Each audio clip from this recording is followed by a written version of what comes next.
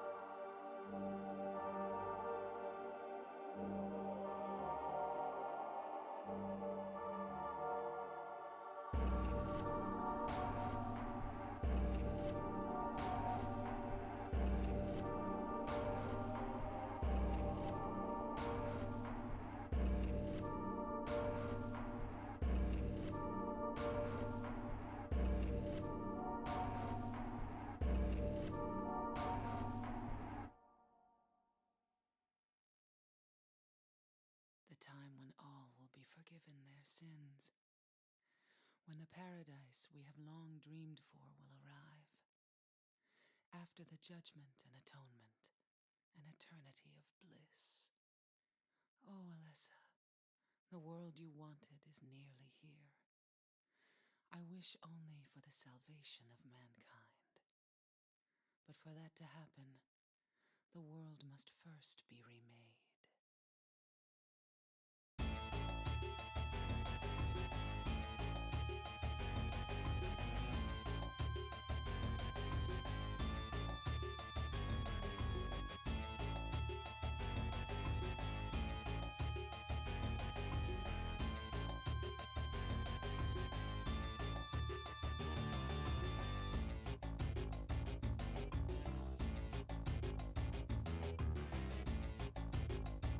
Hello, hello, hello, welcome.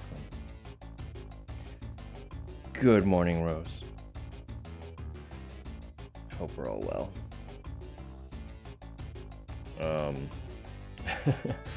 So I addressed this a little bit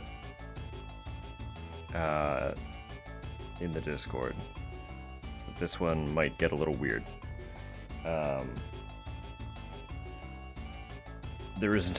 It's entirely possible that it's going to kick my ass in the same way that the first Gun Survivor did. In which case, expect to tack on like another hour or two to the estimate time. But this game's time to beat estimate is about 52 minutes. I looked into it a little bit, and this one, so where the first game tried to adapt some rail shooter sensibilities, in that, like, we noted there were like divergent paths that you could take, and you kind of got locked out of them if you took one. This kind of leans into that much more from what I saw. As far as I could tell, where the first game did not, this game actually did have an arcade cabinet. So through and through, this is kind of a console adaptation of an actual rail shooter that you could actually play in an actual arcade. So it does make sense that it's substantially shorter. That also being said,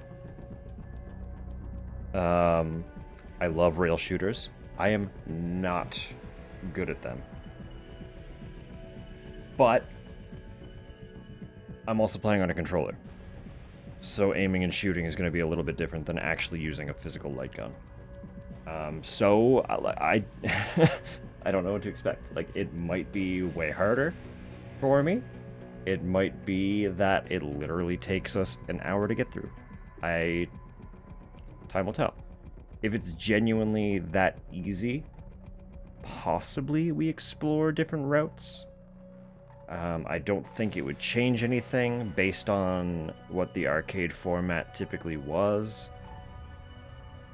But maybe we'll run the other character if it's short and just do a playthrough with the other character. I don't know. I don't think it'll change anything in that regard, but we'll read the room. But yeah, a little bit different. A weird little change of pace. And I would like to say we'll be back on track next game, but that would be a lie, because after this we actually jump into Gaiden, which was a Game Boy Advance game. No, not even Game Boy Color. It was Game Boy Color. Which I also looked up, and it tells a scenario that is considered non-canon. So, but you know, it's part of the releases. It's a story-driven. The only stipulation for the games to land on this list is that they were narrative-driven. I didn't I didn't dig any further than that. I was like, I'm gonna play the narrative Resident Evils. That's it. With the exception of the Chronicles games, because they are light gun shooters that I do own, but I would have to figure out how to get the Wii working in this space. It will not. It's just there's no feasible way to comfortably get a Wii setup working in here.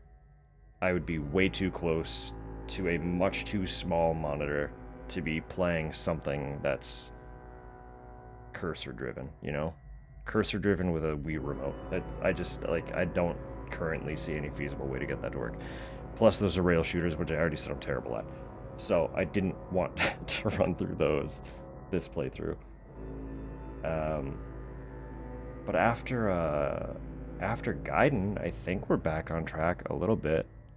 No, yeah, we are, because after that we'll be playing the remake of the first game. That'll be exciting. Anyway, I am rambling enough. I'm gonna launch the game and get stuff rolling here.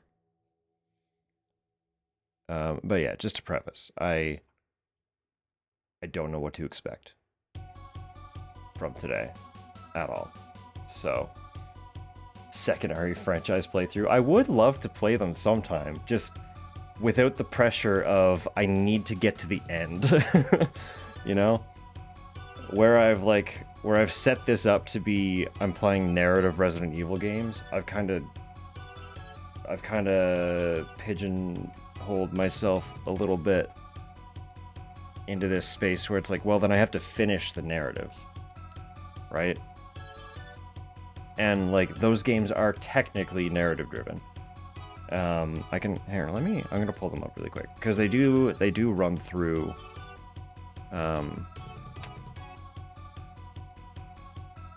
They run through other stories, just super condensed.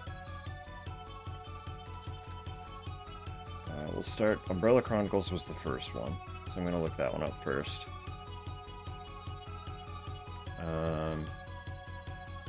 It retells the first three scenarios. Train derailment would be Resident Evil Zero's scenario, which we have not played yet, so we'll not get into that one in detail.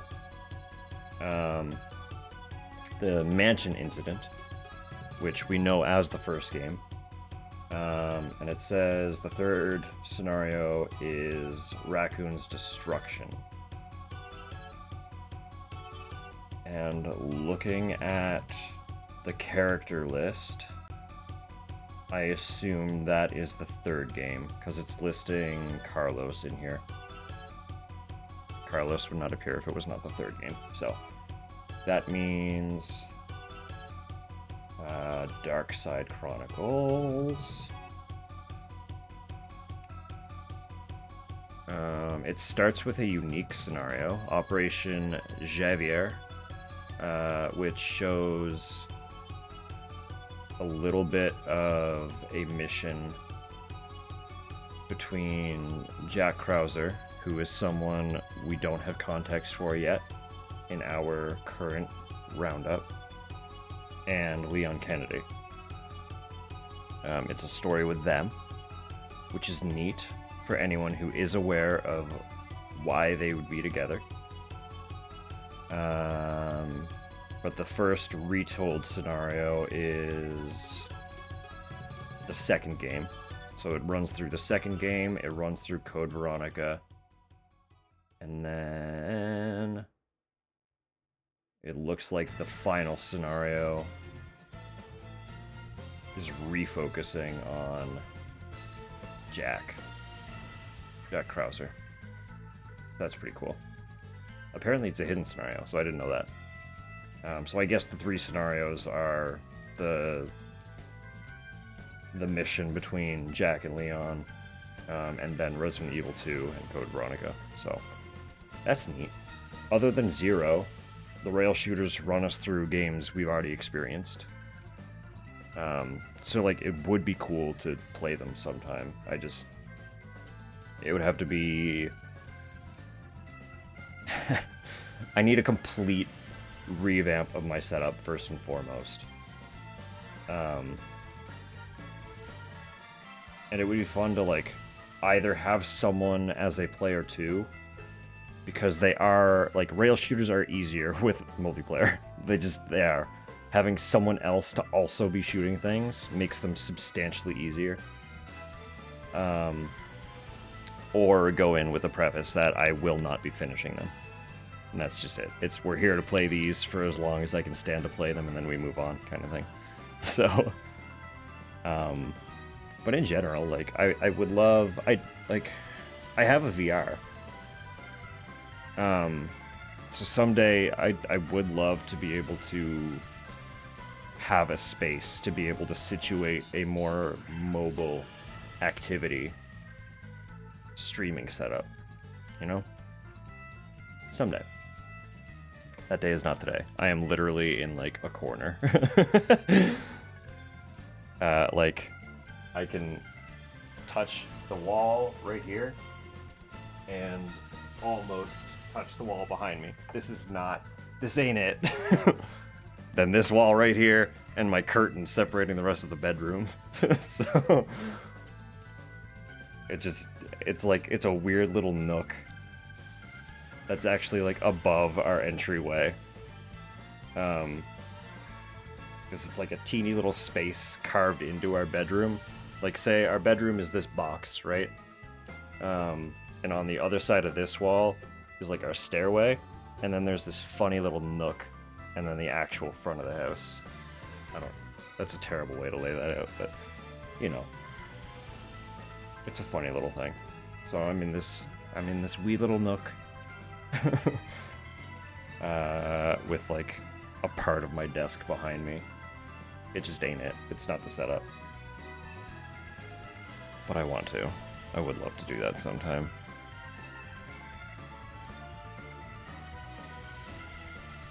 She's already expressed total disinterest in ever playing the rail shooters, but maybe I could convince Tupper to play them with me sometime.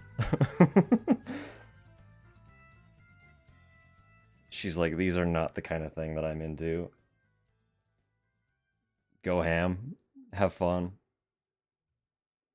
That's all you, boo. So...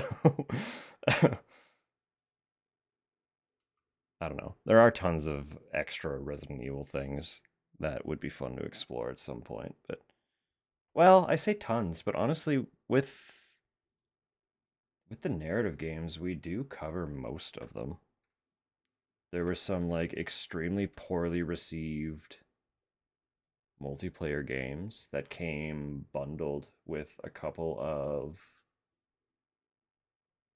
the other ones. Like I just have them in my inventory, and I think they came in bundles that I got like the remakes of 2 and 3 with or something. Resistance and Reverse. There's also Umbrella Corpse, which I don't think exists anymore. Could be wrong about that one. I feel like I looked into it and it was like a competitive multiplayer kind of thing. I don't think that had a campaign.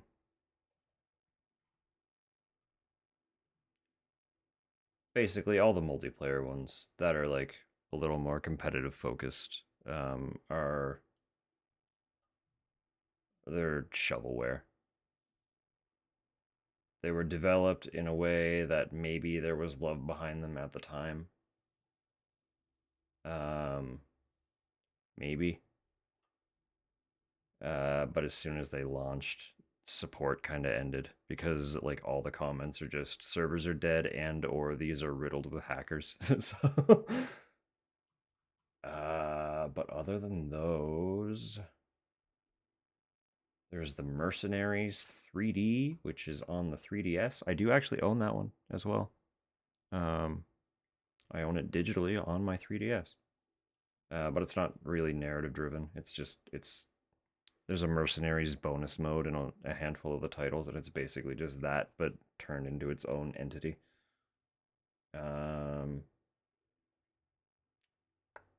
So I excluded Mercenaries, I excluded Deadly Silence, which is the first game remade again, or at least ported again.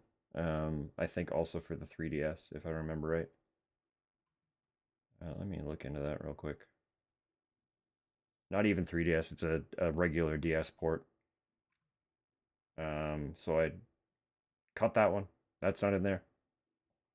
I cut Mercenaries. I cut Umbrella Corps because that's multiplayer only. Resistance because that's multiplayer only, and Reverse because it's multiplayer only. So I only cut out 5 titles, and that's how we ended up with 23 instead of 28. That's a lot of games. There's a lot of Resident Evil.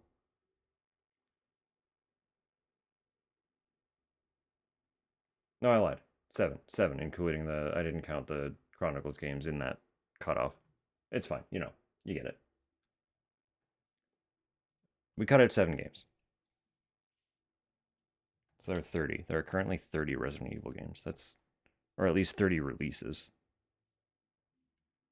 That's a lot of zombies. Well, like, a little later on, there's slightly less zombie. You'll see. We're not quite there yet. There's still a lot of zombie where we're at in the franchise.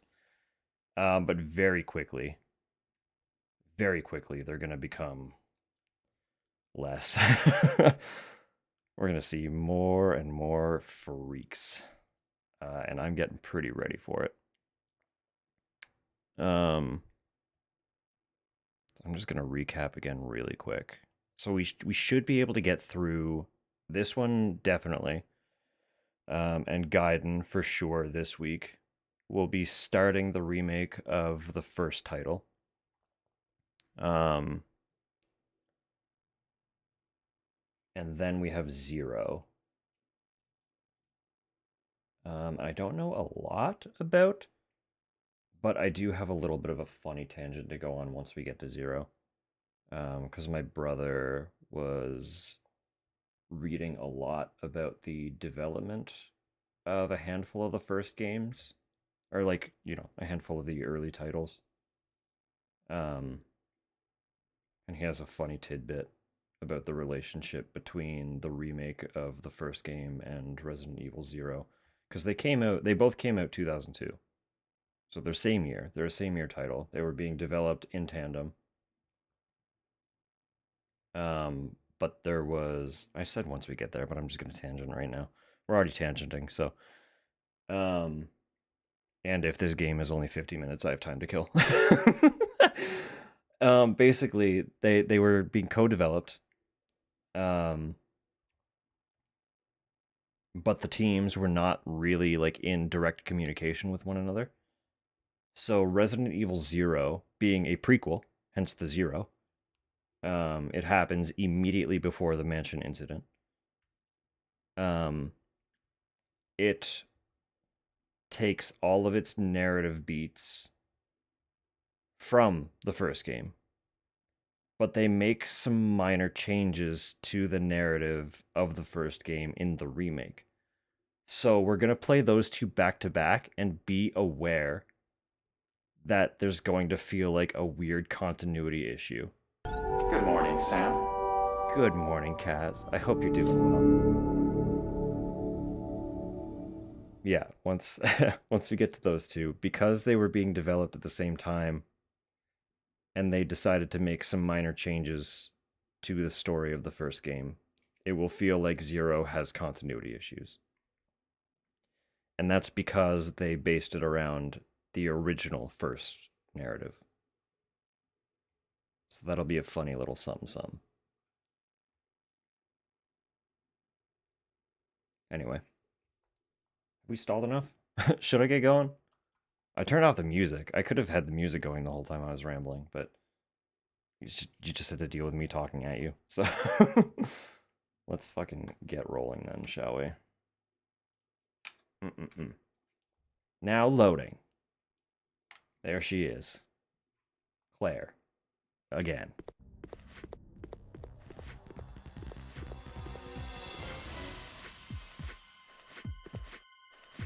Sick intro.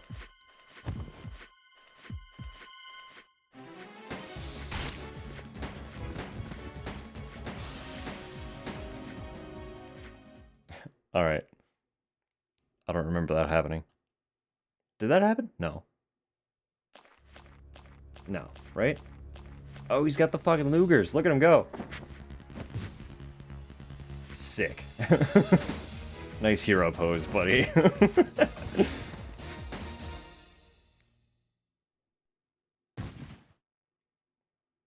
Alright, cool.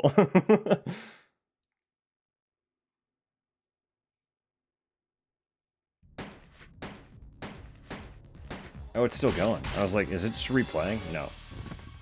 It's actually a sequence. Okay.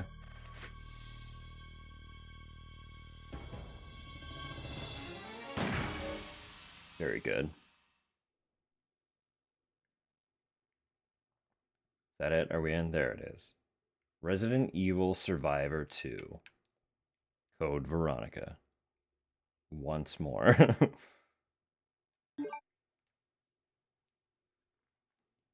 Absolutely learned fighting moves from films. Just like he could fly because of video games. There we go. That's the only explanation. It's like, I saw this happen once in a movie. Good morning, Sam. Good morning, Ohms. Hope you're doing well. Hope Wednesday is treating everyone well. Alright, so this... Obviously, I don't own a gun con. It's cool that they distinguish. You can have, because naturally, some people would be going into this with the original PlayStation's gun con. So they have the distinction, because there are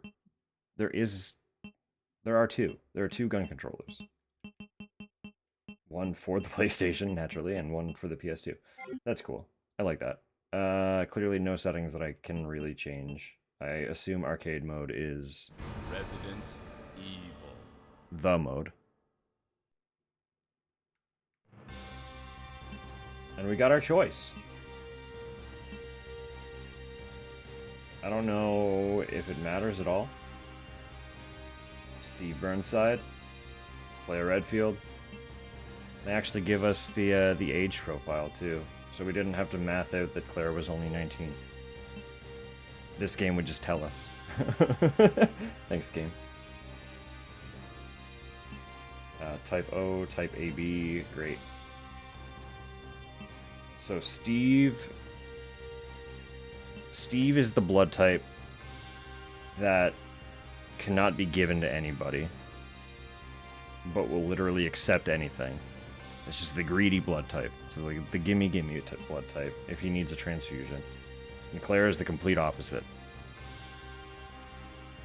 She can give it to anybody, but she can't take it from anyone. So she dies first. That's how that goes. So who are we playing? Do we give Steve his day in the sun? I say why not, right? Okay. Why not? He deserved better. He's fun to prod at.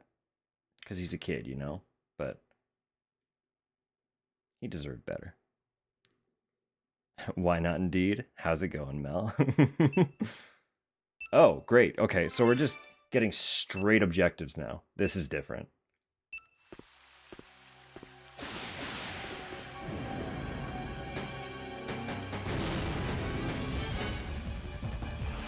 Steve, don't kill Claire.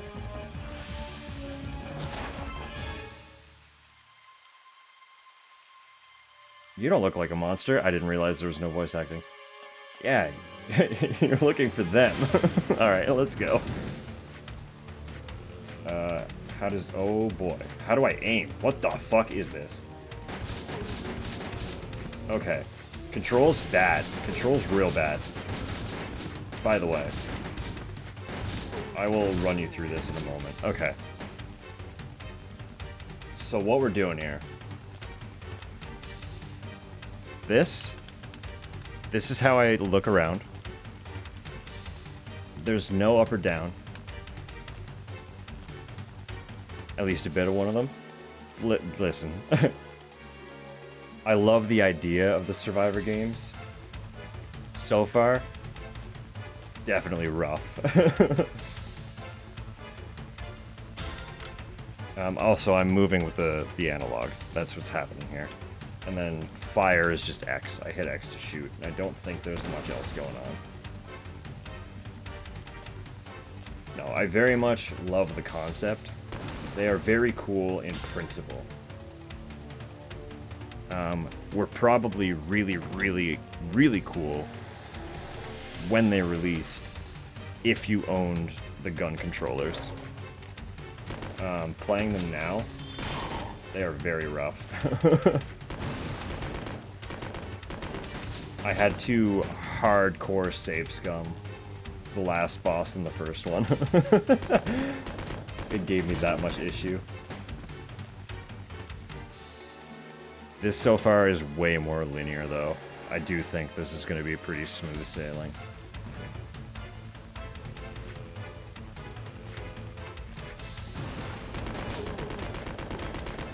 I'm excited, though. Why am I looking down? What's behind me? I am excited to get to the last one. So the final game in the... Contamination detected. Okay. Level S. Instruction A. Executed. All personnel evacuate immediately. Okay. The last one... Biohazard contamination. You're just gonna repeat that, aren't you? Just interrupt me the whole time? The last one is called Dead Aim. All personnel evacuate immediately. And I think that's the one I was thinking of. Biohazard contamination. That I was saying it has like the snap to first person from third person. So I think it's going to show us a little return to the survival horror form. Biohazard contamination detected. Level S. Instruction A. Executed. And will be a little bit more Evacuate immediately. exciting. What happened? What's that? Big bug. Spider time. Doesn't look so easy to me. Here it comes. Are we still on the same timer? No, we're good. We're so fine. Did she even die, or am I just good to, like... I just grab this?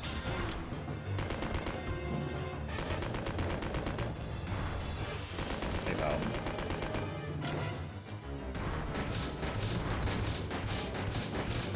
I mean, like, yeah, if she's invincible and just keeps taking aggro, this is... this is good. This is good shit.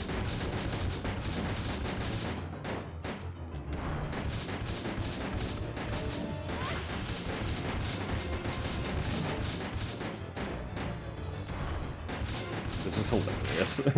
This is such a dramatic change of pace from the first one.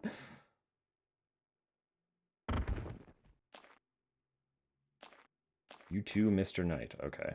I missed what Steve said. Let's go. Handgun bonus. Oh, so if I only use handgun, I get a bonus. Okay. I don't know how many stages there are. But if this is the whole map, would that be it? That can't be it, right? Find another key and evacuate. Okay. Excellent. This looks like it might have more paths happening. Claire, you gonna do something?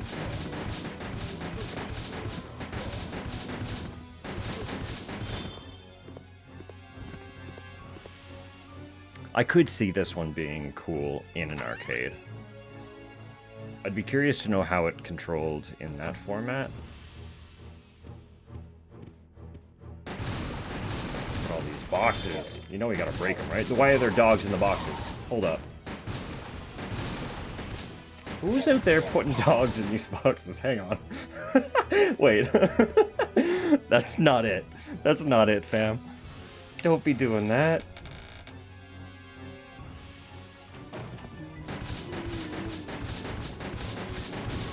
What? Why did he explode?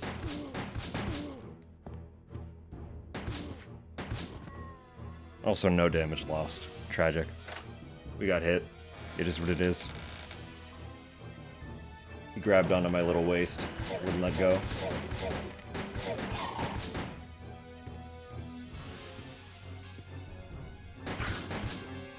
Straight up liquor, huh?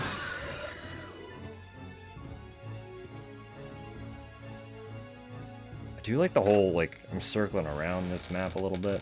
I wonder if I go into, like, there was a door back there that I didn't have to go into. I wonder if I can find, like, extra stuff, or if it's just a time sink.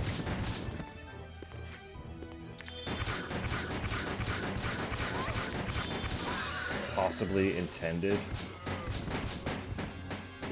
to give me, like, machine gun or something. Honestly, the Lugers are not bad. I don't think there's a... I don't think it's necessary. All these freaks and their freaky elastic arms.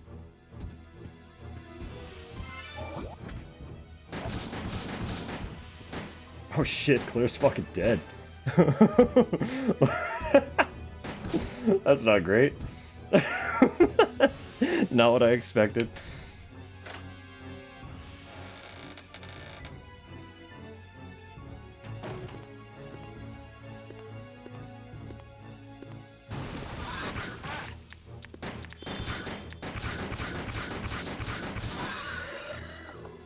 I'm actively hurting. This is not good.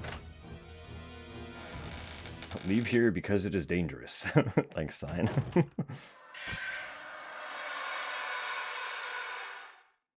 Oh, she's alive again. It's okay. Don't worry. Maybe not. No, she's still dead.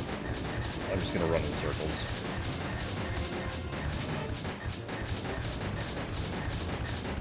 Yeah, I know how to strafe. Never mind. Oh, a shotgun for continuing?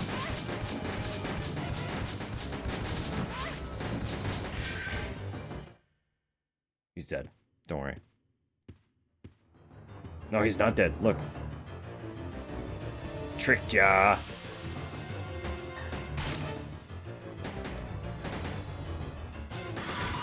Oh, but it's okay. We're sick and cool. Don't worry about it. Oh, shit, I need to be paying attention to read. Those go by so fast.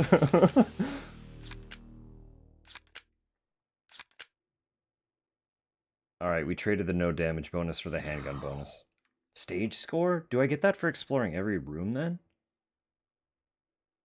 Interesting.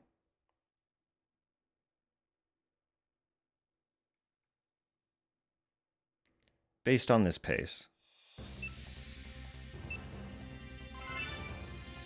Well, I won't make any promises. We'll see what happens. I need 2 keys, and then I gotta go back.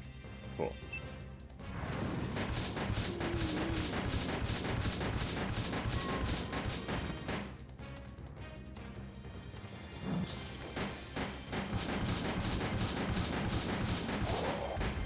I'm just gonna stay all the way away from you because I hate you. Easily the worst enemy.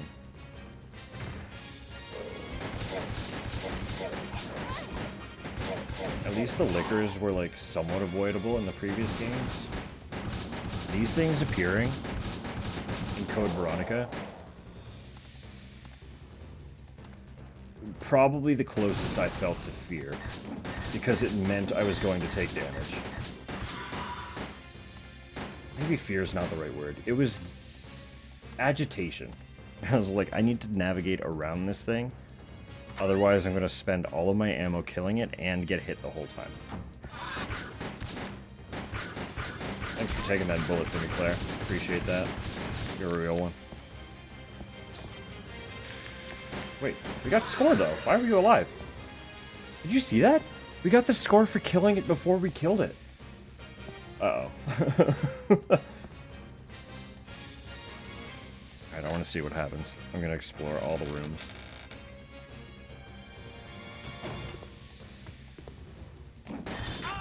Ah!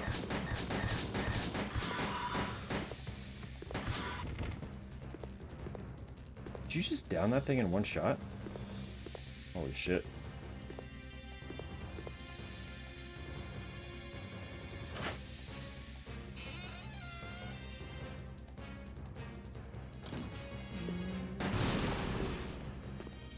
Oh, look at that.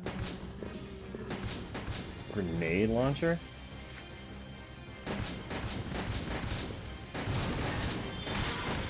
Critical. First aid box, can I have? Thank you.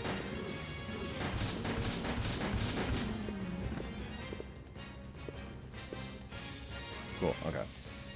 So there are healing items. That's nice. Thank you. I don't know how many lives we get. So I assume I died once.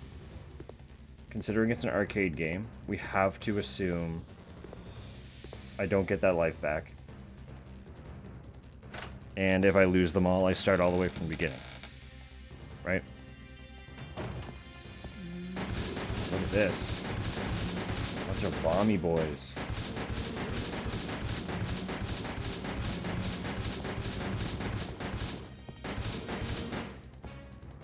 We missed a door. Hold up. Wait, hang on. I just read what that timer is for. Did you see that? Remaining time before Nemesis gets loose? Hang on. Hold up. That doesn't... that doesn't feel very accurate. Get out of my way, Claire. We only have a... Okay, we should just beeline to the key. How is there time to explore everything? Excuse me? No, no, no. Somehow worse than the last game? I got great news for you. Well. It's Code Veronica again.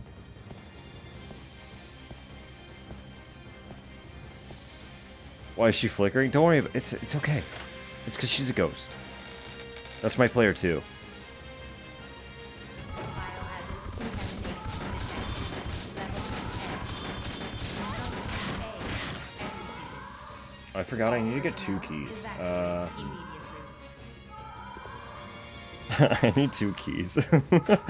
And I'm like, I have like 30 seconds left. Am I just gonna die? It says Nemesis gets loose. Maybe we'll be fine. You? Gross. Why did he explode? What's happening? Why did he blow up? What happened? Instruction A. Execute. What's been my least favorite?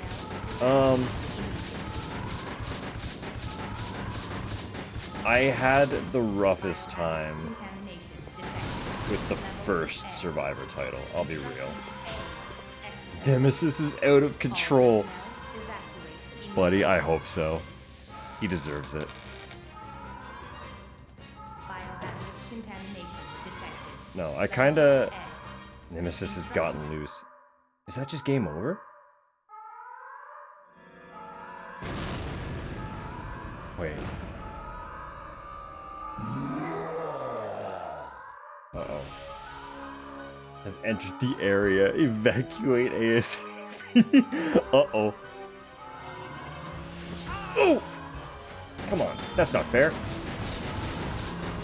We're taking this.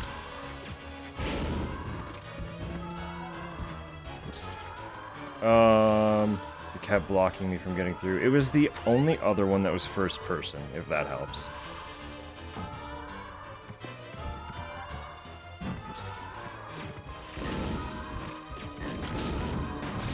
That does sound like something that was probably happening in that game, though. Let's be real.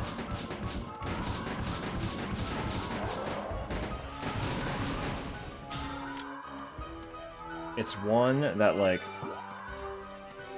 I loved the concept, and I really wanted to like it. And I was kinda having fun. Until the last boss.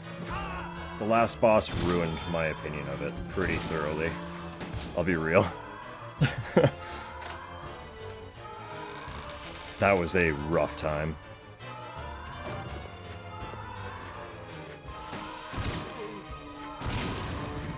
Why do they keep exploding? I don't understand. Hi, Nemesis. I'm gonna keep running, buddy. You fucking found us. Claire, where are you looking, girl? So far, this has been a riot, though. I'll be real. It's very obviously extremely rough, but this is hilarious. I'm having a great time. Creatures quite literally jumping in your way to prevent... I think that was, yeah.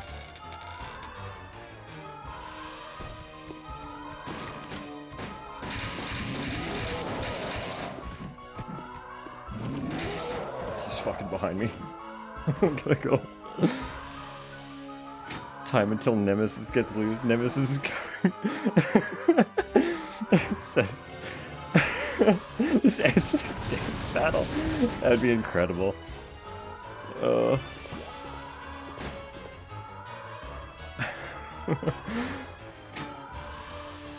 133 more to go. Uh-oh.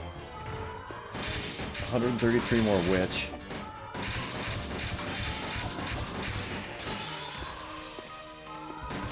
Dogs in the windows? I'm on the second floor. Hold up. Hang on. They just jumped through a second story window.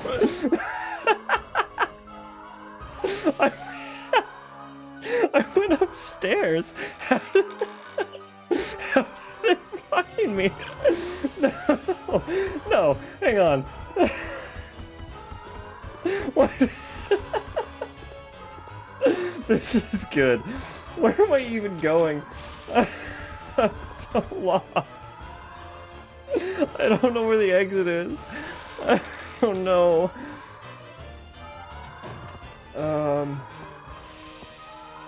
It's not this way, is it? How do I check the map?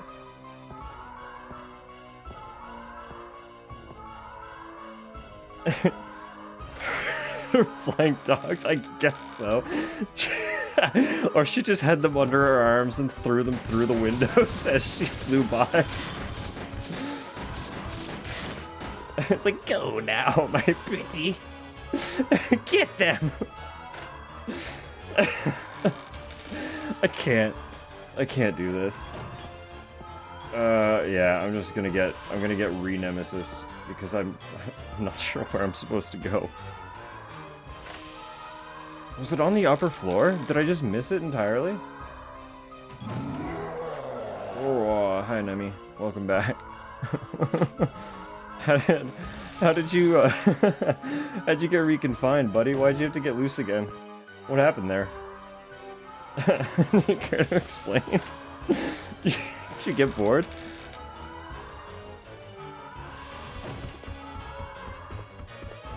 It must be this way, right? It's somewhere up here.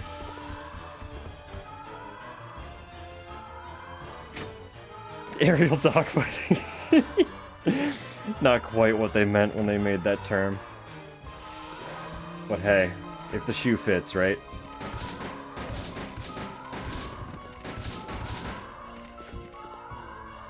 This is an elevator. This has to be it. Also, Claire's just dead again. Oh yeah, that's great. I'm gonna ignore those. You know what? Whatever. Let's take a shotgun. We're about to fight a boss.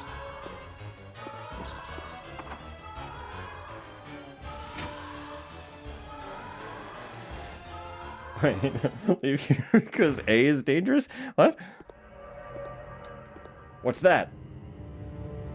Oh, this guy.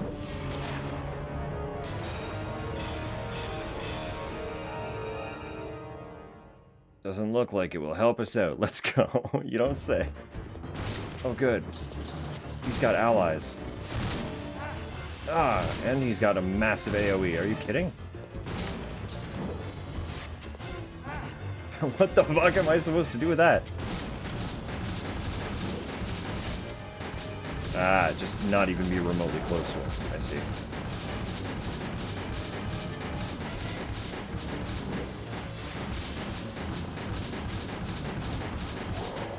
It's good to see that even in the arcade version, those things are so tanky.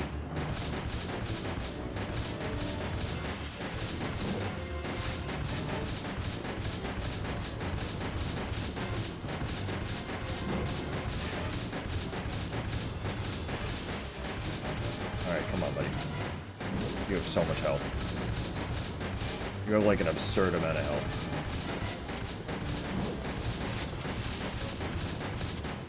Thank God your underground arena is like 50 feet wide. What is this?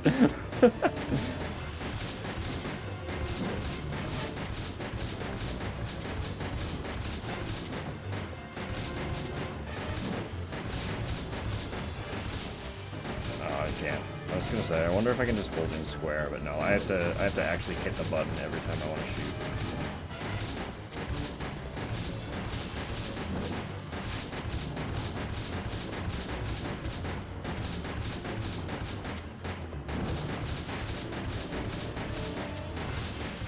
Alright. Die!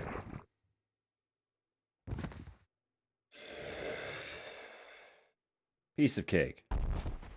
Don't get carried away, we've just started. That was 12 minutes? Wow, okay. Well, it's got that going for it. It is fun. If that was a whole 12 minutes... It is fun. It's ridiculous. But I'm laughing. I'm having a great time. Impatience. Stage 4. Impatience. Alright, we gotta go upstairs. Get key. Backtrack? Wait, how do we get through the... Oh. Why is Nemesis here? What is that?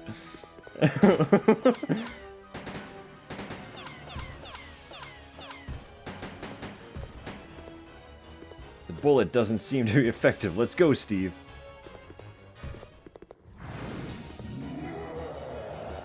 Nemesis is coming. Well. Well. So we're just running.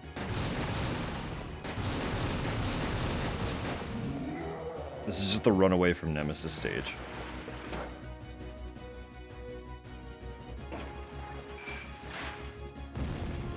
Oh good, stuff's exploding already. You know what? I don't need this. I'm leaving, actually. Bye now.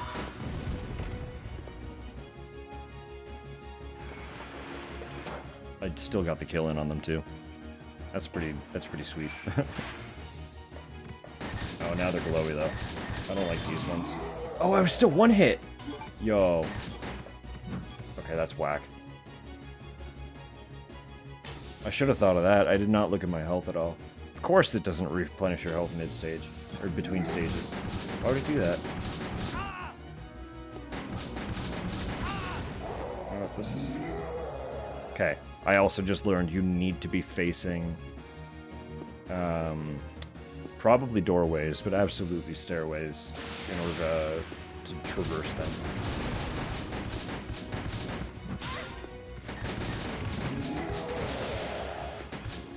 Nemi, buddy. Can we, like, talk about this? You're being really persistent. You can go away. I'm just going through the door.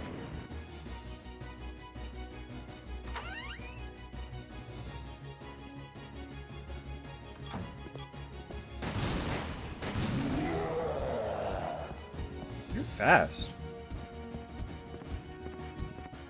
You're a speedy boy.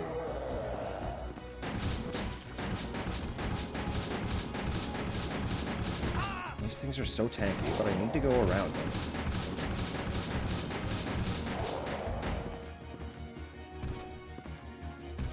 For a sec, I thought his AI broke. I was like, is he gonna try and get me from across the way?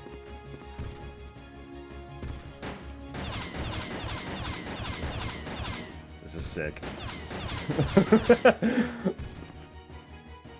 Let's go. Invincible enemy. Please stop shooting. Don't shoot this thing. What are you doing?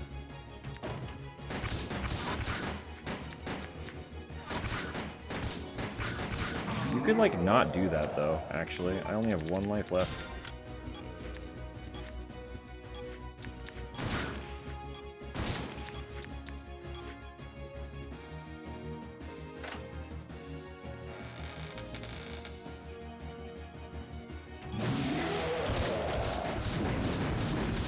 I'm just running. I'm just going through. Get out of here.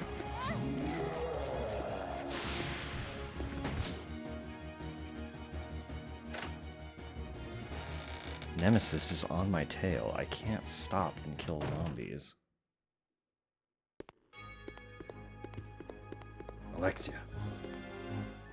Who's there? Hee hee.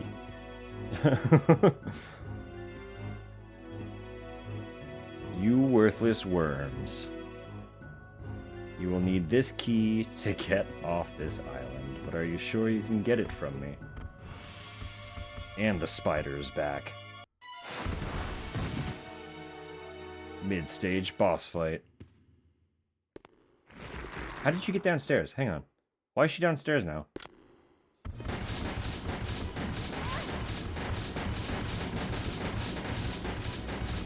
Very gracious of Nemesis to wait while we fight the spider boss.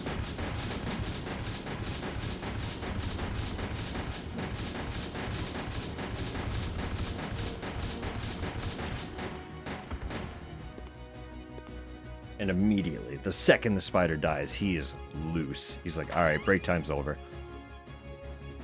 I'm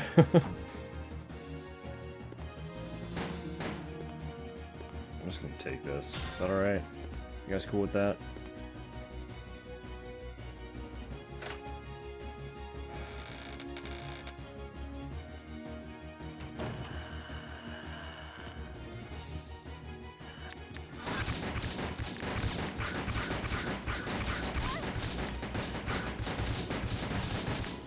I will say,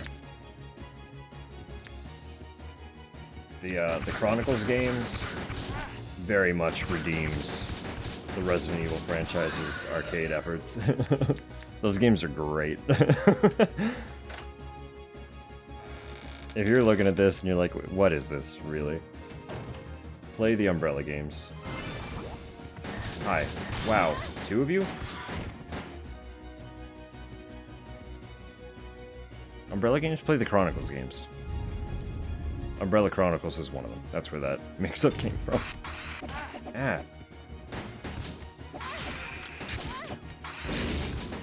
Got him. Just having a quick set hydrating. Cheeky smoke break. No, I'm sure he's pretty fine. It's like, they'll just fix me up. Umbrella knows what's up. They can patch this hole. Smoke all I want.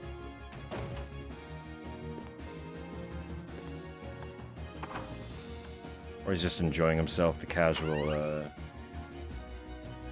my friend used to call the Parisian breakfast. Just an espresso and a cigarette out on a rainy patio. You. Wait. She's a human being. Not anymore, she just transforms on the spot. I'm not sure about that. Yeah, I'm not sure either.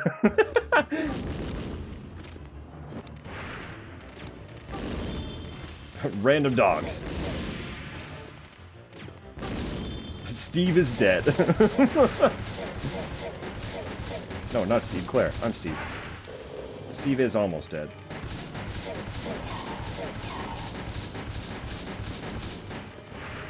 Oh, that's a good one. This is whack. More dogs? This fight is wild. Are you kidding me?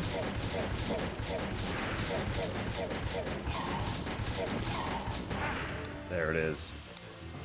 That's game over, baby. Go back to the title screen. Because I don't have coins. Alright. Would I like to save? I guess so. Do I unlock anything?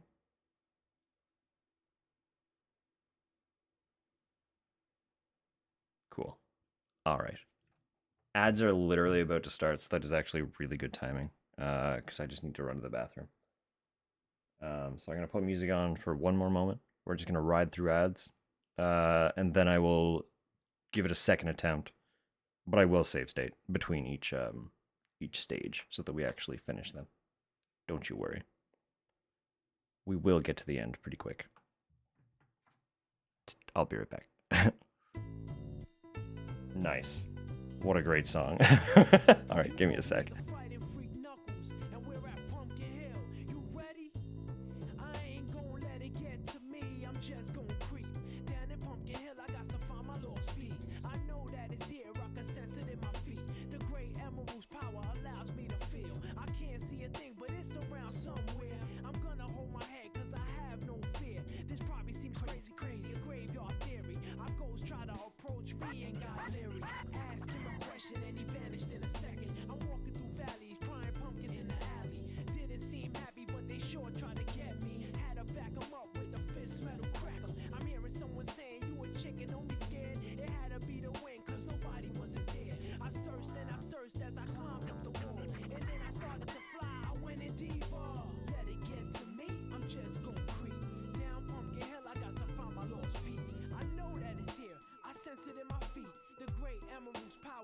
cause me to feel. I can't see a thing, but it's around somewhere. I gotta hold my head, I have no fear.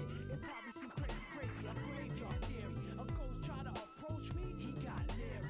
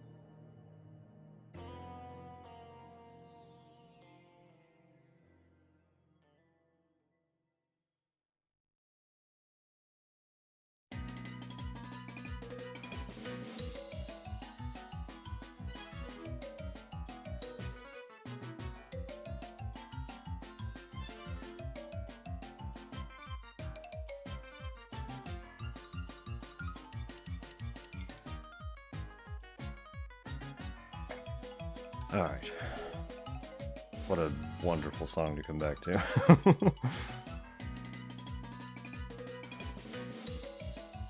Oh my goodness. I hope I hope y'all are having fun with this so far.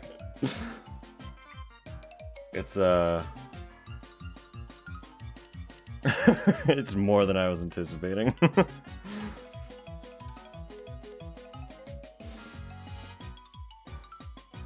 What a wild ride.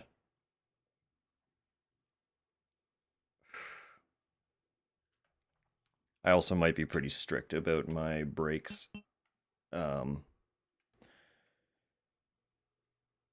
Just because the do not regret joining, I'm glad. No, it's so it was like, I want to say something like 8 degrees maximum over the weekend.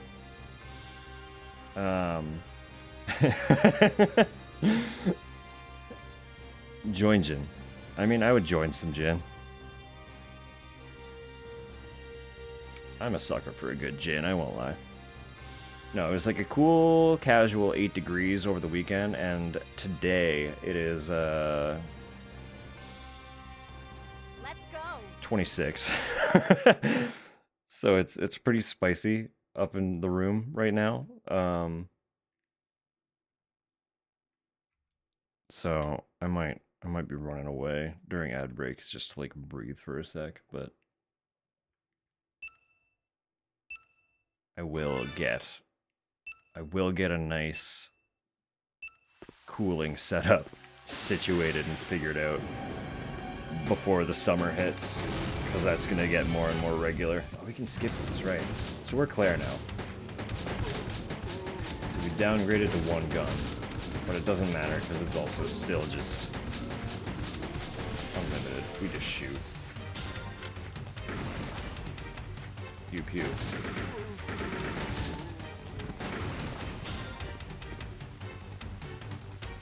Alright.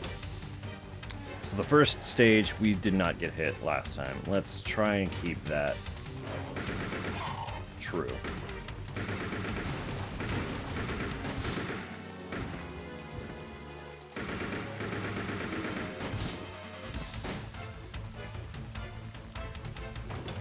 Like I said, I will save state this time around, just so that we don't have to start all the way over, but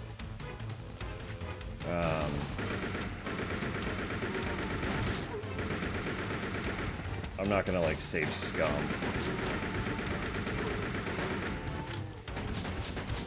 I will go and get like an organic game over.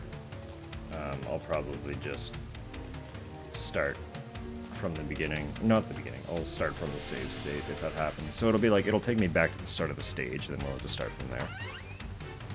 But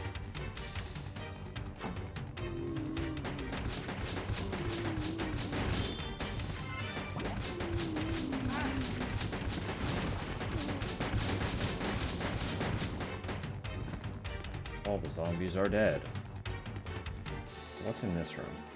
What's in this room? Do you have extra goodies that I can have? Whoa, what the fuck? Where do you even come from?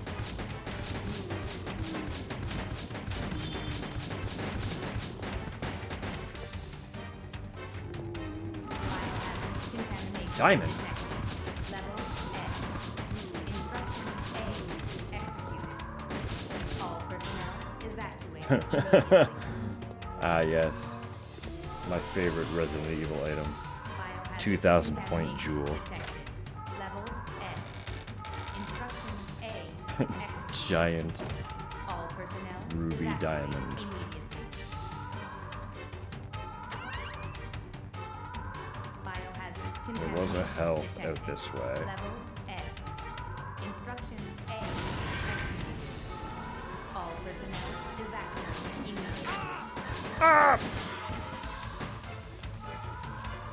Biohazard contamination detected.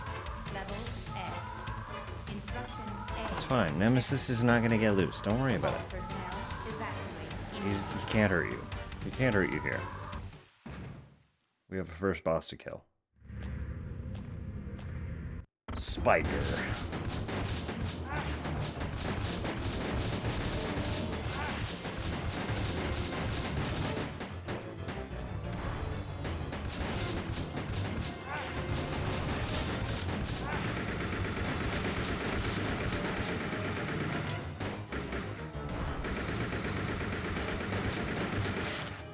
Easy.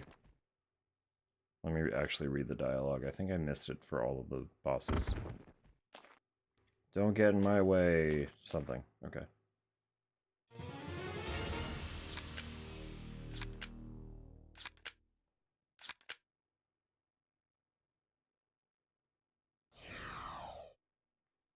We're probably going to be C all around, if not lower. So we'll just do this real quick. Easy peasy. And now we're here. Stage 2.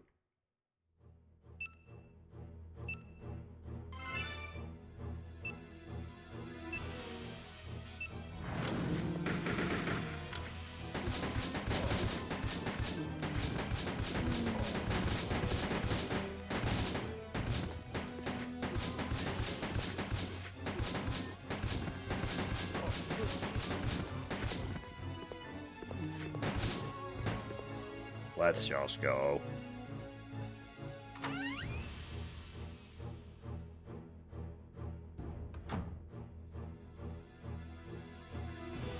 Alright, the dog boxes.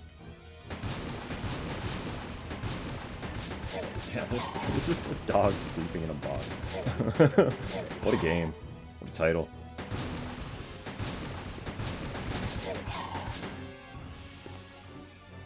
Alright, so we went the other way last time, right? Let's just poke around this way then, shall we?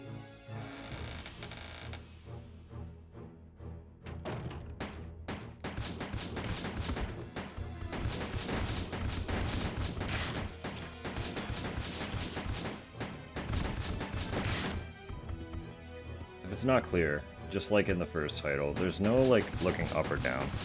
I think I explained that already. All I've got is left and right. They decide whether they're looking up or down. Much easier to control than the first one. No.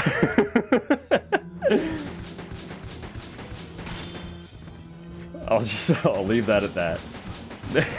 It is not.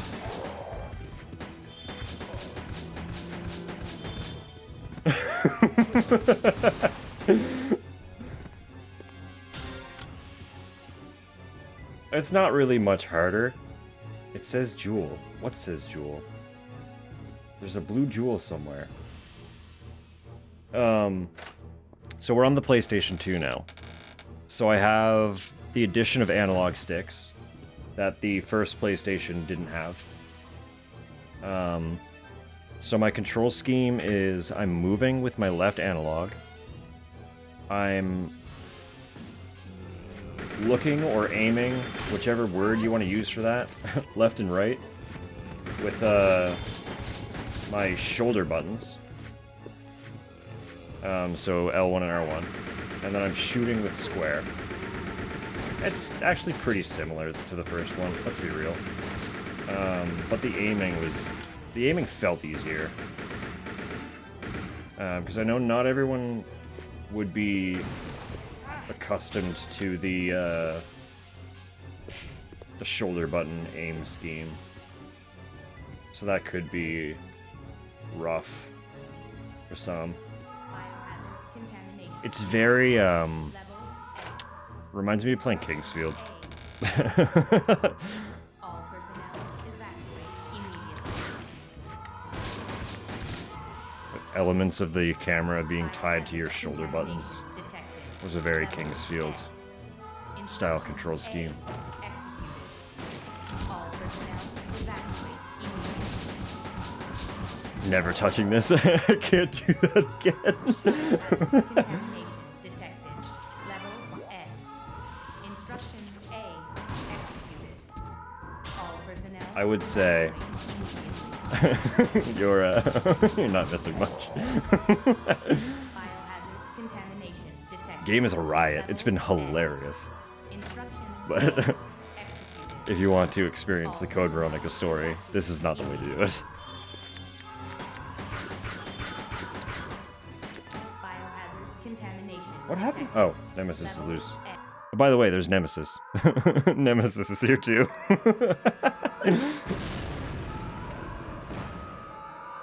Remember your favorite Code Veronica character, Nemesis? I sure do.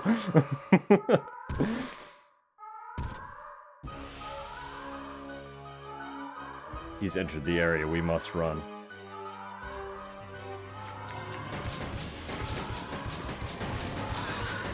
Ow. I'm, like, trying to get away, actually. If y'all would just get out of my way.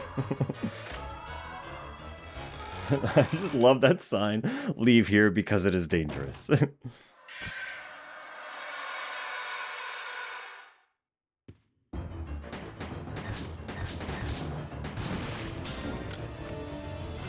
I was gonna say, our second character's alive this time. That did not last long.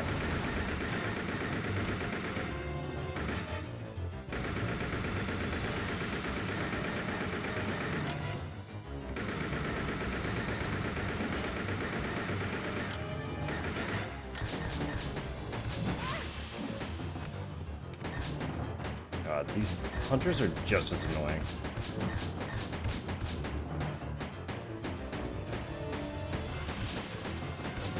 Like, why can't they make a chill hunter, you know? Where did you even jump to? Jesus.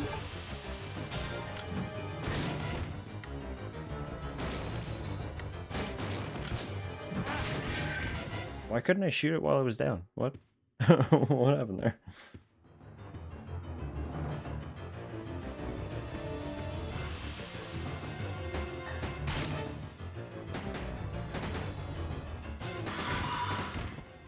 Fucking got him. If I wasn't here, you could have been cleared. Thanks anyway. Alright, good exchange. Solid camaraderie, guys.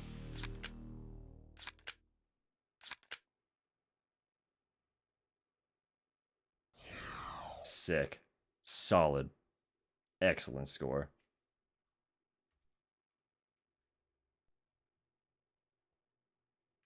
Stage 3. Let's go. No, I am pretty used to games controlling like an absolute menace. I've been trained by Armored Core.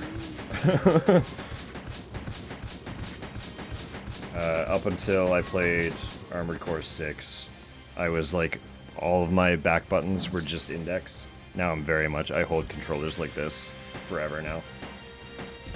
That's just how it is, so. You're still annoying. You still have the absolute reach of a freak.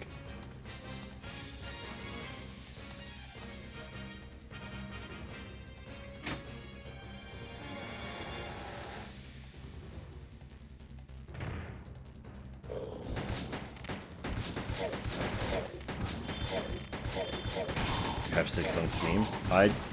I loved that game. It's kind of, hilariously, it's a little bit of the catalyst for what got me back into playing through games. Hasn't touched it yet. It's a great game. I highly, highly recommend it. Obviously, like, expect a challenge. It's not the easiest thing in the world, but it's, you know, FromSoft. That's just how it is. But what a phenomenal game, genuinely. I finished that game the month it came out, and had so much fun doing that, that I was like, what if we just explore video games again? Because prior to that point, I was hardly playing any video games at all, period. Because all that I played was Destiny, and I was just burnt out on gaming. Because the live service formula is so time demanding, and I had so little time and energy to be doing that. There's just kind of this, like, it was this loop of feeling like I was missing out on content, but not having enough time or wherewithal to actually play the content. And then I devoured Armored Core 6 and was like, video games are actually pretty cool. So I started playing games that weren't Destiny. And now, a few years later, here we are. Literally playing games for an audience because I'm having so much fun playing games again. So, thanks, Armored Core. In a weird roundabout way, I owe this all to you. And now we're here playing Resident Evil Gun Survivor 2.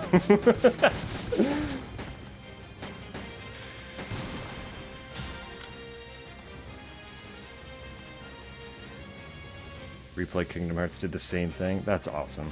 That's adorable.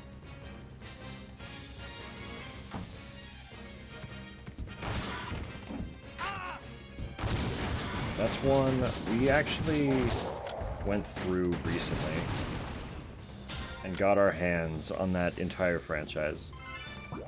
I think all of it? I think all of it. It's Kingdom Hearts 4 that doesn't exist yet, right? It's sucked into the Resi Survivor pit because of AC. I promise you, you will not. Armored Core will be a much more pleasant experience. And unless unless you have the brilliant idea to also play 23 Resident Evil titles back to back, you can skip the Survivor titles.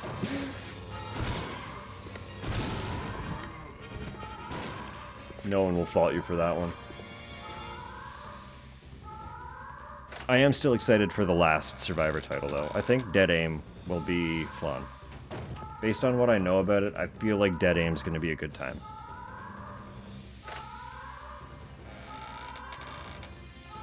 Okay, yeah, if 4 is still in development, then we do have... Because they had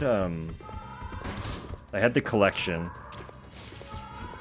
of, like, literally the entire franchise, except for 3. On, like, a one-disc format for the PS4. So we picked that up, and then grabbed 3 a little bit later. Nemesis is loose again.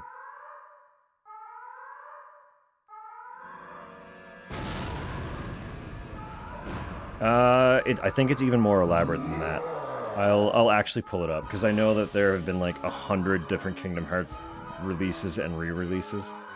So I will find the actual title of the actual compilation that I got my hands on and what it actually features.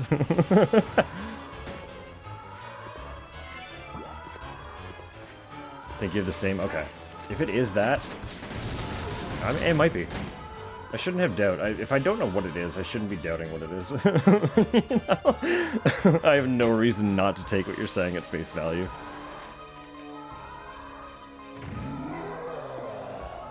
You good there, buddy? That was something. Hi, window dogs. I'm just leaving.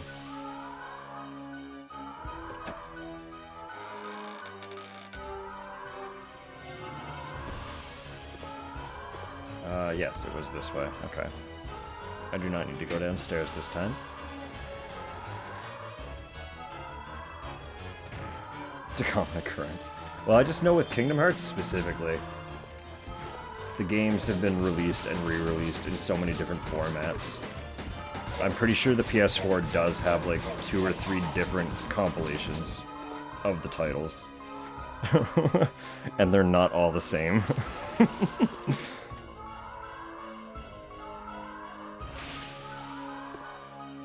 I want shotgun, assault rifle, or magnum.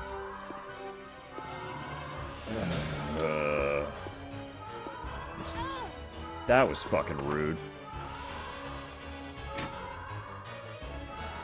There's one that does have 3 on it? I didn't know that. My copy of 3 is absolutely separate. But I did research. I didn't buy it thinking that it was missing. I know that it's missing from the compilation that I have.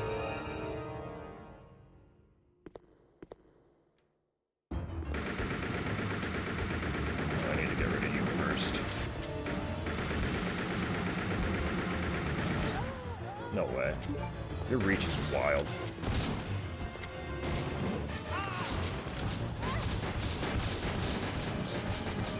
Oh, this is fucked, actually. Hang in there, Steve. Alright, now you're free to die, buddy. I'd prefer if you didn't, but you're free to.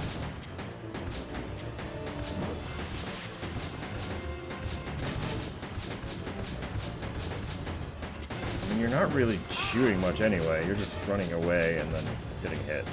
So, that's fine. We're here.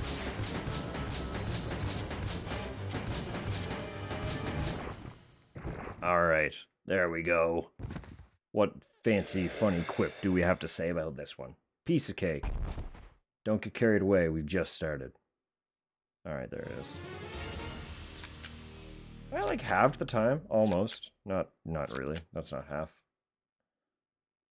But I did better.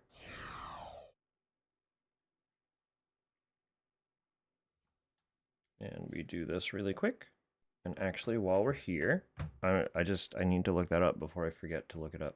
You know how it is. Kingdom Hearts. Which one do I have?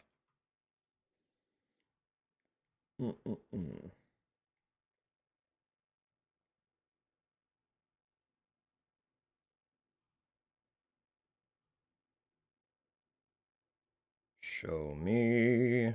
Okay, collections. Here we go.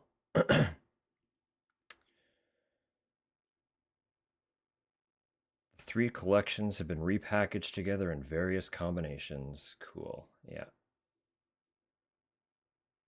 I guess I could just go get it.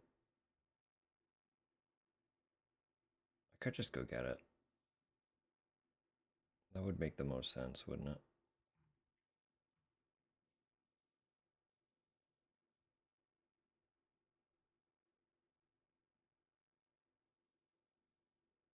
It might be. It might be Kingdom Hearts HD 1.5 plus 2.5 remix. Will you show me what's actually included on that? Because I know it was the majority of the franchise.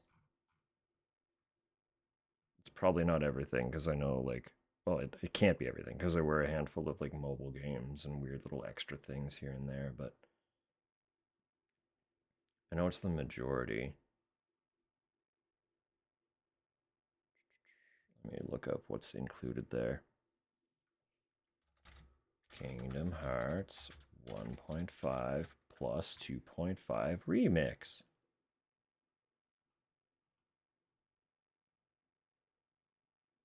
Oh, naturally, it's on Steam, of course. What do you include? Tell me what you have. So it has Kingdom Hearts Final Mix, Kingdom Hearts Re-Chain of Memories, Kingdom Hearts 2 Final Mix, Kingdom Hearts 358 over 2 days, HD cutscene compilation. Oh, is it just cutscenes? If it's not actually 358 over 2 days, then I don't have that one. Kingdom Hearts Birth by Sleep Final Mix, Kingdom Hearts Recoded HD cutscene compilation. Okay, I need to look into that.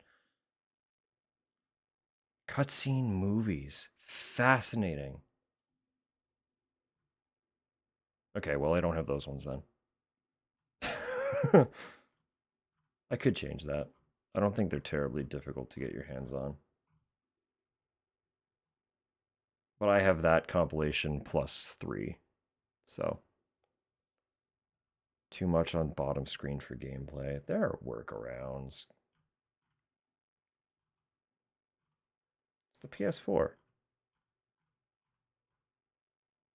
They'd be able to figure it out.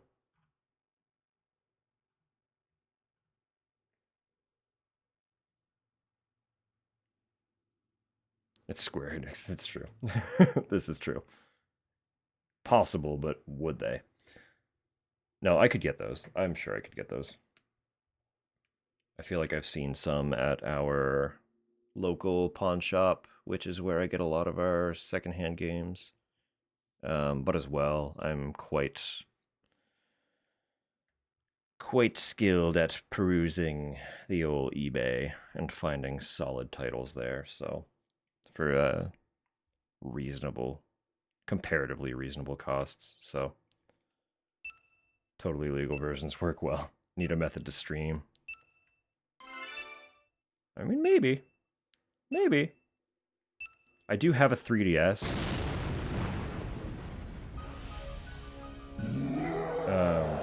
And I'm also totally not exploring ways to make that more accessible in a handful of different departments, but we'll see. I wouldn't mind actually, like, genuinely having them either. Now it's just a little bit annoying because I was looking forward to playing Kingdom Hearts primarily with Tupper. Figuring it would kind of be like a fun game or a fun series to share. So having a couple that I can only play on 3DS might be annoying.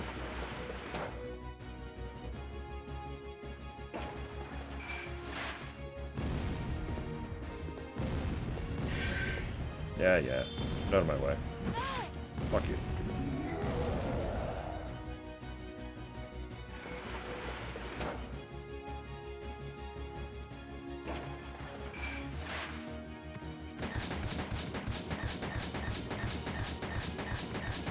Speaking of Square Enix, I did actually also... Actually, speaking of Square Enix and speaking of that pawn shop, I just bought a copy of the original Final Fantasy VII, and I'm really stoked to, like, sit down and actually play through that. Oh. Let go. From behind? That's rude. So this guy's in front of me. And that thing is behind me. And Nemesis is coming. None of that was cool. That room is not cool.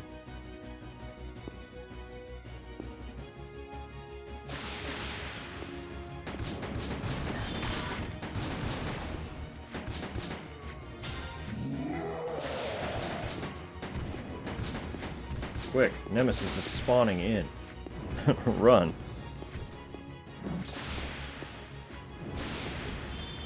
Oh, I ran right into you. So much for that health kit. No, I'm excited to sit down and play through Final Fantasy. Like I mentioned already, I play so much Theater Rhythm that I'm like perpetually being exposed to Final Fantasy, and I've finally hit like a boiling point where I really, really want to play some of them.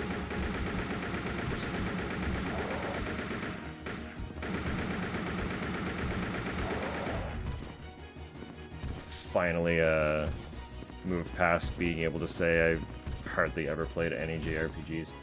I'm not lying when I say I think the only actual JRPGs that I finished were, I think, Pokemon Yellow and Pokemon Y. And some people wouldn't even include those in, like, a qualifying list. But they're JRPGs. They count. You have a party. It's turn-based combat. I don't care. They count. Oh, this room sucks, doesn't it?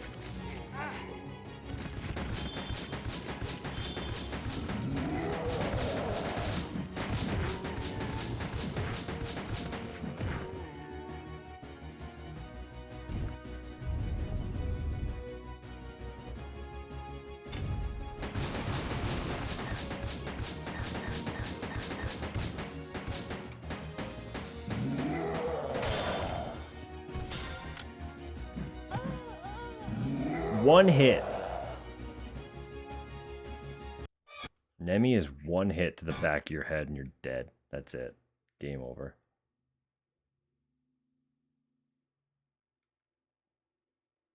Alright, we can make that way cleaner. That was pretty awful. I went through the wrong bedroom. So I need to go through that one and then go backward. Instead of going through that room with like 100 billion zombies.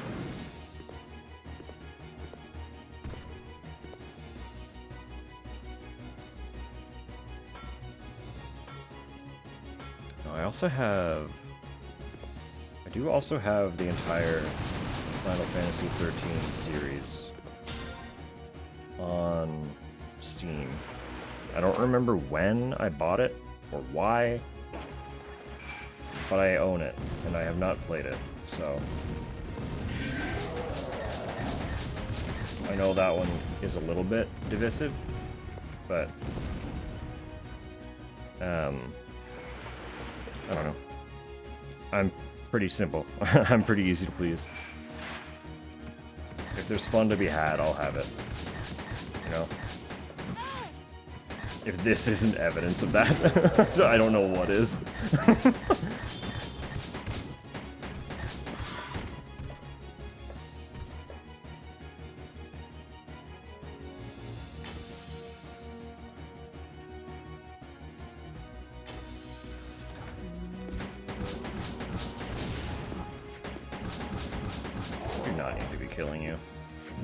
I did.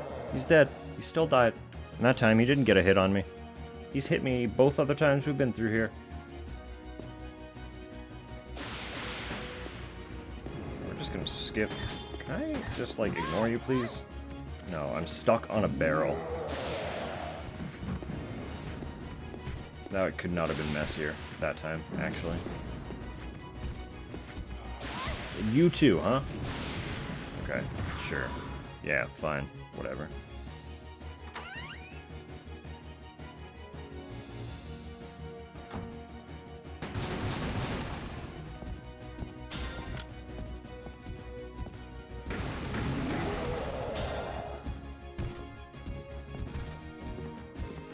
He's just so fast.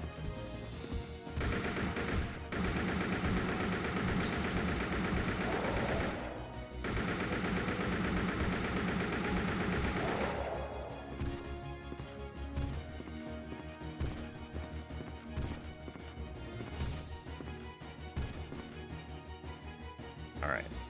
Alright, okay. Health situation, not great. Could be better.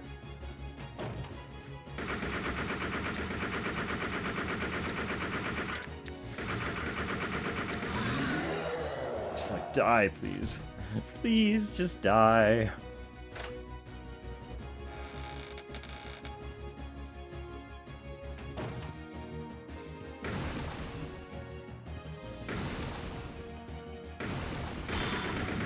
Nice. Solid crit. Where's that key, though? Why is the key not in here? Don't tell me I have to go through this zombie room.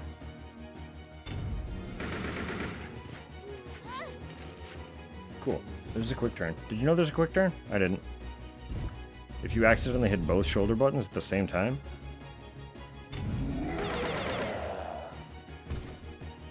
Oh, goodness. No, all good. All good. Busy is busy. Work will always, unfortunately, demand attention.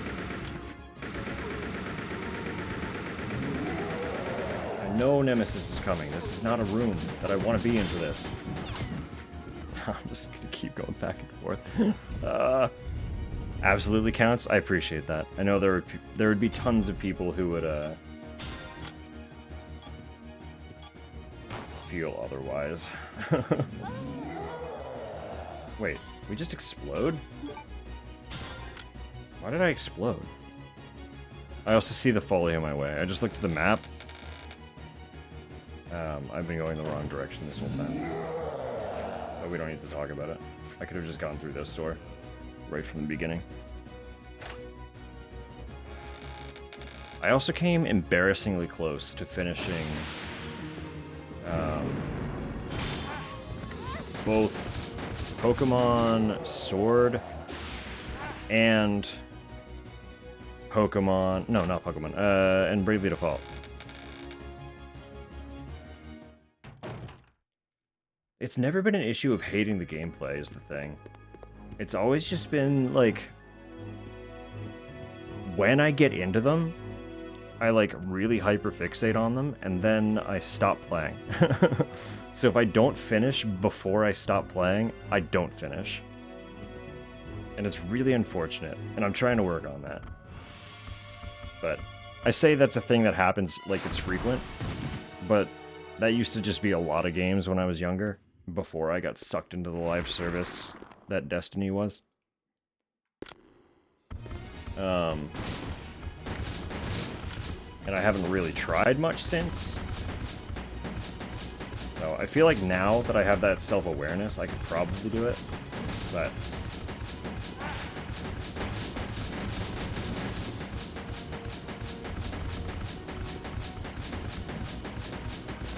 We'll see. We'll see.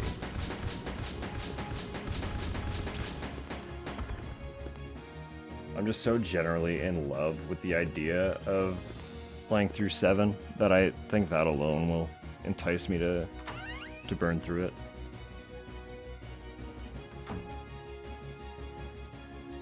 I also, because of how much time I sank into Bravely Default before just like falling off of it, had this preconceived notion that like most JRPGs were just this like astronomically large endeavors. Because I played a lot of that game, and I still wasn't done. So, but I know most of them are not actually that long.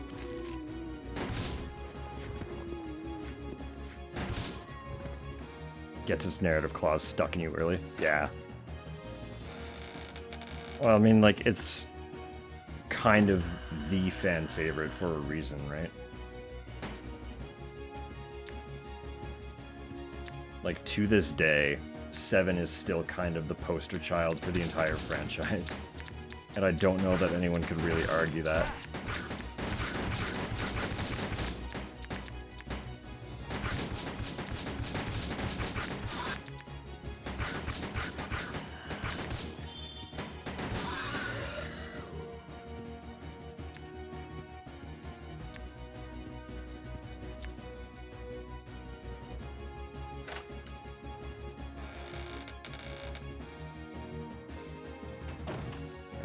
got key.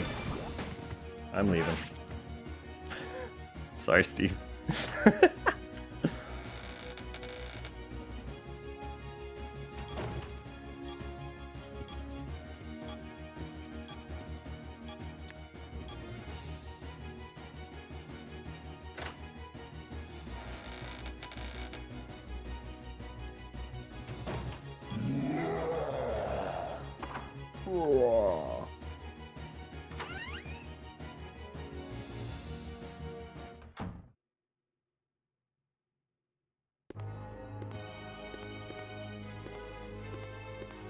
You. Wait. She's a human being. Hee hee. Are you so sure about that?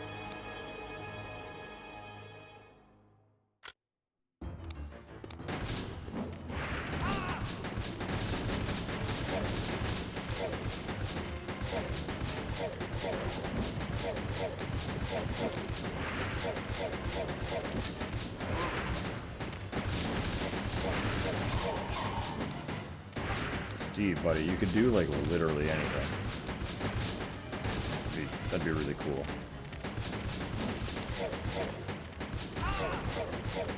Well, never mind. He's fucking dead.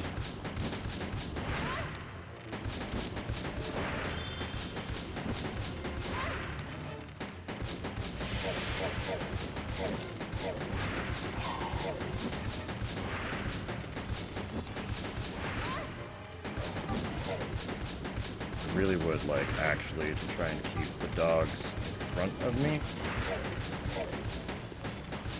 Mostly so that I can see them.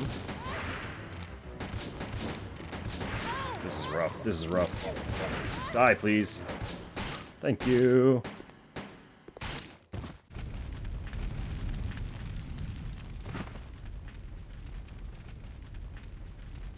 I feel a bit sorry for her. Why? Let's go, Claire. Why would you feel sorry for her? No bonuses. E. Maybe D. Okay.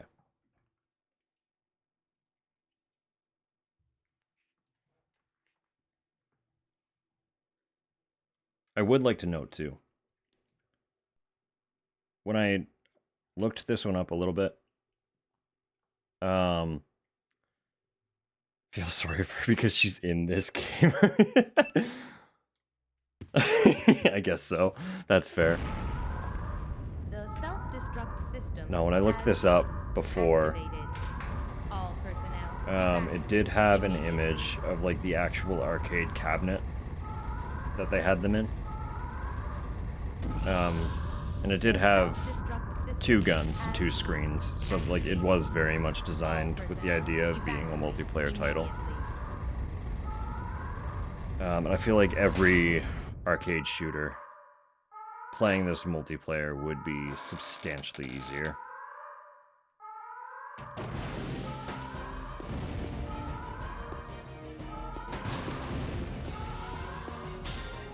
We got the gem.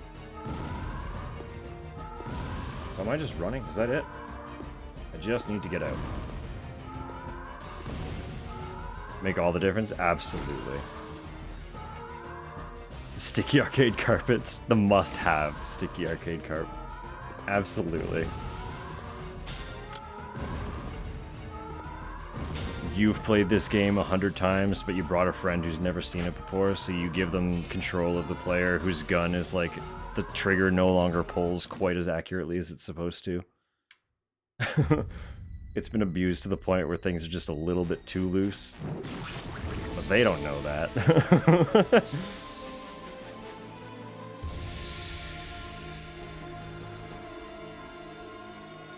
Let's kill that thing and get out of here.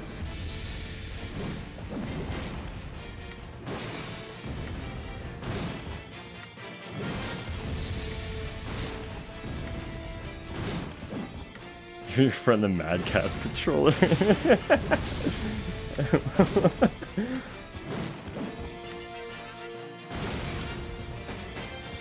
Oh yeah, buddy. I got a real good controller for you, don't worry. This guy is hurting me from across the room. This is not good. It's very hard to tell where I'm actually lined up with those things. Alright, we're down to 1 life. We have this or nothing. So that's fine. We're fine. I understand how his attack is working. It did not look like I was lined up the way that I was with the actual damage. So I'll try to process and compensate for that.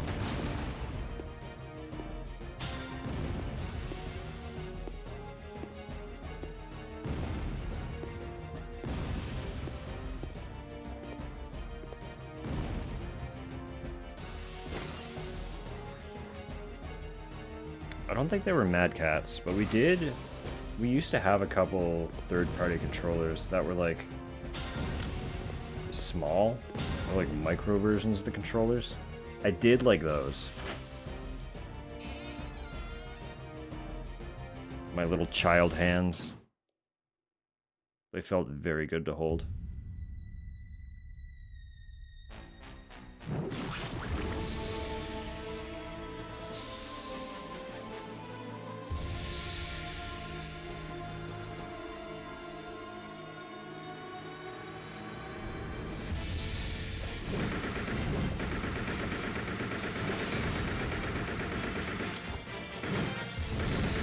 Ow. Ow.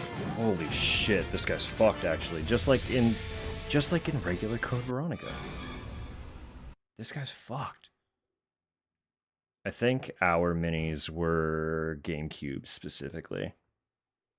And I think a friend had an Xbox One.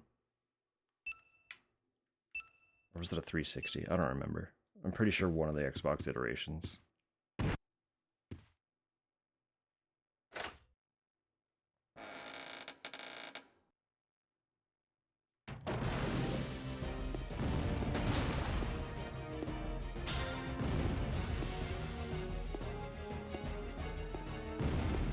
Needed them for Xbox. The Duke was it was something.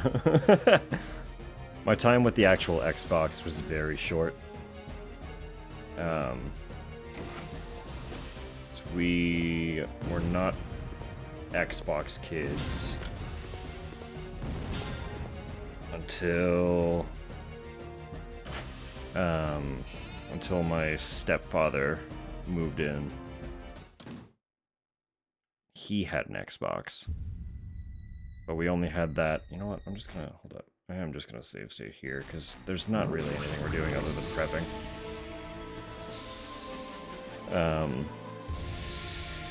No, but that was only like maybe a year or so before the 360 came out, and then we got the 360 for Christmas. This is fucked. Are you kidding me?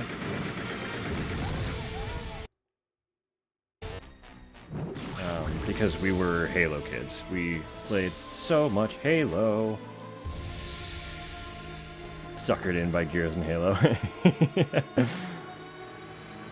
No, Halo was absolutely, inarguably, the catalyst for me, like, becoming more of an FPS player. We grew up playing CE on PC as we children. And then played basically non-stop Halo 2 on said stepfather's Xbox until when I say we, I have 3 younger brothers. Like non-stop Halo 2. It was either on stepfather's Xbox or at a friend's house. We played a bunch of Halo 2. And then we got Halo 3 and a 360 for Christmas. And like, man, that was such a good time. I'm very nostalgic for at least the first 3 Halos, definitely.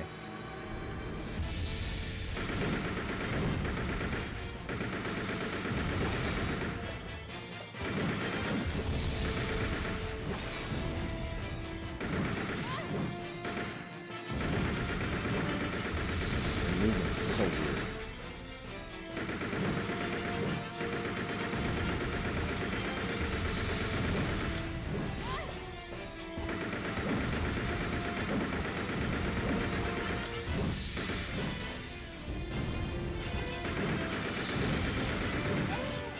This movement is so weird.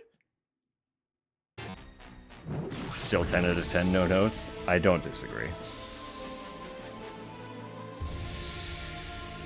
Like Halo, the Chief Collection is one of those things. Even though I haven't played it in like probably at least a year, it stays installed on my Steam just in case a friend happens to hit me up when I happen to be free to sit down and play it for a bit. Fuck. Oh my god.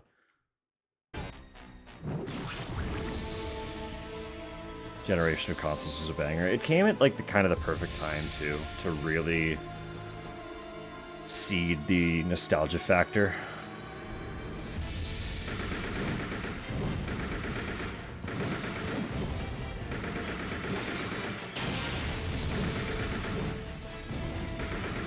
Like really, we didn't have a lot of stuff when we were young. And looking at the actual like roster of games from that era, there isn't a significant amount of stuff that I'm like looking to play. You know? We kind of had everything we wanted.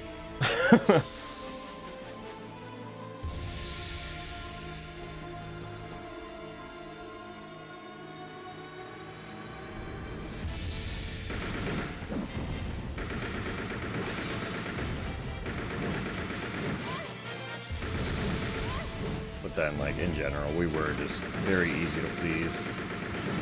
Because, again, we never had a lot. So we were generally pretty content with just playing what we had.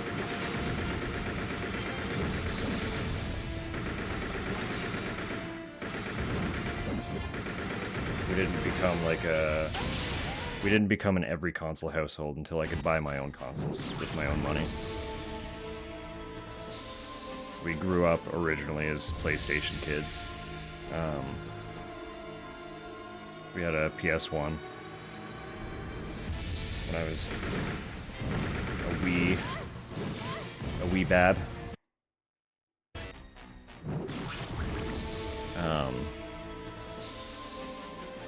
And that eventually led to a PS2, just organically. And then we had a GameCube, and that was kind of the majority of what we owned for a very long time.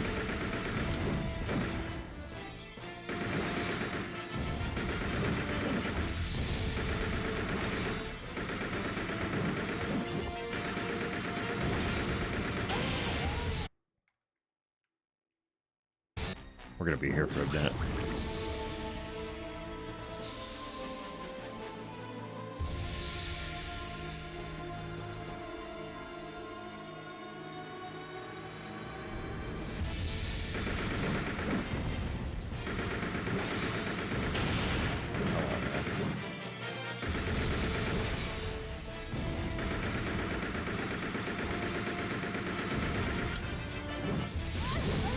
Strafing directly into me.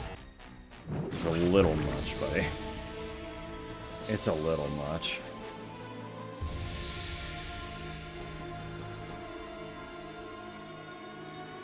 I want my my plane cargo back.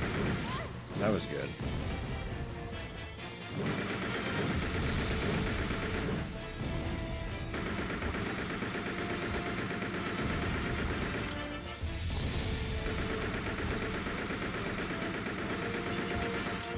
Your AI is really confusing to me.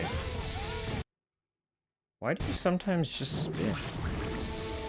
Can I manipulate that so that you only spin? Is there a way for me to break you? Is there a spacing that I can, like, lock you into? What's going on here? What's going on here? That's really annoying. That's really annoying.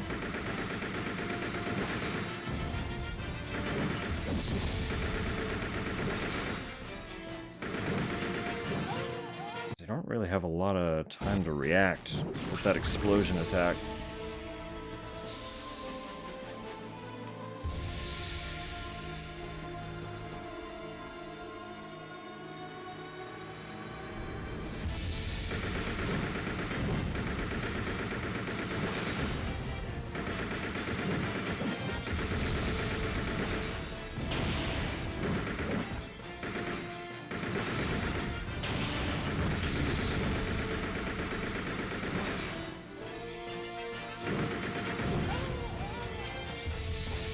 On table edge. I'm all down with great joy. Oh. To be as easy to please as a cat would honestly be probably the secret to eternal life.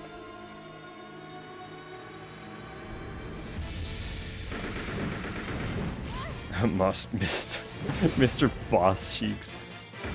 Or Mr. Cheeks. Mr. Boss Cheeks is also good. We're gonna call him that from now on. Although we did have Handsome Squidward when we fought him in the actual Code Veronica.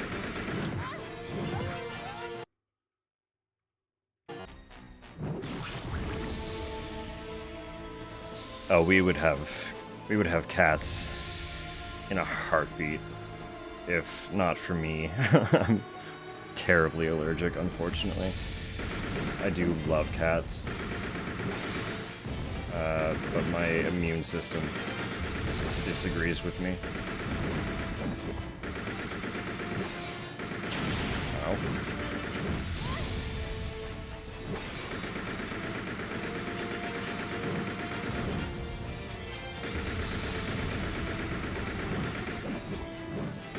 Oh my god.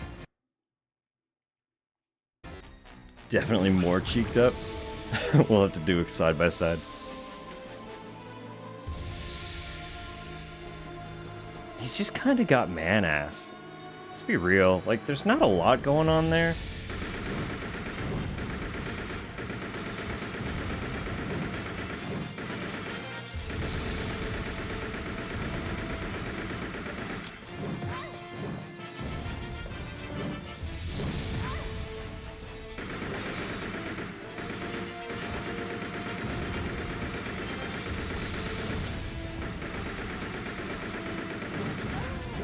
It's like, it's just notable because he's naked, you know?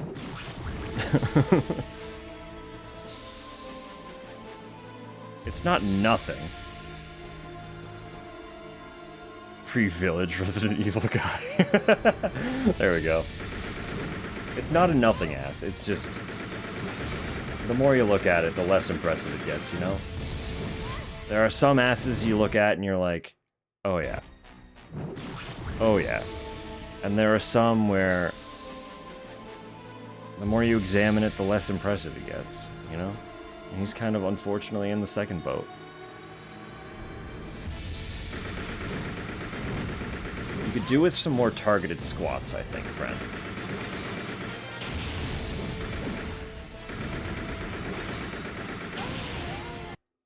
I really don't understand that attack. Oh, so sorry. So sorry, ads are rolling. It's probably going to be the exact same thing for the next 3 minutes, let's be real.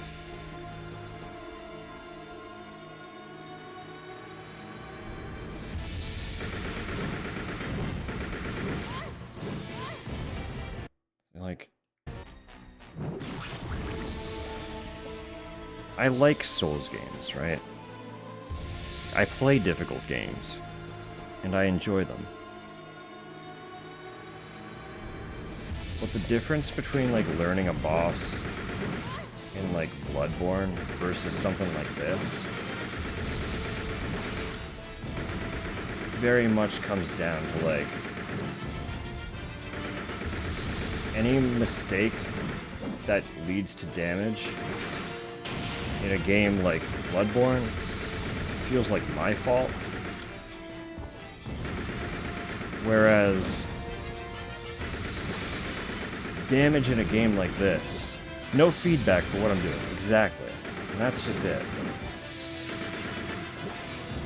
Like, that's part of what makes the difficulty of FromSoft so good, is that you always know it's your fault.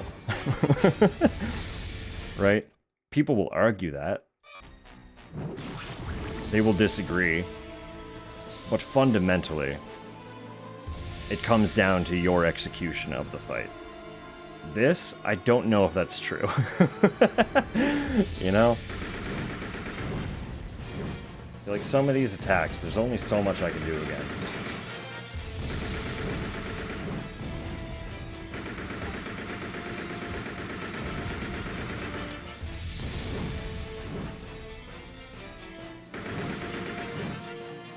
Just gonna have to keep hoping that misses. I think I'm understanding it a little bit.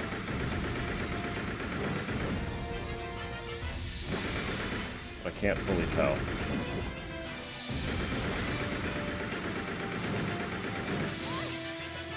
And then that happens. And I'm no longer sure of anything I just said.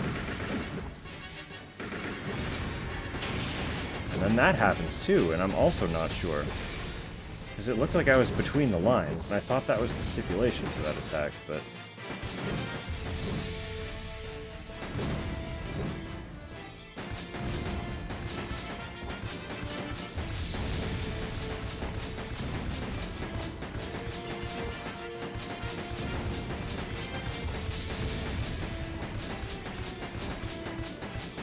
And then that happens, and he just walks around. Okay.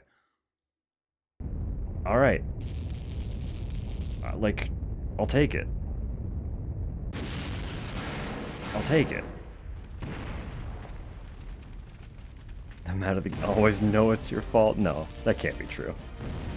Sometimes it genuinely is just the game. I promise. They misspelled your. Did you see that? I didn't even get to read the sentence. I just saw YOU''ER.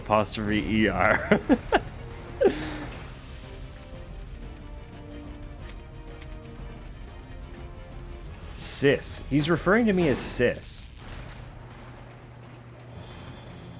Which is a... That's a flummoxing translation issue. Like, what happened there?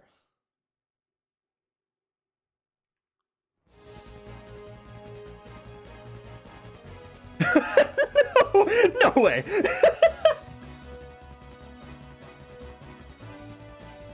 No, no, come on, hang on. Hold up.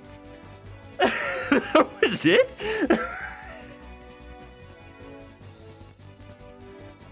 No. That can't be it. That can't be it. There has to be more, right?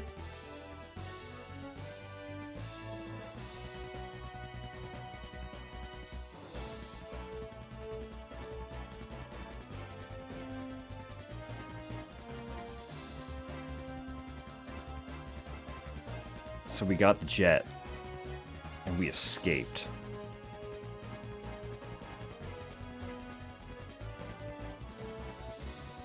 GG. Game over. Oh my god.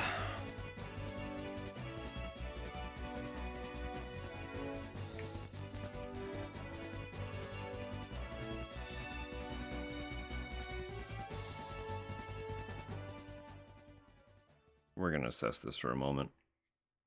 Oh, it was Namco. Wow, very good. Full Life is a skilled pilot fighter against the flying dogs. There we go. As it should be. Steve gets the ending he deserved.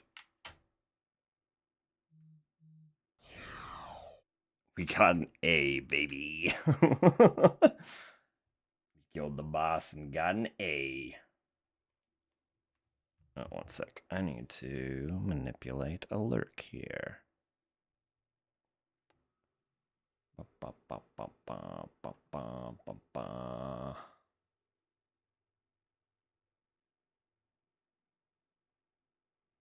Please. Okay, there we go.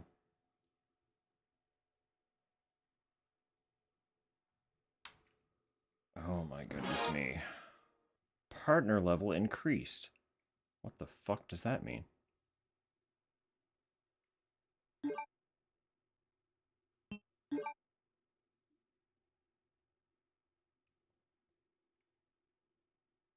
Secret report. Secret report. Game option.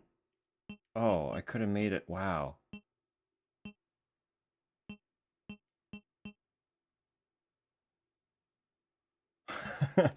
Make them all green. So I could have turned the partner off the whole time. I could have made the game easier. There's a very hard. I was on normal. People are wild. Yeah. Save that option. Pretty please. I turned him up. Made him strong. What's the secret report?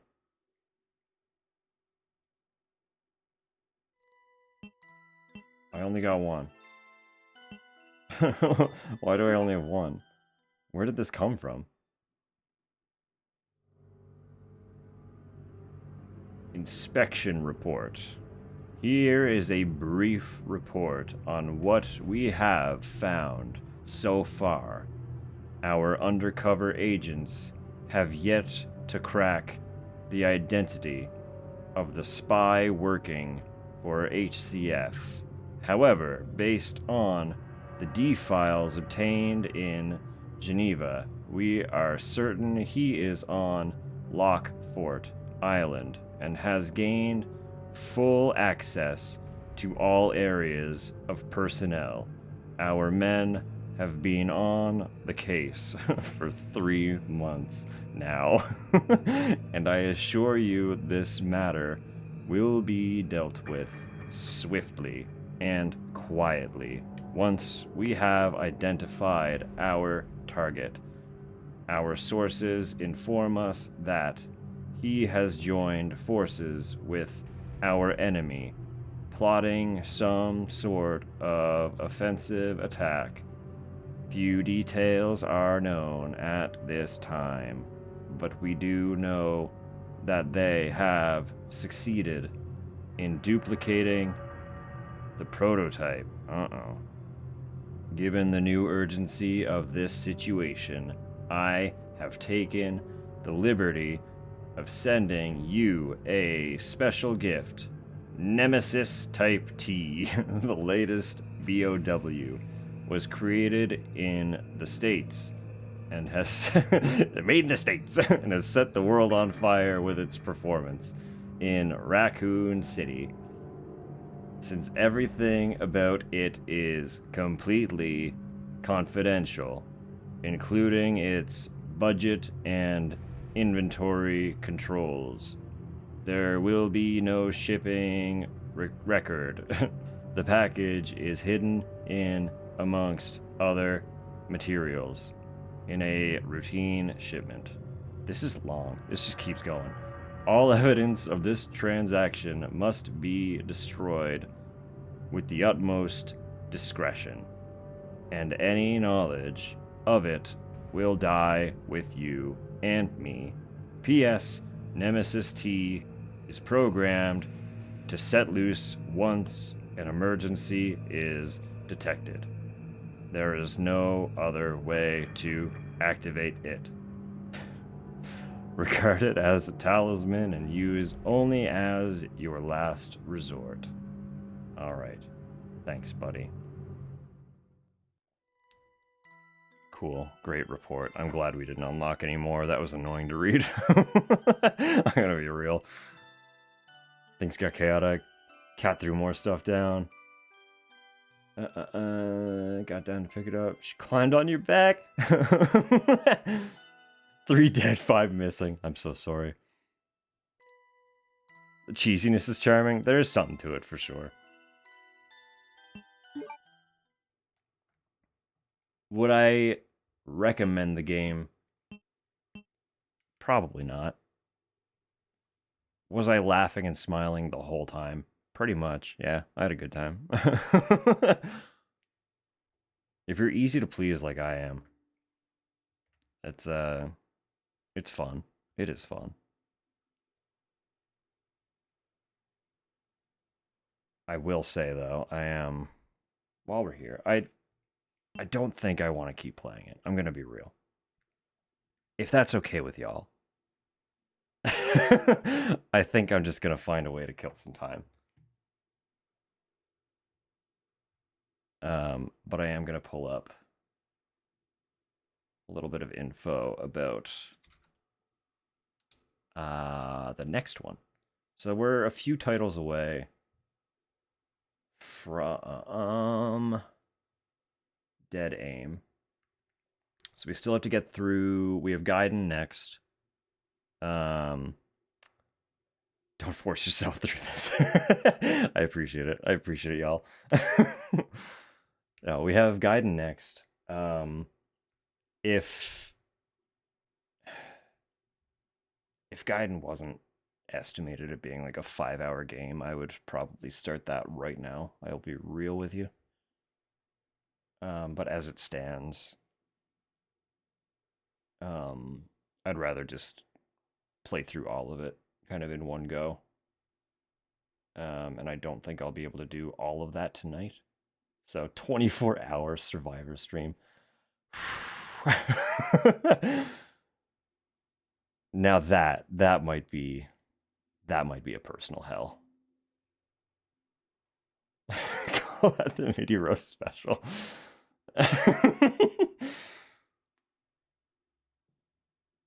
Oh goodness.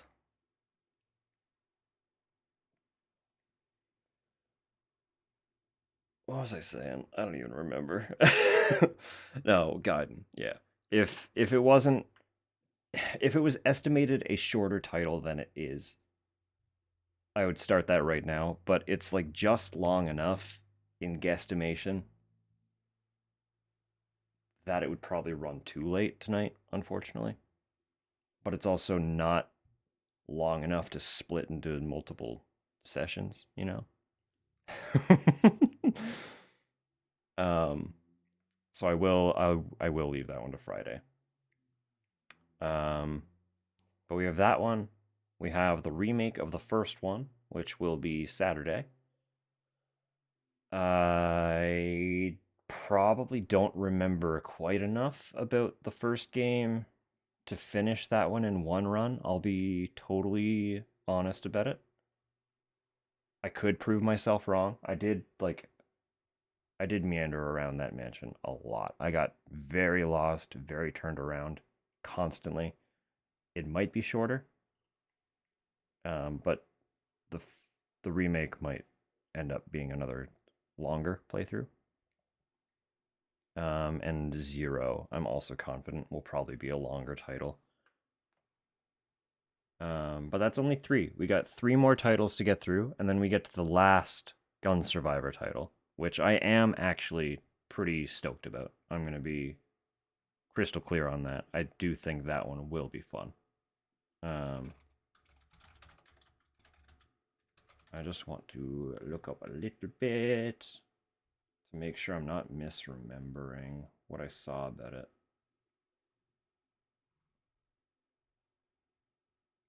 Yeah, okay. That one's going to be the cool one. So it's the very last title in the Gun Survivor series. There are 4, I will remind. But one of them, the third game, does not fall under the Resident Evil umbrella. It is technically a Dino Crisis game. Dino Stalker is the third Gun Survivor game. There you go.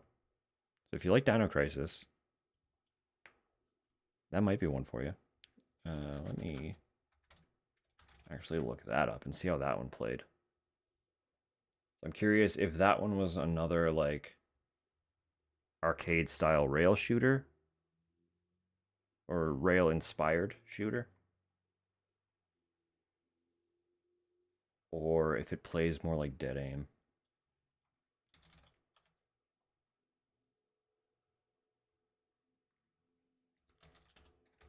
Dino Stalker.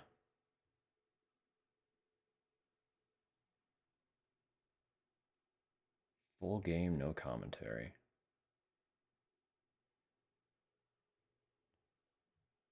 Well, let's capture that display really quick.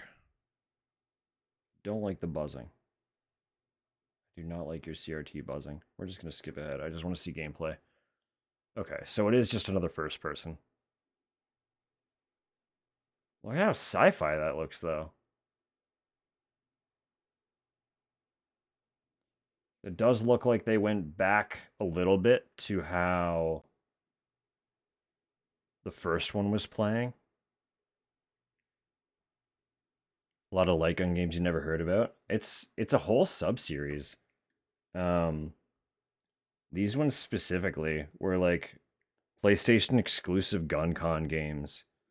So unless you like grew up with a PlayStation gun con, you would have no reason to even know these existed.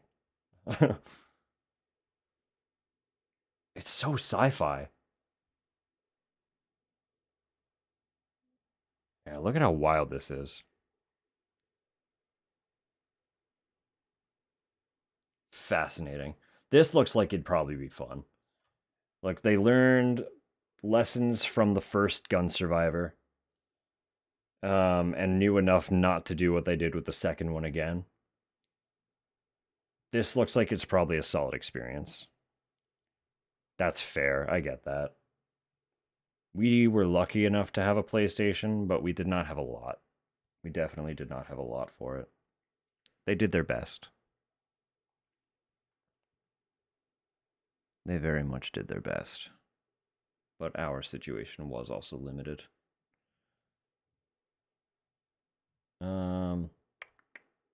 Anyway, that's a minor detour. What I wanted to talk about with Dead Aim is they do actually shake up the formula completely. Because I kept saying I was pretty sure Survivor was the game that inspired the Sorry We're Closed system, where you're in a third-person survival horror, but then combat snaps into first person. I wasn't wrong, but I was inaccurate. It was not Survivor specifically,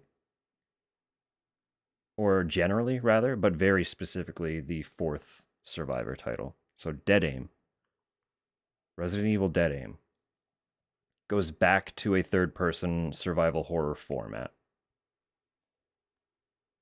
But when we enter combat, we will engage in a first person for aiming and shooting at enemies. So I expect that one to be a pretty cool experience.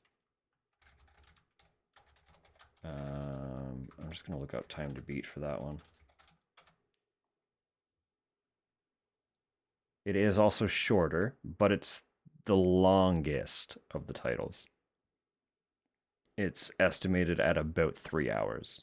4.5 roughly if you want 100%. Which isn't surprising, but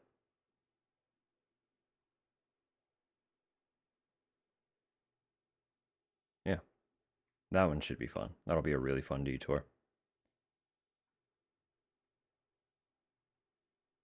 And while we're here, right after Dead Aim, we get into Outbreak, which is also a series I don't know anything about. But there are 2 of them.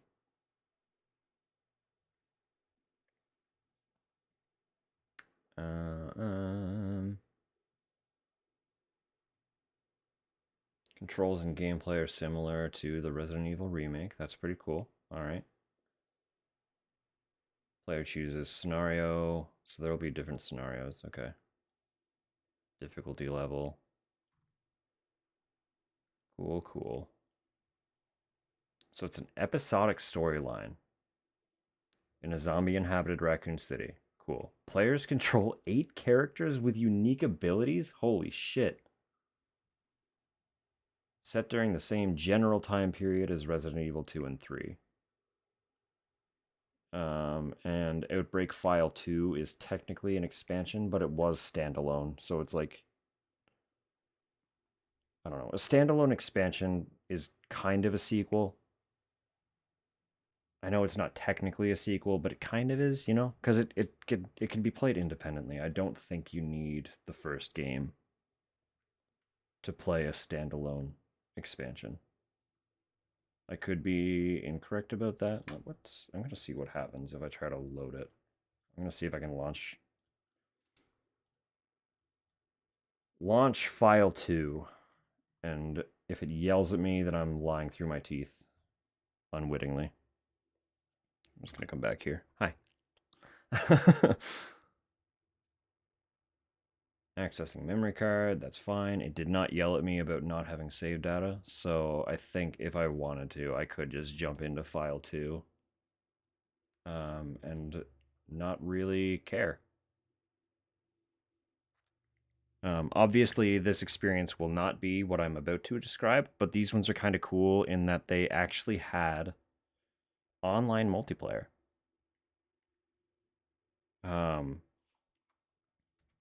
I don't know what that would have entailed or how that would have worked. But yeah, Outbreak had multiplayer on the PS2. There were not many titles in that era that had multiplayer online. Not many at all.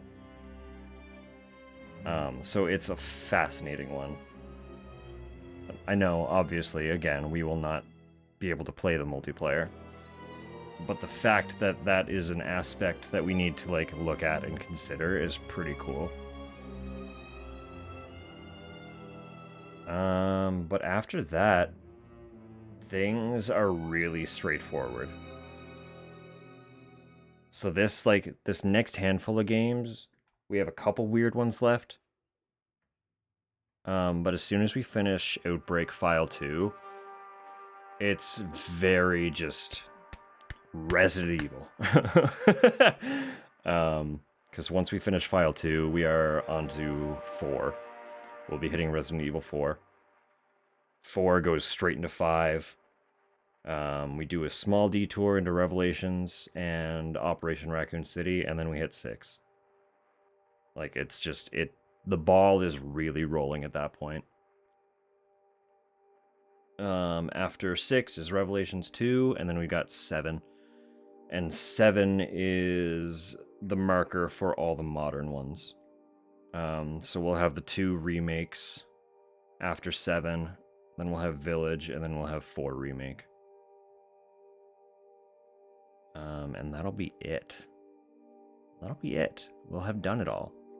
Isn't that wild? I can't believe how many titles we actually made it through this month. I thought this was going to be like a substantially longer thing than it has been. And in fairness, the further we go, the longer they get. At least to some capacity. I know 6 is going to be really long. I can pull up my Steam, actually. Pull up my Steam, see what my current playtime is. I know Steam playtime won't be totally accurate because there were like moments of just lingering in menus and stuff.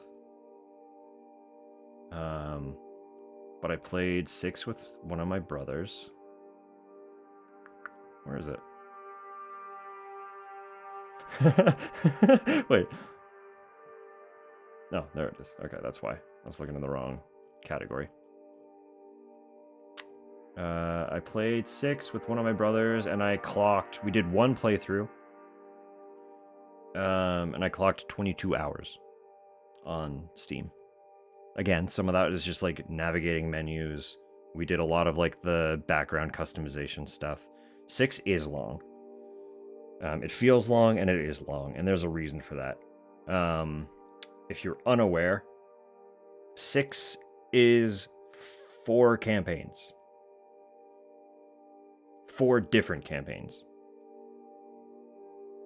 They're all happening in tandem. Like, it's one coherent story, but it's 4 different campaigns. And honestly, I really liked it. People fucking hate 6. I loved that game. It was so much fun. It was so much fun. Now, I might be in a weird position where, like, I'm sure a lot of the people who did not enjoy it might not have had a multiplayer companion to enjoy it with. I did. 100% that's the way to play it. That elevated the experience so much. That was a wonderful time. I loved playing RE6. It was so good. 5 as well has multiplayer, but that one's a little more... 5 is a little closer to 4, I think, in terms of what it is and how it presents itself. Not aware that 6 is that long? Yeah. To be fair, the pace kind of picks up as you go. If you play the campaigns in order of their, like, list,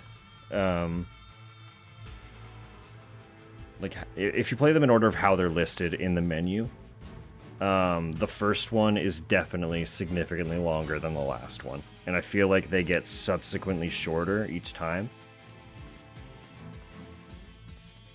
Some of the greatest monsters. It's just, like, people got upset that Resident Evil was getting action heavy.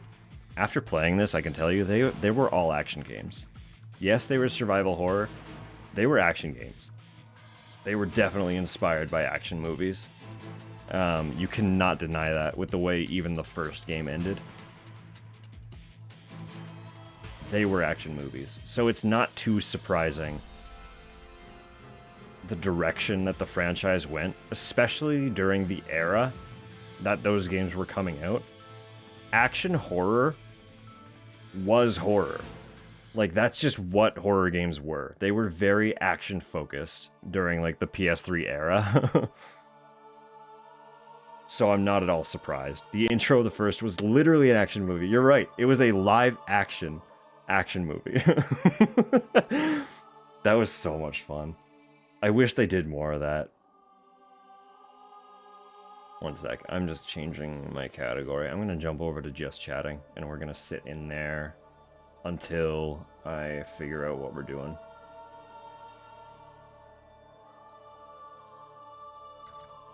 So I realized I've been yapping for a hot second while still sitting in the survivor category, and I don't want someone who's actually looking for a gun survivor game to come in and be like, what is this? Because I feel like those games are being played so far and so few that I will be greatly disappointing. Barely remember how terribly horrifying the first 2 Doom games were. I could see it though. I get it. It's like, it didn't take much. Like, you hide an enemy around a corner after a conflict when someone's health would have been pretty drained. That's terrifying. You know? Sudden enemy around corner. Absolutely terrifying. It's evolved dramatically. It really has. But, like, when stuff like that was all there was,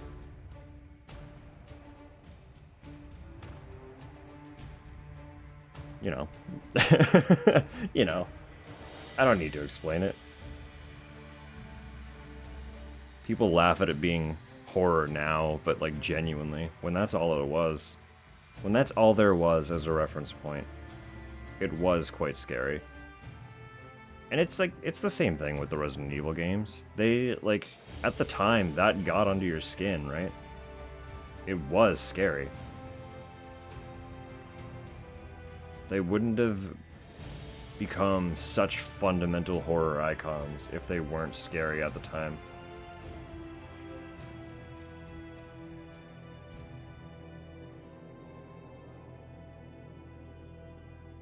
I need to figure out, since this is, again, I know the later games are going to get longer, but since this is kind of progressing at a very notable pace, I should start genuinely thinking about where we're going from here.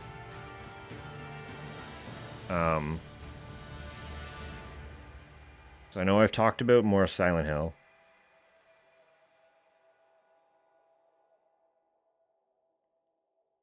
But I don't know, like, I do want to do that for September.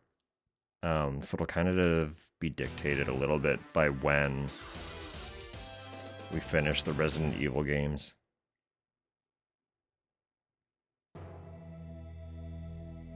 I'm really eagerly waiting for a date on Silent Hill F. Really, really eagerly waiting for that.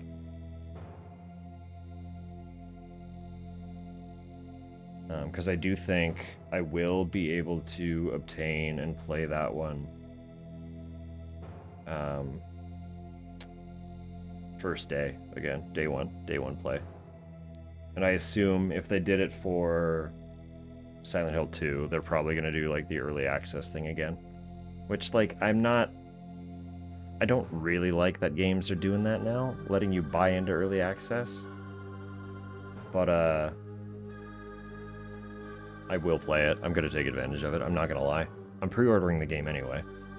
So if they're giving it to me because I pre-ordered, I'm going to play early.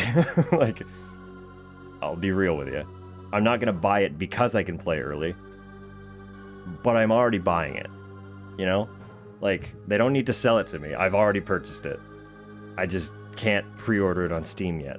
Otherwise, it would literally have been purchased. So, hope it can run on your machine. We can find out. I feel like the minimum specs were actually shockingly agreeable. I want to say the minimum specs were actually lower than 2. That might be inaccurate, but I want to say they were. What is this? This is so boppy. Oh, okay, Final Fantasy VII Remake, alright. Someone who bought into too many MMO early access releases. Hate how tempting it is. That's fair. If it's even remotely as stable as 2 was, because 2 wasn't perfectly stable. But if it's even remotely as stable as 2 was, it'll be fine. I'm not so picky that I can't get through it. So minimum specs. All it's asking as far as a graphics card for minimum is a 1070 Ti. So if you have something stronger than a 1070 Ti, you're already set for being able to run it. It's asking for an i5 8400 or a Ryzen 5 2600. I don't know much about modern processors, unfortunately. My knowledge of that ended a long time ago. 6700 XT. Okay, nice. Yeah, so it's recommended is a 6800 XT, so you're already set for that.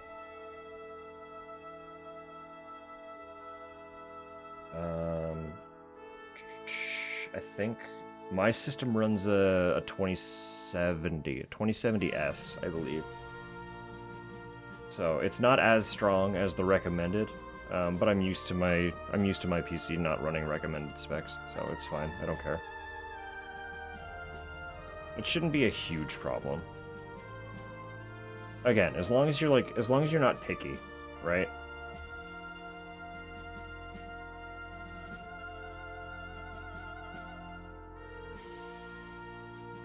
I know I'm not picky at all. I don't care about how high fidelity a title is. I've never cared. I think as long as the art direction is solid, a good game will always look good, so.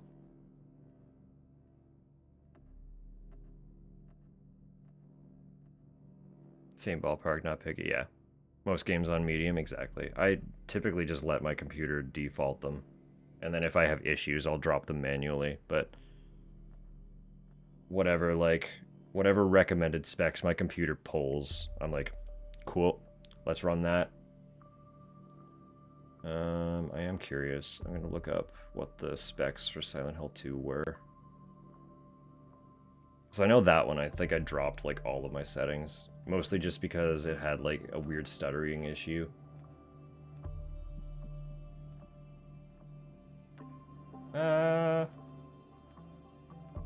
Actually pretty similar. Pretty similar recommended and minimum. God, I keep forgetting Homecoming is on Steam. I cannot believe it costs $43.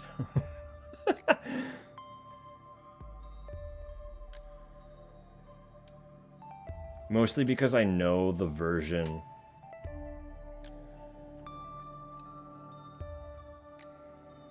on Steam is like kind of really busted. Like basically borderline unplayable without fan mods optimizing it and fixing up a bunch of issues. Really unfortunate, genuinely, but it is what it is. Maybe they'll fix it someday. They probably won't, but maybe they will. I'm still hopeful that they'll do some kind of Silent Hill collection. And if they do, I know people would be hard-pressed to actually buy them, but it'd be cool to see, like, Team Silent in one collection and post-Team Silent in another. As long as they could promise that they fix the post-Team Silent games. It's like, I don't hate them at all. I know a lot of Silent Hill fans despise everything post-Team Silent. I do not. I liked them. I had a good time. I did. But they are broken. Homecoming ran moderately well. I feel like that one would be harder to fix the issues I had with it. Mostly it's just like the combat felt like it was underbaked. They were also leading into that era of like horror is a little more action oriented. So the combat system was a little more elaborate, but it was not implemented well enough, unfortunately. So that probably wouldn't change. But Downpour needs a little bit of an optimization.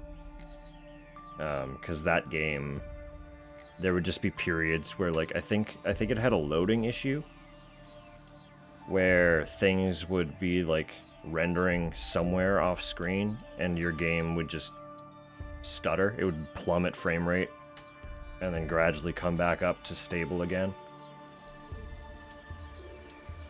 And that was a little bit annoying. I'm not gonna lie. It was a little bit annoying.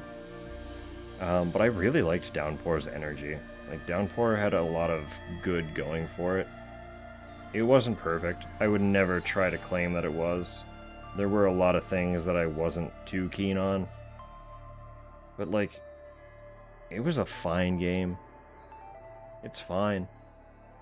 It's like a curse weighing on an entire landscape. And whoever goes too deep I've played Origins on stream. Origins is fine. It's a PSP title. It's fine. I enjoy it. It's solid. And I actually really recommend Shattered Memories, genuinely. Shattered Memories is a lot of fun. The harmony of overwhelming and collective murder. Alright, I'm just updating something here really quick. But when I say this all full of admiration. It is not that I hate it, I love it. I love it very much. But I love it. I would also say, with Shattered Memories, I own it on the Wii, which is where it was originally developed for.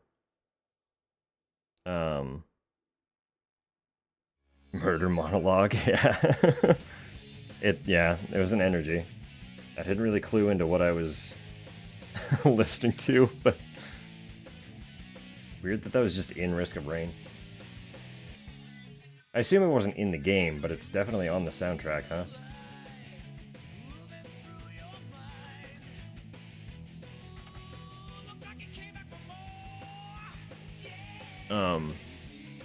Yeah, no, I would if you ever have the chance to play Shattered Memories on a Wii, that's a really cool experience. I'm gonna pull it up, actually. I'm gonna pull up just a little bit of gameplay of Shattered Memories.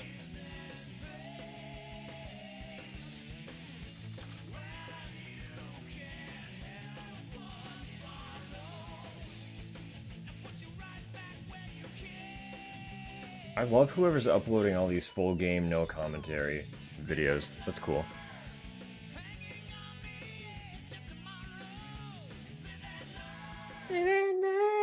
Alright, chill out. It's a cool experience because of just how the gameplay is designed. Because again, it was developed for a Wii.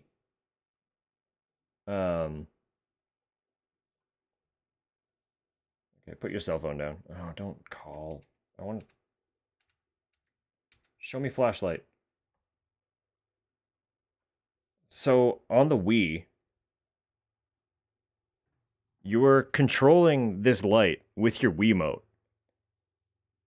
And it just creates such a layer of immersion that I literally don't think I can like adequately put it into words. It's just something you have to play in that format. Why is your audio so bad? Is this the same guy that was doing the Dino Stalker playthrough that we just pulled up as well? Because the audio is kind of bugging out in that too.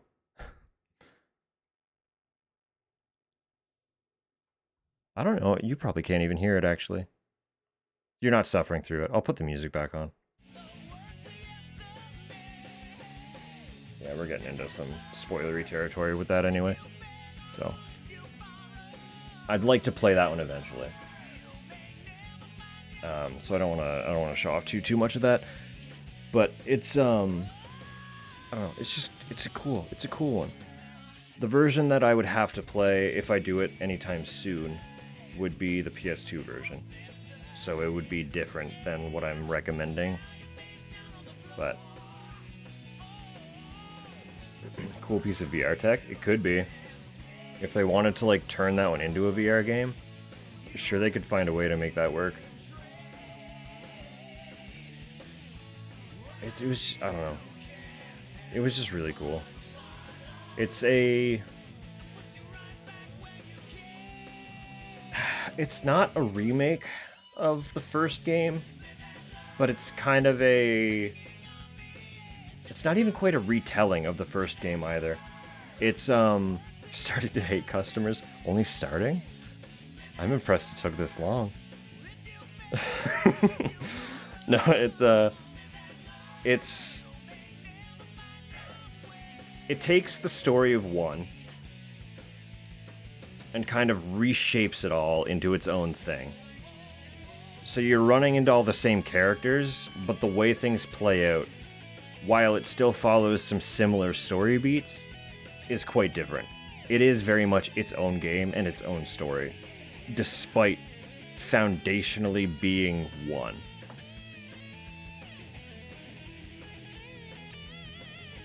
So if you are familiar with the first game's story and characters, you will recognize everybody.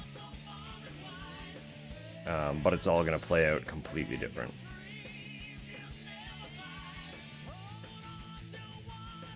I don't know. It's a cool one. It is a cool one. I really recommend that one. If you're going to play any of the Team Silent title or post Team Silent titles, pick Shattered Memories, 100%. No hesitation. Pick that one. If you're going to buy one, do not buy it on the PS2. It is grossly overpriced on PS2. And that is just generally the inferior experience for a handful of different reasons. But primarily that inability to control the flashlight with your Wii remote is a big one for me. Although the encounter sequences were also like kind of motion controlled because of the Wii, and I will admit that those were a little rough sometimes. They could be frustrating. But mostly it was fine.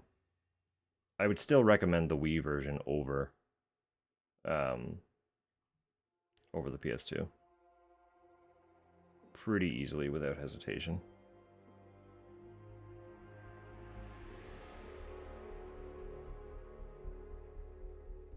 Some windows got jostled around and closed here.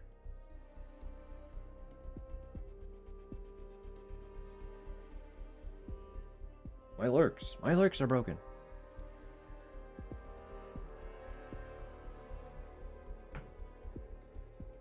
All right.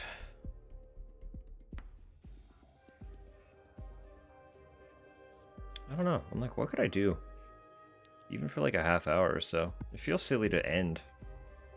You know?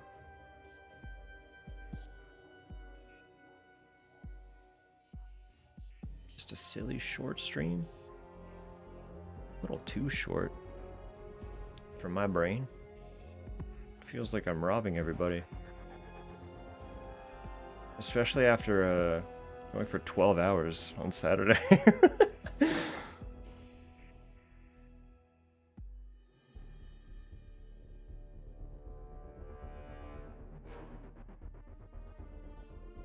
Minesweeper. I'm honestly so bad at Minesweeper.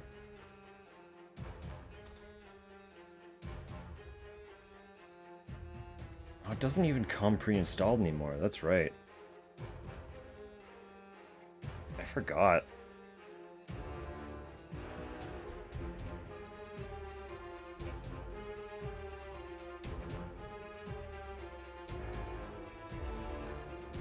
Get to meet someone good at it. Like, I understand it. I very fundamentally understand it. But there are some people who just, like, know it. And it's a little wild to me.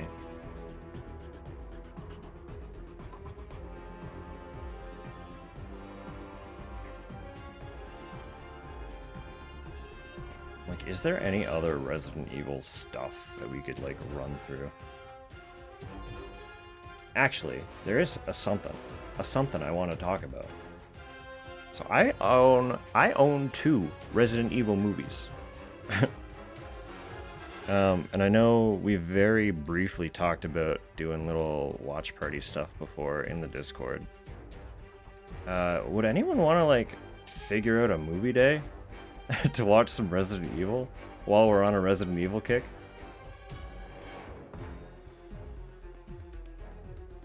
Would that be fun in the relatively near future? I'm gonna pull up the ones that I have.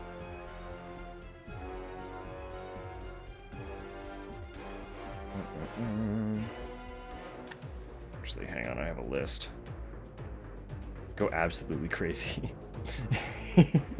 They're not the, it's not the series. I will start with that.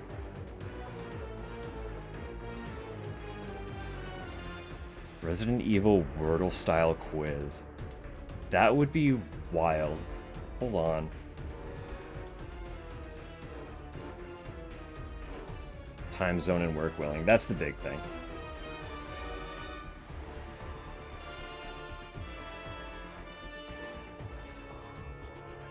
I would try my best to make it happen on a day where most people are able to be available. And I would absolutely start at a time that is relatively agreeable with everyone as well. I know, obviously, a good handful of our friends are over in the old Europe. So it would be unfair to a lot of them if I was, like, starting the movie at 8 o'clock my time. Although even then, like, well, no, that's pretty late. That's pretty fucking late.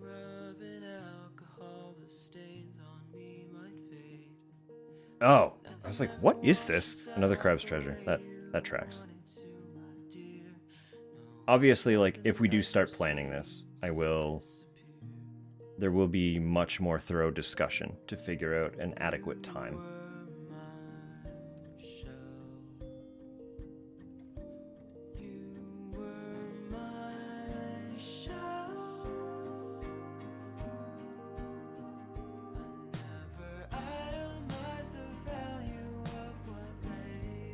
Resident Evil is the latest game to get a Hurdle spin-off.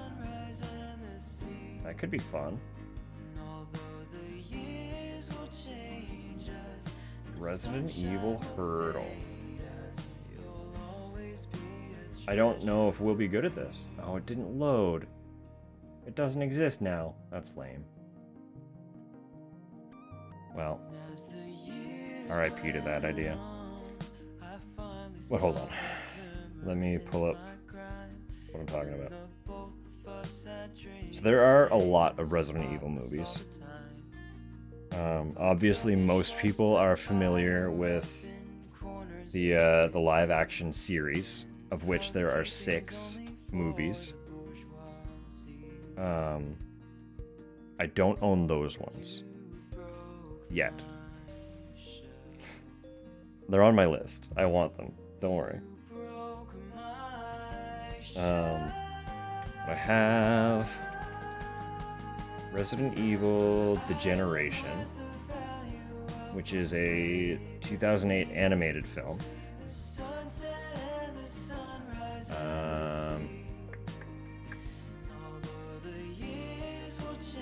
just want to know timeline. It might not be canon either, but if it is, I want to know when it happens.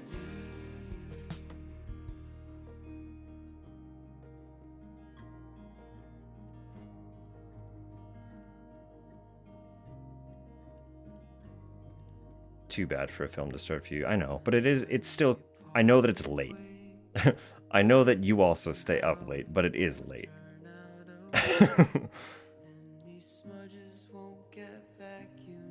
It's the outlier. It should not be counted.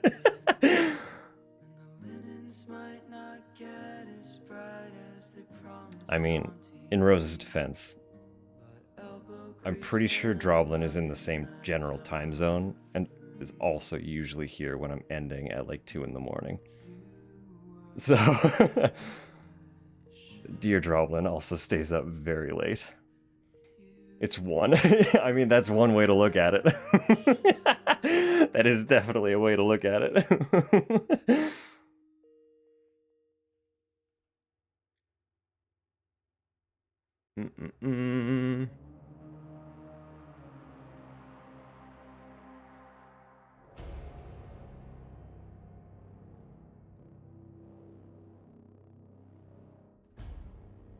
If need be for stream, well, we'll cross that bridge when we get to it. Part of me does have it in my... An hour ahead. Wow. Droblin and Ohms. So late for y'all.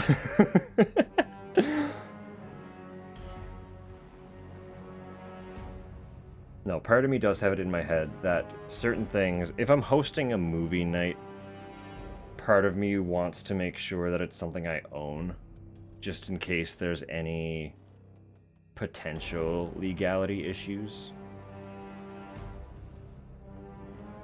You know? If I can physically be like, look, I own the fucking disc, that might help sway things a little bit. I mean, I don't expect to be pursued by any legal entities for sharing a single movie, but you know what anxiety is like. And I have somehow convinced my anxiety that it's fine if I own the movie. So, you know. But they are all the movies that are like on my list, so.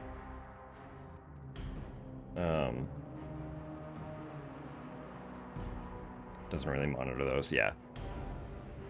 It's literally just like the dumb little shadow in the back of my brain going like, you're gonna get sued if you do this. You know how it is. That little asshole that you can't get to shut up just lives back there rent-free. Piece of shit.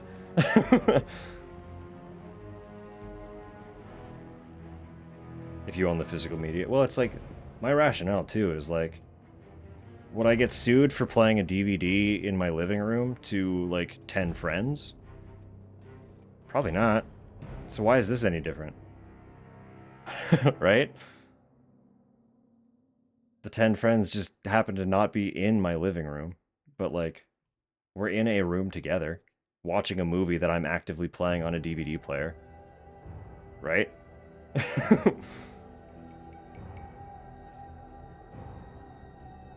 One sec. Ads are about to run. I am just gonna sit here and keep just shooting the shit for a hot minute. Don't you worry. So let me run those right now. Participate in several Discord movie nights. It was, well, like, that's the thing, too, is I don't expect anyone to, like... I wouldn't expect anything to happen even if I was streaming them. Because who's gonna join a Discord just to narc about the fact that I am streaming movies? Like, what a weird thing to do. But anyway, give me 2 seconds. I'm gonna run these ads, and I am gonna sit here and just keep chatting for a minute. Because there's more that I just want to shoot the shit about. So, and I got time to kill. The night's young. Even if I end in an hour, that's still way earlier than I usually do on a weekday. So, give me a sec. We're gonna sit through these. I'm gonna run to the bathroom again. Again, I drink a lot of fluid. I'm always hydrated. Sometimes a little bit to my detriment. And I'll be right back with you. I'm also going to go downstairs for a second, where I have cool air blowing, because it is really fucking hot in this room. I'm going to be real with you.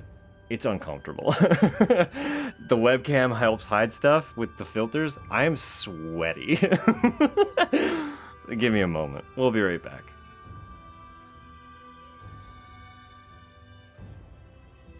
Over than under? I agree. 100%.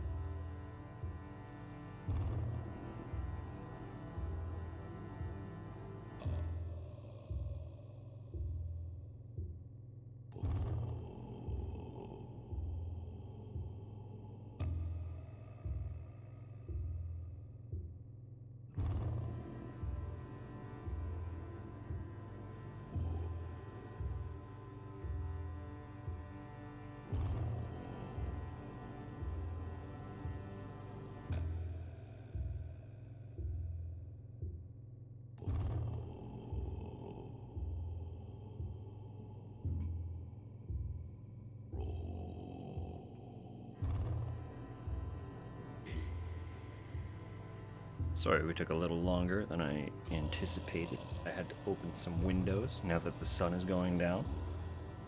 Because it's really fucking hot up here. I went downstairs and that made me just aware, like just really, really aware of how actually hot it is. Bookmark the Slitterhead soundtrack. It's really good. I still have to play the game. I don't own it yet.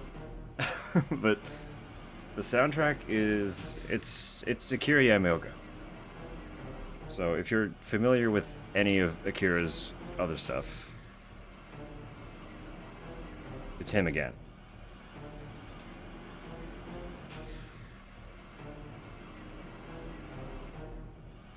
And if you're not familiar with Akira Yamaoka, you should be. He has written pretty much every Silent Hill soundtrack, amongst some other iconic soundtracks, but the big one is Silent Hill. I think he did every Silent Hill soundtrack except for Downpour, if I'm recalling correct. He's very good. He's very good. Honestly, you could probably listen to any soundtrack he's written and enjoy it. If you like one, I'm sure you'd like them all.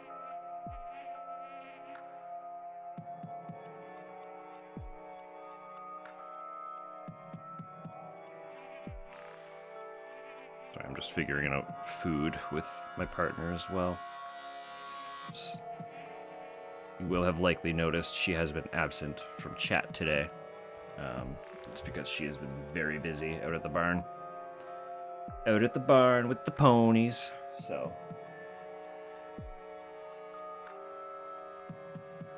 Can't sing his praises enough. He, like,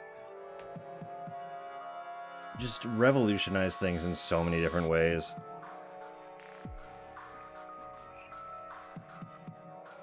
Like, bringing an industrial ambience to such a wide audience.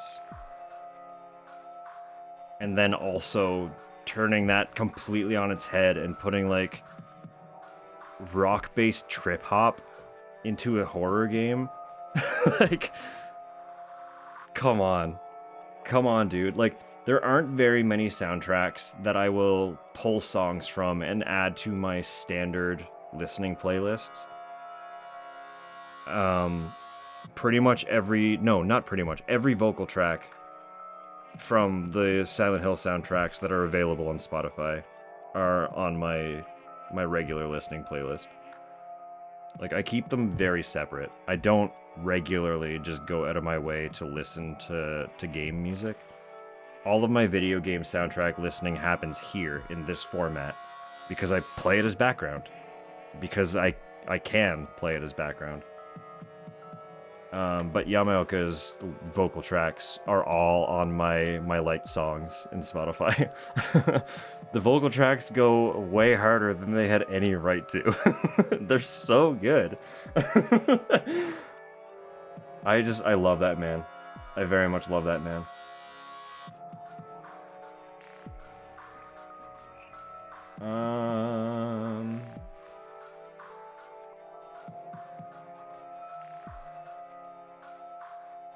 I forgot, I was trying to figure out where in the timeline the generation falls. And it doesn't immediately say on its wiki page. So I'm just gonna Google that. When does Resident Evil Degeneration take place?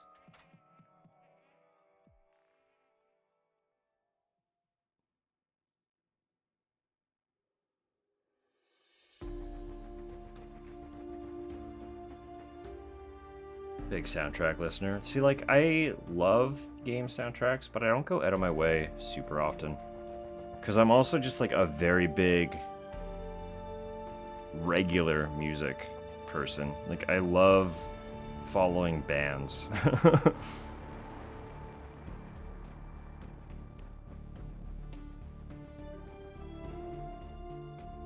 and it feels a little bit jarring. Like, at one point in time, I had everything just lumped together.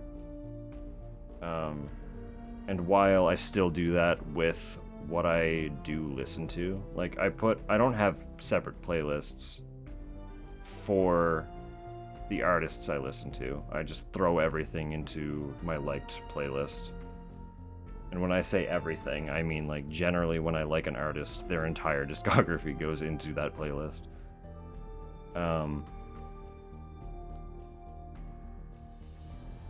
So it's already, like, kind of chaotic in there.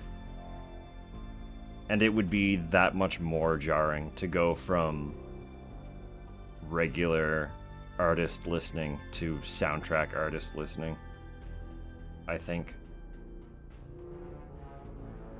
I know there are a lot of soundtracks that blur that line, but I don't know, it's just like, it's this thing that my brain does. I can't, like, justify it or explain it. It's just how the brain works, you know? Brain flip-flops, 50-50 split. I mean, like, I do have this particular playlist, so if I'm really just feeling a video game vibe, I can throw this on whenever. But usually I'm fixated on an artist most of the time. So very often I will just, like, listen to one artist kind of on repeat, or I'll jump between a small handful of artists that I'm fixated on at that time. But brains are the most a lot. They're brains. There's also, like, there's a probability of some undiagnosed ADHD going on up in there.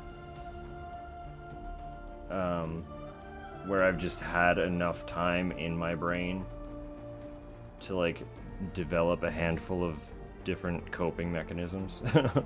But, like, certain things are still out there just running rampant, fucking things up.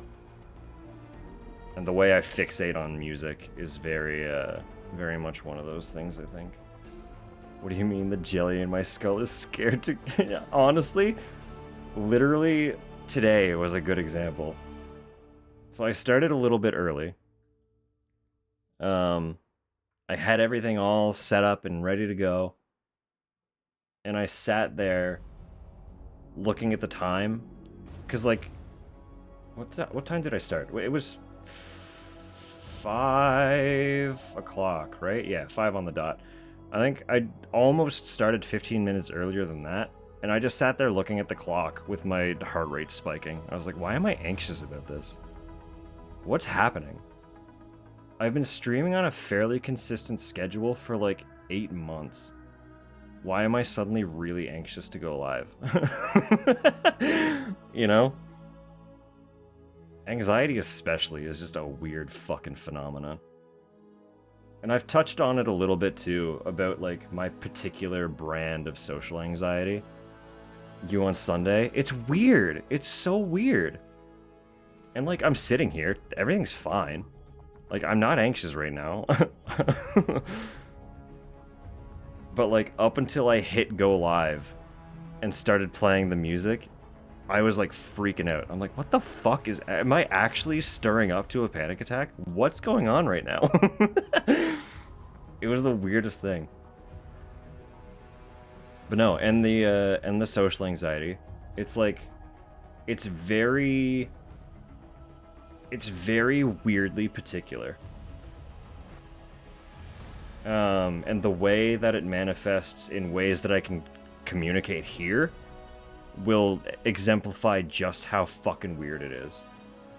Like I've mentioned before, how usually with a lot of folks that I watch, exact same thing happened last week at the barn. Yeah, that sucks. Also, hi. Hello. Love of my life.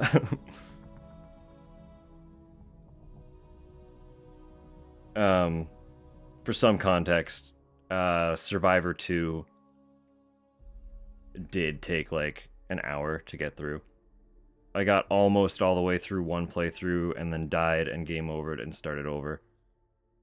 So it was like 2 hours and we were completely done with the game. So I've literally just been shooting the shit for like the last hour and a half. Driving and using speech to text? Alright. So you probably can't read what everyone's saying. Everyone's saying hi to you. That's what's happening.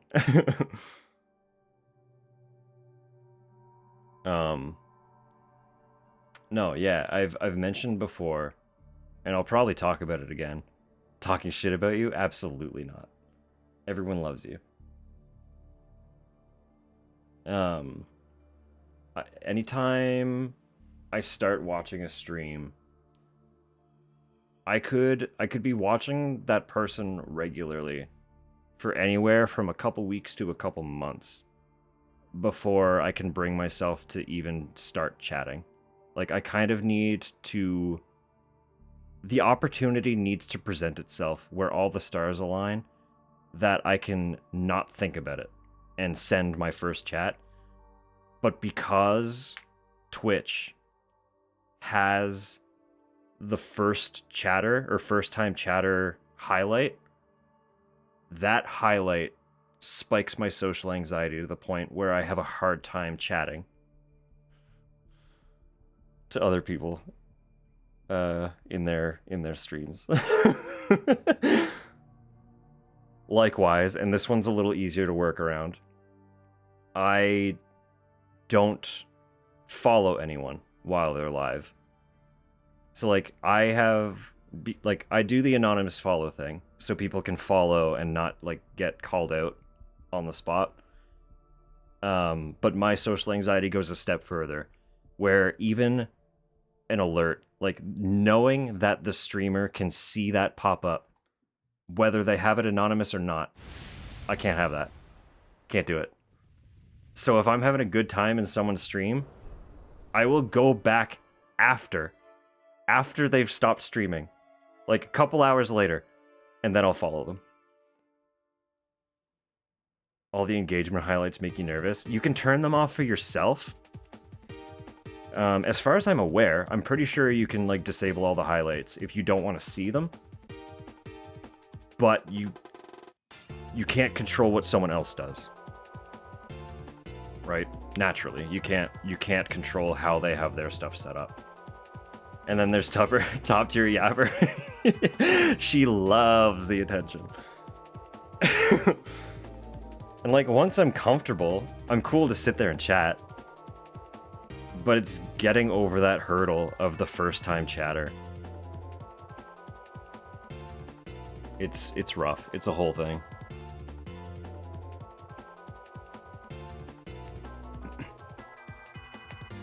Melancholy Geek rated us over. See that you do anonymous follows? Yeah. And that's like my own personal social anxiety is a big reason why. I do like I leave the sub alerts as callouts because like people are gonna see that anyway. I'm pretty sure it all pops up in chat and then like the sub badges pop up anyway. And like that's part of the fun, right? Subbing is fun. Following is anxiety inducing. I don't know why. It's so stupid. The brain is so fucking stupid.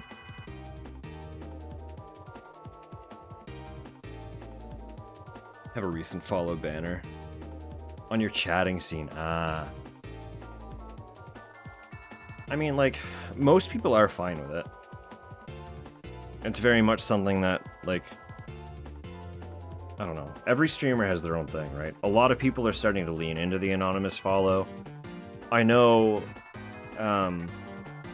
way back, the first time I got into Twitch, I mostly only followed like larger partner streams because that's what was accessible, right? That's like you found those first. And a lot of them didn't have any follow alert because they had sub alerts. They didn't need follow alerts because they just called out subs and they were getting subs regularly enough that like it would be overwhelming if they only had follows. Raiding into streams and dumping a raid. I've started trying to do that. because that honestly helps so much. There are a few fairly recently that I've tried to make sure I do that with, because exactly that, you're hidden in the crowd. And like, some people will take the time to go through, but you're caught up in the moment anyway. You're one of a string of names being called out. I've absolutely started trying to follow that route. But a lot of the time, like, I watch most of my streams when I'm at work, right? And copying the raid messages on mobile is a little bit obnoxious. Because you need to, at least on my phone, I need to click the raid message in just the right way for it to automatically copy, and it rarely works. I find it a bit intimidating. Feel like a literal... I feel like... Sorry, my brain just shut off and could not comprehend your sentence. Give me 2 seconds to recalibrate. Feel like sitting in a stranger's living space. Honestly, that's kind of it, right? Go peep the sun right now. And that's like part of the energy I want to create here is like just we're here hanging out and vibing, right?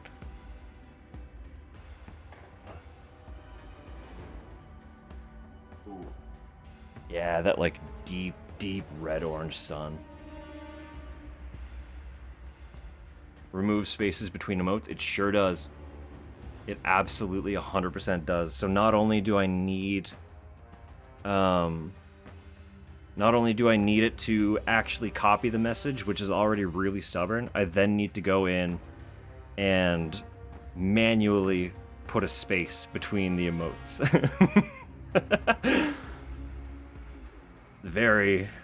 It's a whole process. And this is assuming, because again, I'm usually at work. Showing pronouns in screen. Yeah, absolutely. I actually went out of my way to find a new chat box, specifically so it would show emotes. I haven't paid enough attention. I'm wondering, I know some of you have multiple pronouns listed. But I have not been paying enough attention to see if it lists both of them, because I know that was an issue.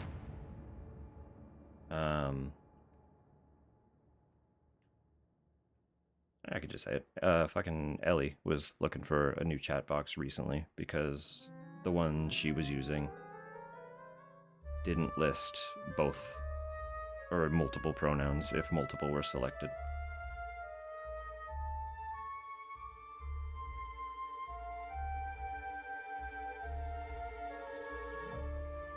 So I'll try to pay more attention the next time one of y'all multi-pronoun folks says something. I feel like I was ranting about something, and it's kind of gone a little bit. Oh yeah. This space.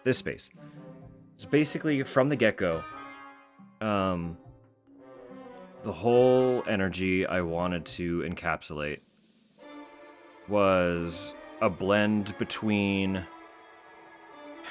like, I play horror games, and a lot of them are going to be games that there's a whole stretch of people who are just not comfortable playing those games, but still want to be able to experience them. So I would like for this space, where I don't generally have, like, big reactions. One sec. Yes, it's listing she, they for you. Good, perfect. Sorry, I just had to lean in and get close. It is set, yeah. It is set for she, they. And it does appear on screen as she, they, so thank you. Perfect.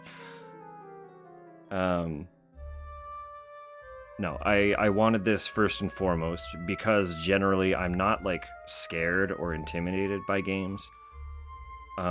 Sometimes I get startled. Like, a jump scare is a jump scare. But most of the time I'm not gonna have, like, a big reaction. So if I'm not tense, my hope is that folks watching will also not be tense, right? Or I will at least have an easier time palating the scary games when they're not generally comfortable playing them. And the other side of that as well is I've mentioned before, I'm the eldest of 4 siblings. I have 3 younger brothers. So I did grow up with a lot of, like, we would play games and just sit in the room watching each other play them. Like, we would do this with friends, too, and I'm sure everyone has friends where they would just go over and watch each other play a game. But when you have 3 younger siblings, that happens a lot, right?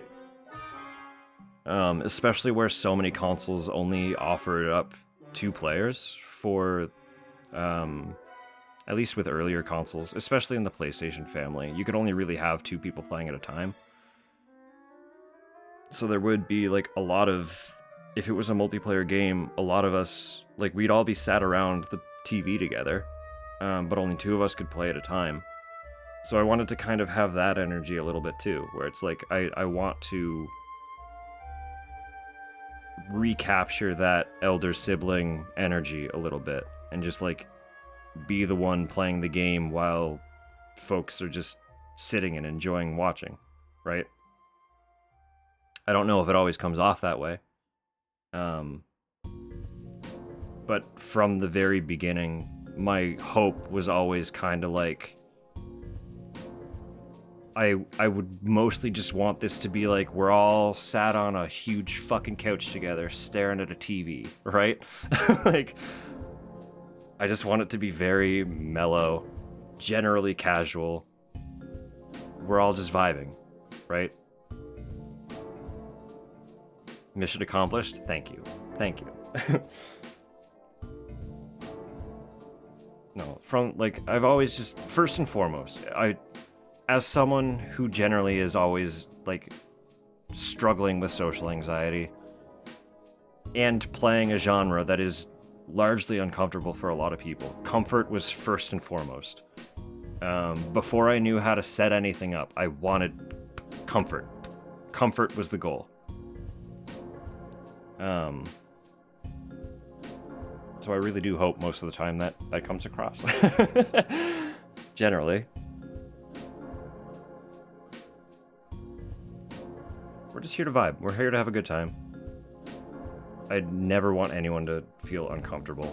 And if anything in any of my setups ends up getting to a point where it makes someone feel uncomfortable, I would love for that to be communicated.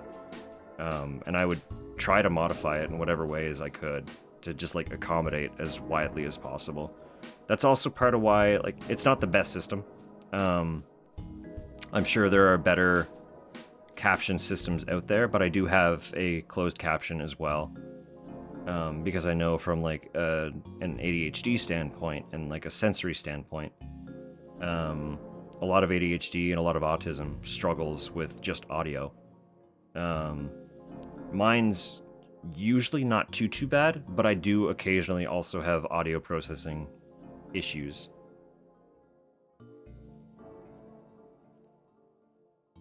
Here's a way to communicate. What you mean? Oh, it's what a segue. Yeah, if there's ever anything that you need to communicate about stream, feel free. I have sort of an ideas panel or channel in my Discord there. And the ideas pertains to literally anything, be it, like, funny little stream gimmicks, games to play, things to add or modify in the Discord channel, just, like, the community as a whole. The ideas is there to kind of modify everything. Do I want Sprite? Yeah, probably. Probably.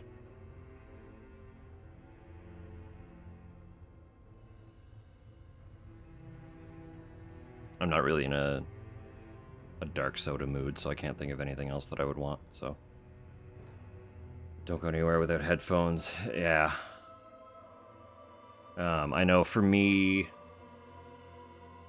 hilariously, a lot of the time, I can't focus on anything I'm doing if I don't have audio in the background. So I'll always have one earbud in, universally, no matter what.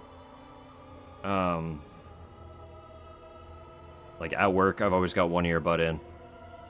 I have to have one ear open so that I can, like, I need the awareness. I've said before, but if anyone's unaware, I'm a coffee roaster by day. And one of the stages in the process is logging when first crack occurs. Basically what that is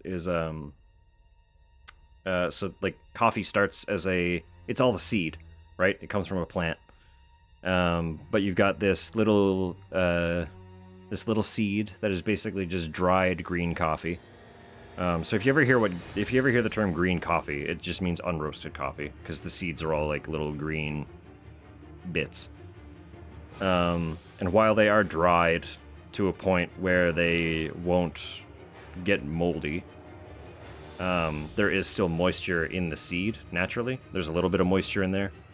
And what happens during roasting is that moisture is going to heat up as the rest of the coffee heats up, naturally. You're applying a lot of fucking heat to it in a very short period of time. And it'll get to a point where the outer part of the bean is cooked enough that it becomes brittle. Coffee talk with a orphan to cause to survive.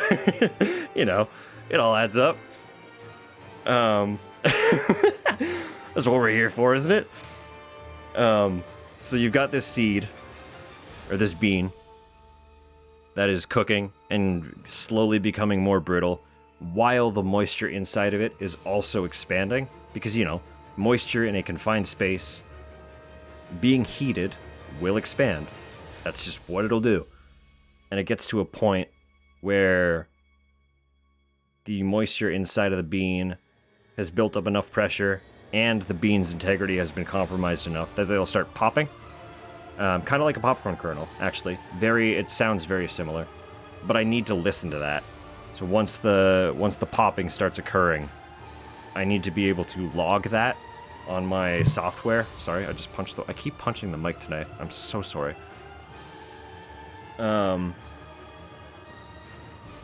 Yeah, that's probably one of the most important things that I'm logging on the software, because the window of time after that is extremely important. So if it's not logged accurately, I could be fucking up the coffee. So I need to have one ear open at all times. And also just like people will come in and ask questions, because we are attached to a cafe. And the staff will come in with coffee questions from customers all the fucking time. So we need to be able to communicate with them as well. And my coworker who does all of the like packing and stuff, he also handles all of the orders. It's like he checks the emails, he checks our system to see if we've gotten any orders in or anything like that. So if he has to communicate anything in terms of what he needs to package, I need to be open for him to communicate that to me. So it's one earbud exclusively, because I desperately need to be able to hear. But I've always got one in. And up until I got really, really into Twitch, I was always just listening to music. But now the thing is generally I've got a stream open, so I don't really remember how that whole tangent started. Something about having an earbud in at all times. Being able to focus. I all through high school as well. You were not allowed to have earbuds in high school. But somehow, for some reason, no single teacher ever gave me an issue. I had one in, the whole time I was in school. And I was never told to take it out. And I think they could see, like, it was just one, and it was low enough, like, the music was never high enough that I couldn't hear them. So I think they acknowledged that I was getting my work done in class, and I would respond anytime they spoke to me. That they never gave me a hard time with it. Had long enough hair. That's fair. That's fair. Over the years, sport. Yeah. Hid the wire under your shirt. That's also smart. I don't think I went that far.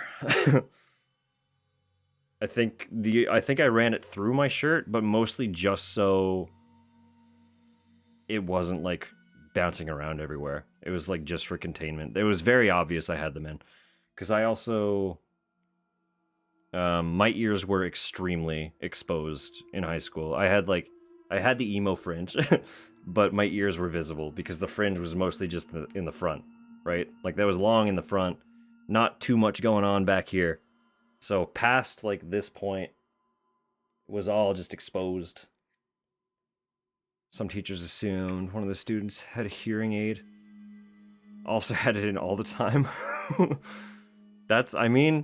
Hey, that's one way to get away with it. Mine definitely did not look like hearing aids, I can tell you that. They were 100% earbuds.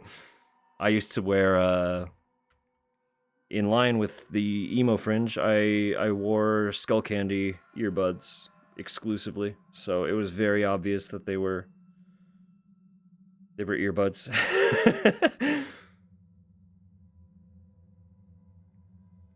Just little colorful buds with the skull on the side of them. There was no questioning what they were.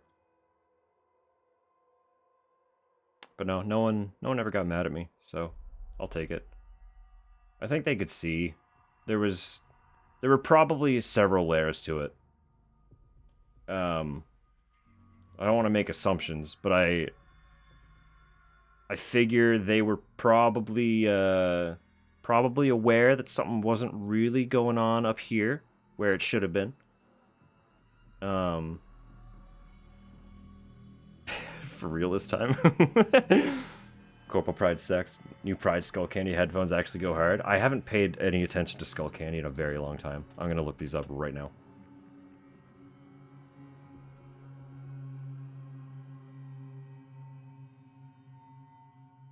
Show me.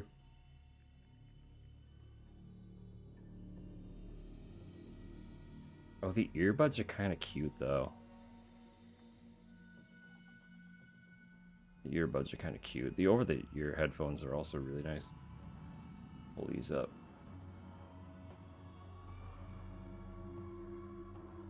Pushed an Instagram ad. Both of them in the new Pride Converse. Converse has Pride stuff, too?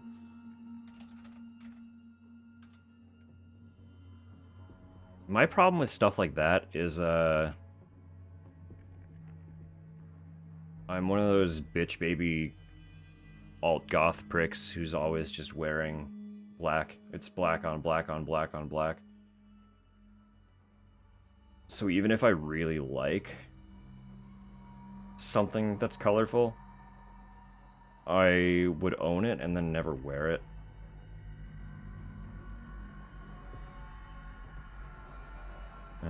Knee-high chucks with Rainbow Guy Fury. That's fucking incredible, actually.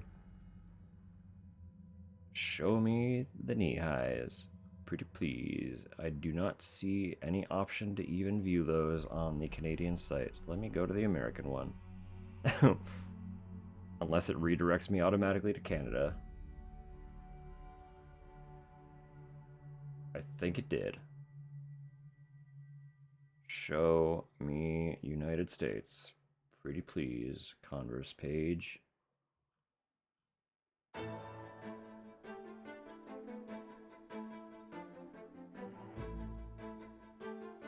Oh, maybe I'm being stupid. There's a big old banner right at the top. Either way, I see them. Those are rad. Till I discovered the joy of Hawaiian shirts. Business casual would make it gay. You know what? We all go certain directions. No direction is the wrong answer.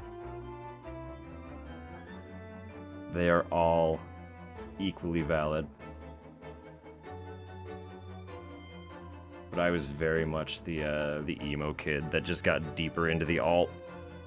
But despite getting deeper into the alt, the goth that I ended up in is also very lazy. Mostly because the winters here get so cold that it's basically just like you're covering everything anyway. And then the summers get so disgusting that you can't really like layer up or wear anything fun. Because if you wear more than just like, basically all summer I'm wearing like a crop top and cut off shorts. Because literally even that is too much sometimes.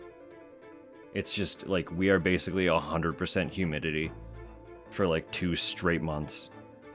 To the point where like a 25-degree day will feel like 35, and that's just it. That's just what you're living in. You're basically swimming you're swimming on solid ground for 2 months of the year. It's pretty gross.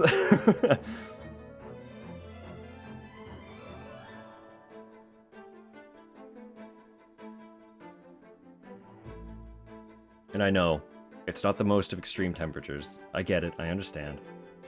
I'm just a little Canadian bitch baby complaining about the heat. But like, you have to understand, 10 whole degrees just from Humidex is kind of a lot. It's kind of a lot. And then you get straight sunlight on top of that.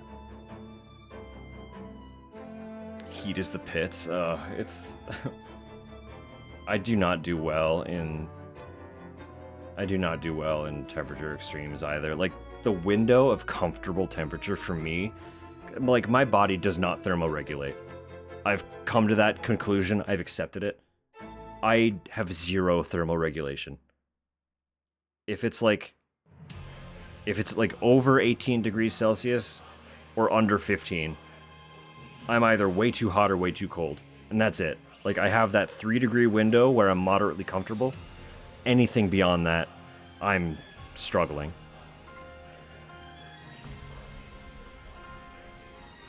But in the opposite direction, just hot all the time. Always running a little bit spicy.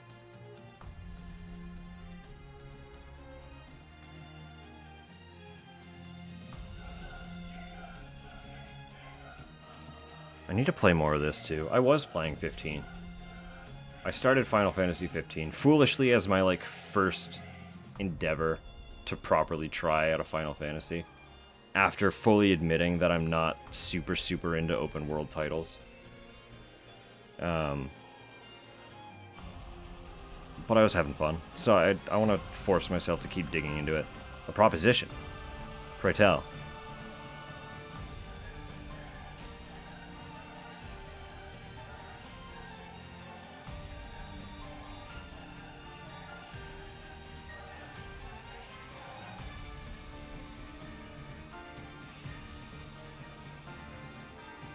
Group time guest game? Possibly. Possibly. I will wrap up here soon-ish. 15 is one of your favorites. It's a cozy temperature. It's like... Oh, the game. No, like, 15, after I started it... Oh, guest game on stream? Possibly. Possibly. I might be able to swing that, yeah.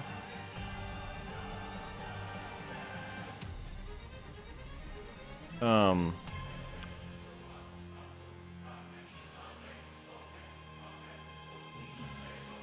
15 degrees is also good. Yeah. 15 is like, it's still cool enough that you can wear something with sleeves and not be dying. Hello. Hello, Ellie. You missed the fun. I'm sorry. We played We played Survivor 2. Code Veronica. I had an unsuccessful run in the first hour and then finished it in the second hour, and I've literally just been shooting the shit since. So I was like, well, that's definitely too early to end. What can I rant about?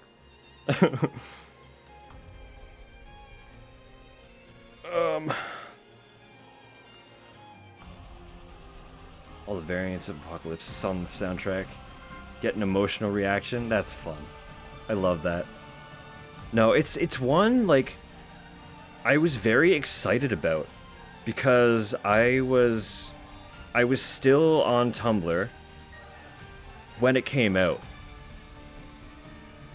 And the way Tumblr received Final Fantasy 15, I thought it must have genuinely been one of the best games ever released. Because fucking Tumblr ate that shit up. They hyped it up so much.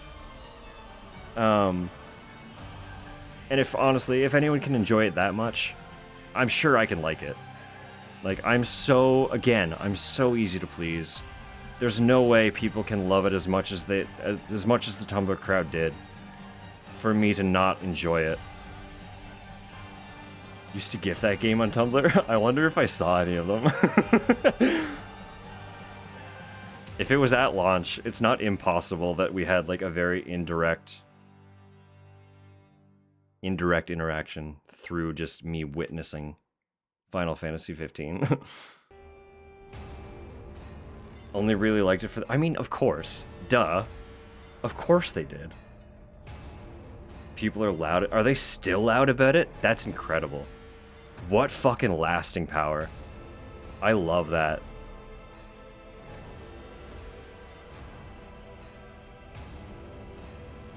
No, but like...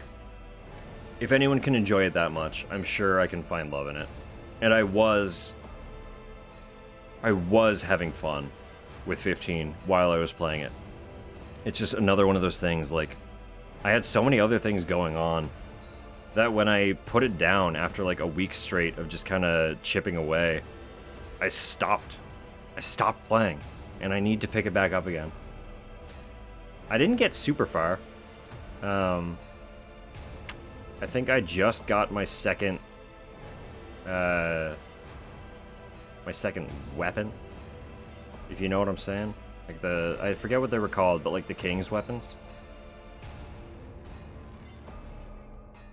Randomly still a thriving Animal Crossing New Horizon community. Honestly, I could probably be convinced to go back to Tumblr. I just kind of stopped because the only reason I really used it was because my ex at the time used it a lot, and I was like, yeah, sure, whatever. The Royal Arms, yeah. I just got my second one the last time I played it. So that's roughly where I am. I'm like on my way to visit the meteor thing or something. I think that's my current main goal. But I was really just enjoying like doing some of the side quests, chipping around, seeing the community, vibing with folks. It was cool. What a cool time. Met your wife on Warcraft Tumblr? That's awesome. That's so fun. Have a platform that didn't just feed you ads. Is Tumblr... I mean, it's owned by Yahoo still, isn't it? It's probably a little bit of an ad haven as well. Everything is an ad haven. That's just kind of the nature of existing on the internet right now.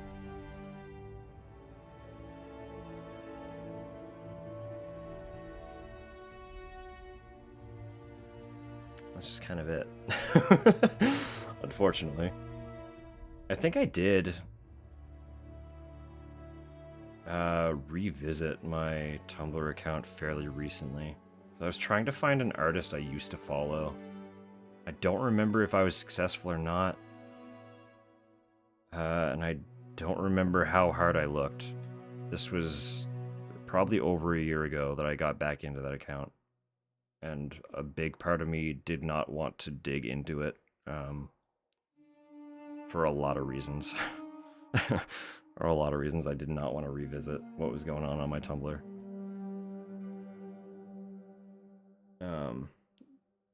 Yeah, you know. But I could probably be convinced to start over. If I started fresh, it'd be fine. It's all AI generated, no algorithm nonsense. Jesus.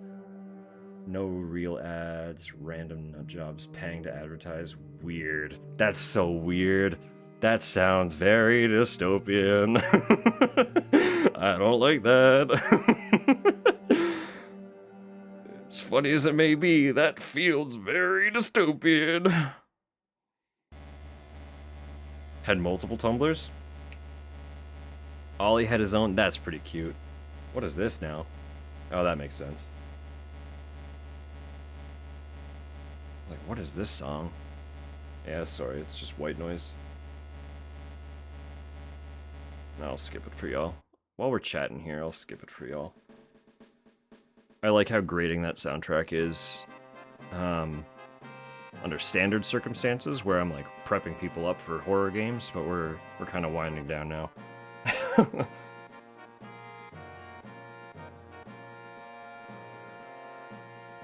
Cute. No, that's really cute.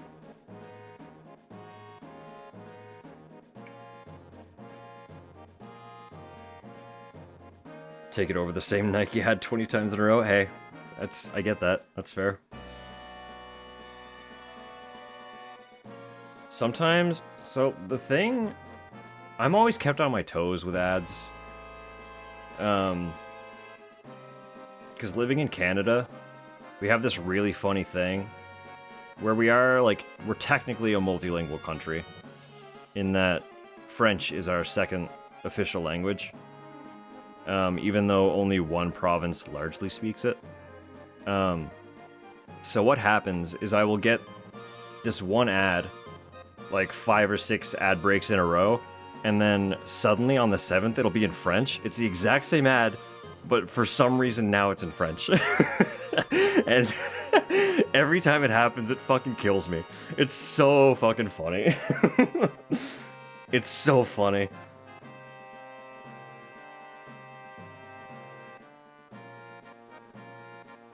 Mind you, I can't understand a word of it, but like, get the same but in Spanish. It just like it takes your attention every time, doesn't it?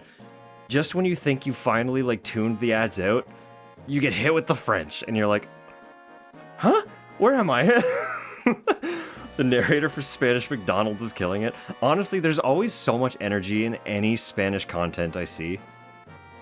Whether it's coming out of Mexico, whether it's coming out of actual, like, Spain or wherever, it's always got such a vibe. Spanish nations are really living it up, aren't they? They've got such an energy at all times.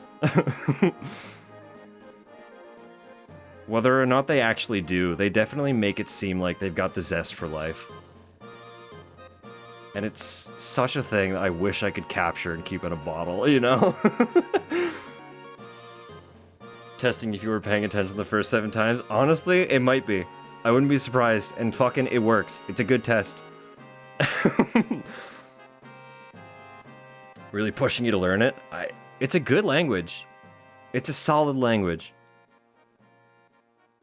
Can't remember the last time I saw a good ad. Some of them I vibe with a little bit. Like, I wouldn't call any of them good, but every time I get ads for the new Doom. And just having that Doom gent in the background of a Doom ad, it's always just like, it gets me going a little bit, considering it's so adjacent to a lot of the music I do listen to regularly. It's always just kind of a vibe. We rock with it. I don't mind it.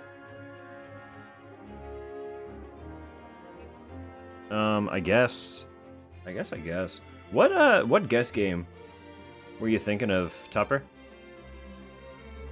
So we are 4 minutes from an ad break. So I could like scarf some food down really quick in a second.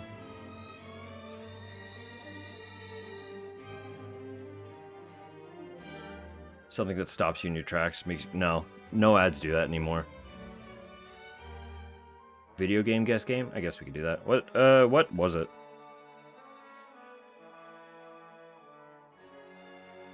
Video game trailers. Good few ads in mind. I mean, like, there are worse things to get ads about than games that I'm probably already looking at anyway.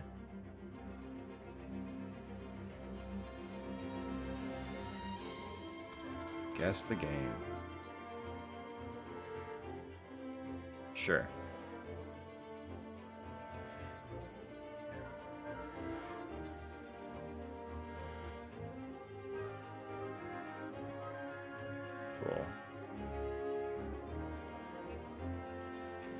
Cool. Cool, we got that.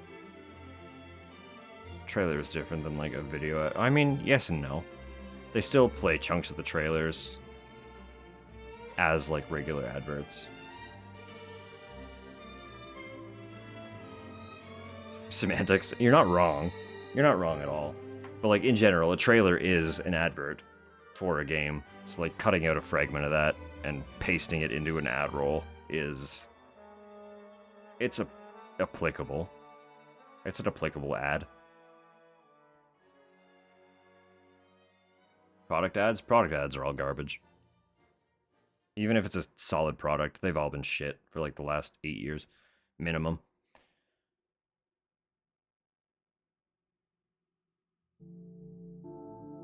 A lot of them now are also just, like, either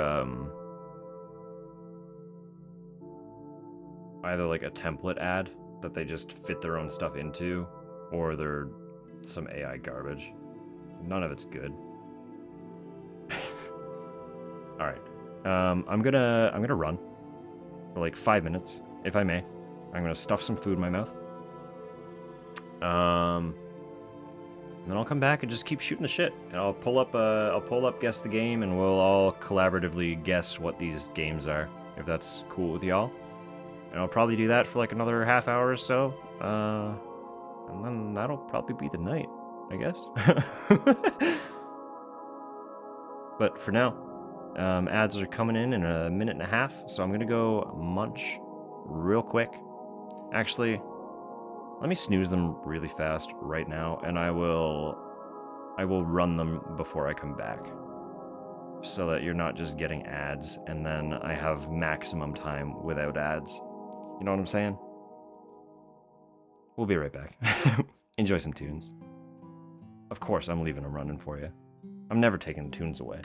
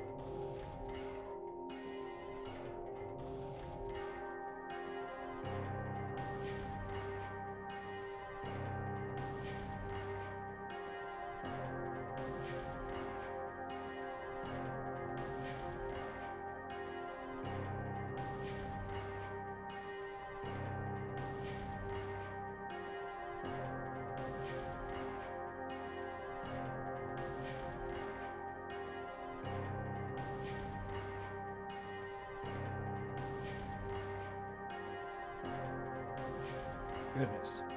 Yeah, that's really no time at all. Thank you, thank you. Even giving myself that extra time before the ad break. It's still just like eating takes so much time.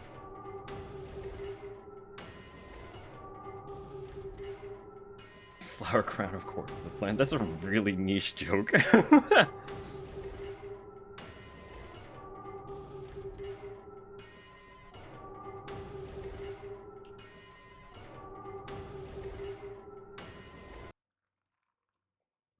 What can I say? I'm niche. Alright. Alright. I did just remember that I was going to talk a little bit more on the movies. Play Sneak Eater? Alright. It's not often I get demanded to play specific songs.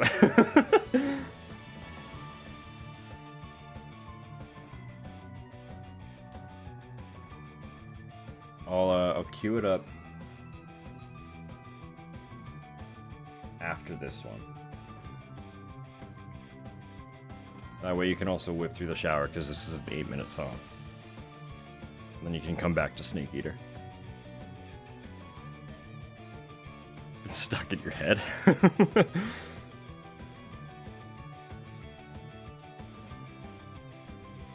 Snake Eater is a fucking good song, so I don't blame you for having it stuck in your head.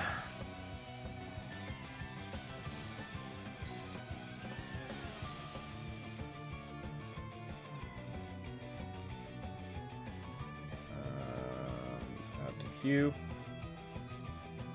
There. It's loaded to play up right after this one.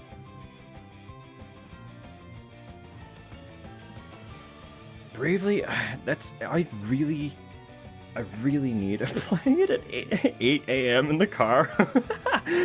What a way to wake up. That's a great way to start the day. No, Bravely is one that, like, I need to play it again. Because I played so much Bravely Default when it came out. But I stopped. It's again, and it's an example of a JRPG that I just like sunk my teeth into. But as soon as I let go, I didn't go back for a second bite, and I don't know why. It just didn't happen. And I'm annoyed about it. Is it this year? Look that up. Bravely Default Remaster.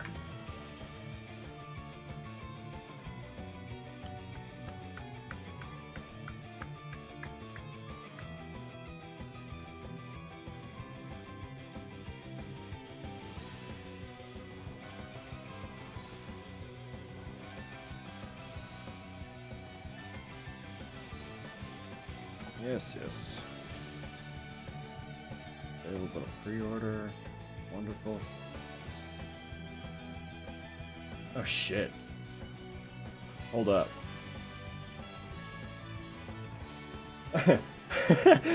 It comes out next week.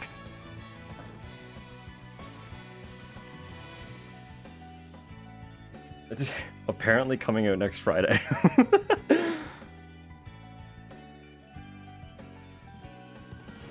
Oh, if it's a Switch 2 launch title, that makes sense.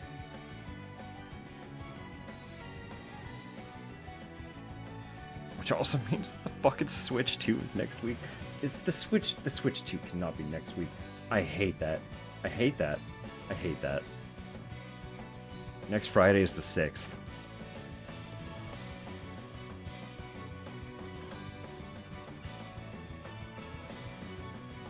Oh. Yeah, it's coming out most places June 5th. God. The Switch is coming out June 5th. The Switch comes out next Thursday. Don't have money for it. Too many games coming out. Exact same boat. Literally the exact same boat. God damn. Oh well. It'll happen when it happens. I know myself well enough to know that it is happening, one way or another. I, like, just generally I vibe with Nintendo's titles enough that I will buy into it sooner or later. Which is like, even though we weren't an immediate Nintendo family,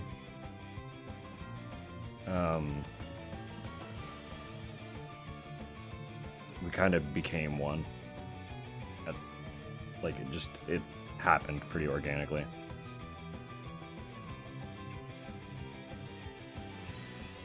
So we did eventually get a GameCube. And eventually we had a Wii.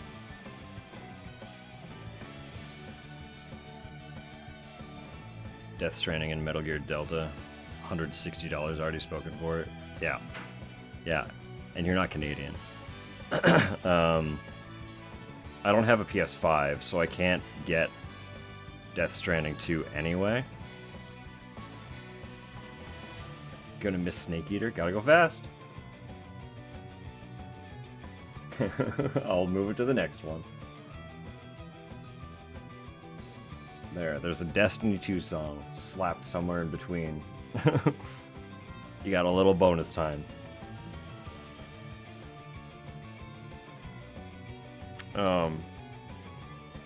No, how much? Hang on. Let me see how much Death Stranding 2 is launching for in Canadian dollars.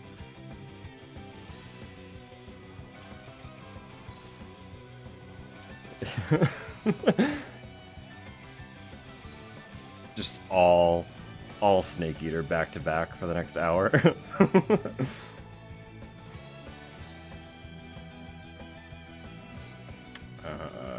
Where is...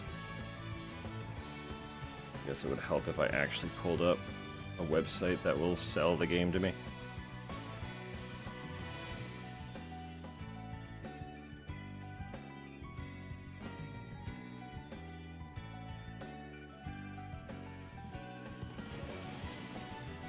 $110 Aussie dollars. It's, yeah, probably a little less. We're pretty on par, I've come to learn.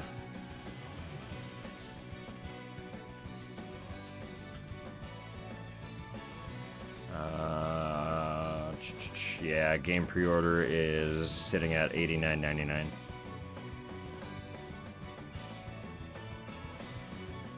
So $90. So we're probably looking at about 180 Canadian before tax. We're looking at over $200 for 2 games if I were to also buy Death Stranding 2 and Metal Gear Solid Delta.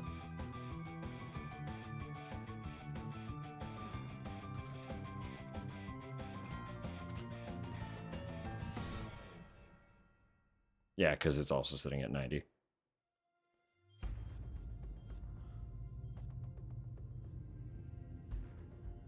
I mean, like, it wouldn't be as much of an issue if the cost of living wasn't so fucking high. Mortgageable video games. Yeah, that's, yep. I feel that. Do I ever fucking feel that? Flying cars would have been pretty sweet. Hello, here we are.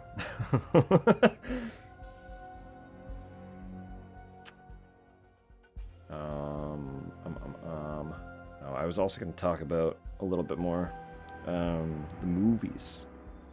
So I own two of the Resident Evil movies, not the series. They're both standalone. One of them is Degeneration. We established. It's an animated movie from 2008. Featuring a lot of the cast that we're kind of familiar with. Who is it centered around?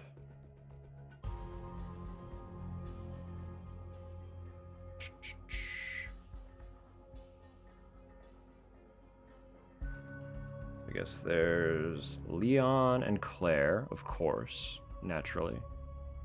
There's Angela Miller, which we don't have context for yet.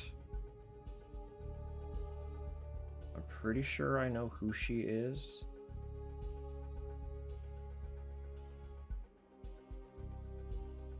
Unless she doesn't actually appear in any of the games. One sec.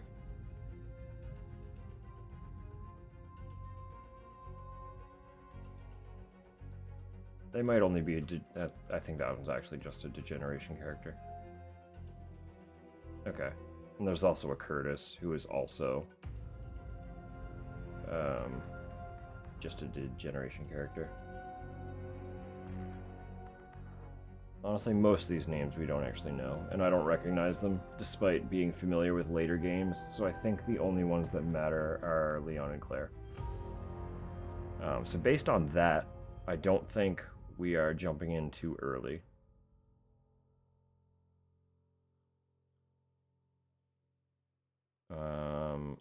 The biggest question I had was, does this game happen before or after 4? Does this movie happen before or after 4? But I don't know if it's even canon, so... Oh, I guess it does have a sequel. There's also Damnation, which I do not own yet. But I do have that first one, Degeneration, and I also just got a very recent one, live action. Welcome to Raccoon City. It wasn't Netflix. A Netflix movie. But I got the Blu-ray for that just the other day.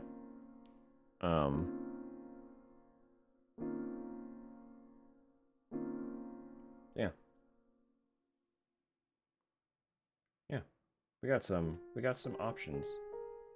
Obviously, I'm keeping my eye out for more, but I feel like where I live, I'm probably not going to find many more than that. Other than, like, the series. And when I say the series, I hope you guys are I hope you know what I'm talking about. It's the 6-movie franchise featuring who's her what's her name? Mila Jovovich. Jovovich? Whichever, you know, same thing. I do want to get those, and I think those would be hilarious to watch together. But there are 6 of them. So I feel like I kind of want to own 6. Like all 6 of them before we really dig into them. Just so that I can guarantee there isn't like a huge gap between when we're able to watch them. But recently we watched the first one and it rules. I know.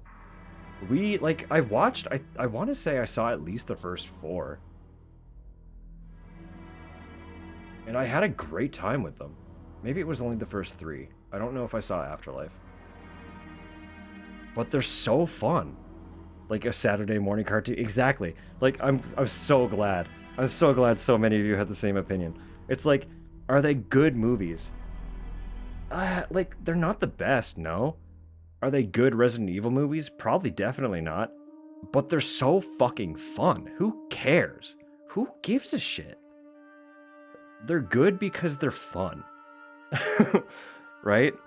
And like the first one has some really fucking iconic scenes. Like genuinely.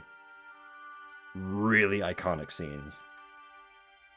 That one was such a solid take. It was of the time. It was very of the time. Like you would not get something like that now, and it would not perform nearly as well as it did. If someone tried. Laser hallway is the dumbest thing. The best part is... fucking... Resident Evil then goes and takes that for the game.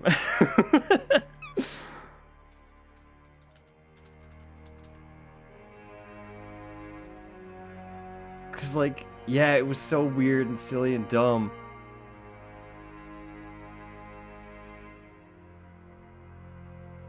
But they put it in 4. But honestly, that scene alone is probably one of the most iconic scenes. Like, it's the scene I saw the most out of context out of anything from that movie. You would just, like, get random, like... Do you remember when you were trying to find music and every song on YouTube was tied to, like, a fan video? That's just how it was. You weren't necessarily there for the video, you just wanted the song, but the song was tied to a video someone made. There it is, there's the Snake Eater. And the number of videos that people made that had that scene in it. When you're, like, listening to fucking metal music. Scene scared the shit out of you? That's fucking fair. When I was young and not yet desensitized, it also disturbed me quite a bit.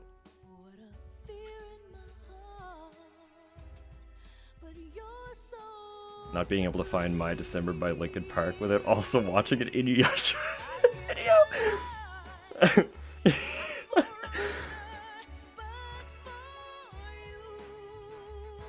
I would try to sing it, but it's way too late here.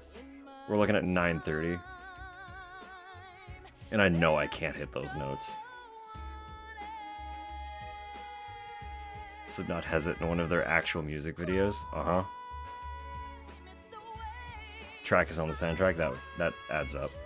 Well, that's like, did anyone else listen to Darren Gray?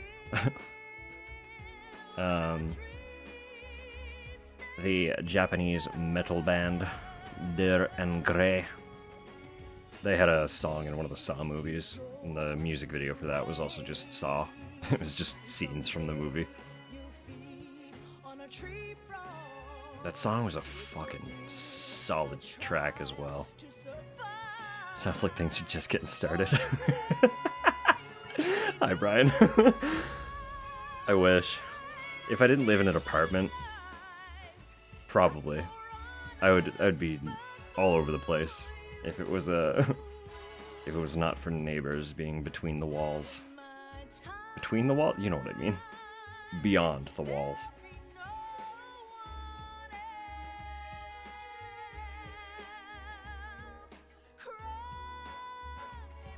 If Tupper isn't here listening to this, I will play it again. Don't worry. This song's good enough. I don't mind listening to it twice. We don't need to worry about who's between the walls. They're there for a reason. They know what they did. Neighbor between the walls sounds like Penultimate Baddies. Little spin-off. It's like more or less just fleshlit. Let's be real. Or the, wow, I don't even know what they were called. There were wall enemies in Silent Hill 4. Snake Eater. Oh, they're literally just called Wall Man. That's lame. But yeah. There's an enemy in Silent Hill 4 that just pops out of a wall and swings at you while you're trying to go up an escalator. Real cool time. Real cool.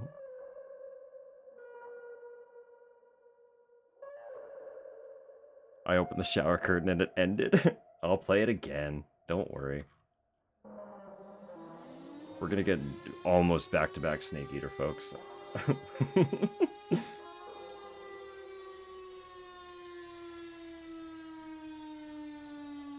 Just gotta be a little unsettled by mouth washing first. Don't worry. I closed with it the other night, though. I could always play it a third time. What's stopping me? No one can tell me what to do. Fuck, mouthwashing was a good game, too. If any of y'all like psychological horror with, like, very low-stakes gameplay, play mouthwashing. Genuinely.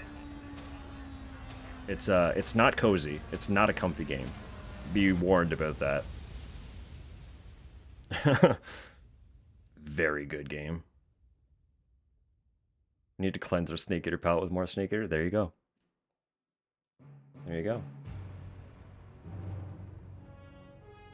Shortlist, it's very good.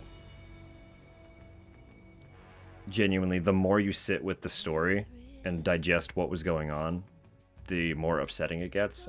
But it's a very good game. It's not like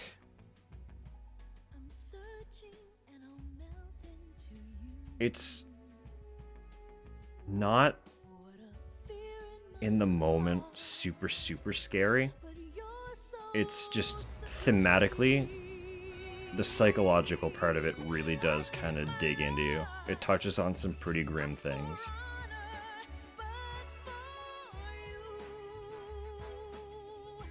This one is the list short. How Fish is Made. I don't know if I've played that one. I've seen that name. It's free. Maybe I have seen this. Have I seen this? I'll add it to my library anyway.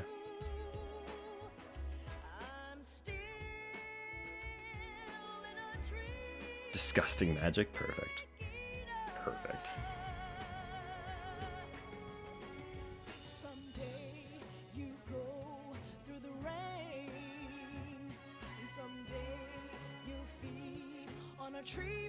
Read the content warning at the bottom of the page. Oh boy.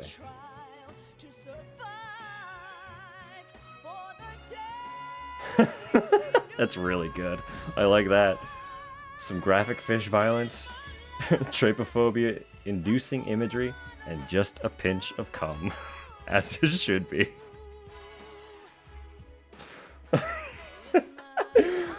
Alright. Oh wait, what?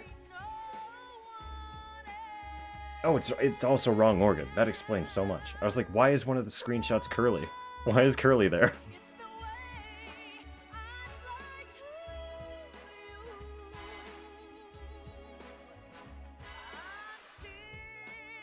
Wild. Did they make it while developing mouthwashing then? Because that predates Curly 2 years.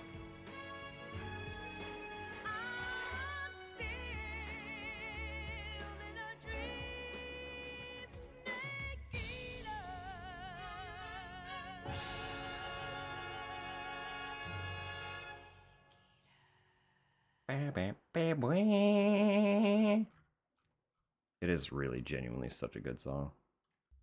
Can't believe he made you climb up a ladder just so you'd hear the song. What a wild choice. I can't believe he got away with that. I cannot believe.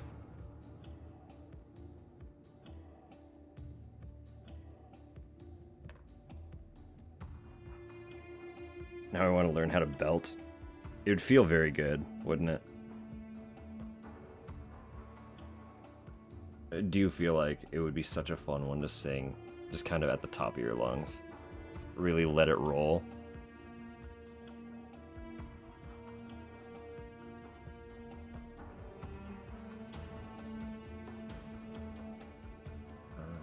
Right, I was still chatting movies a little bit. I want to look up a little bit more detail for Welcome to Raccoon City.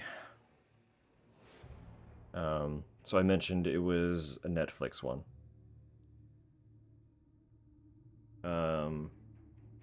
As far as I'm aware, it's kind of like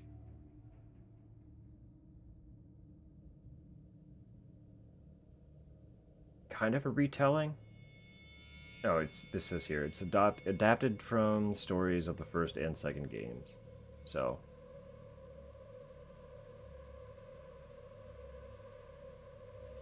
you're blending the first two together a little bit in a live action movie.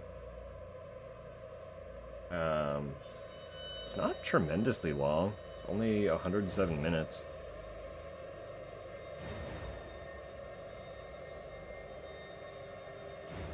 But anyway, whatever. I have that one. So I also want to watch that one sometime.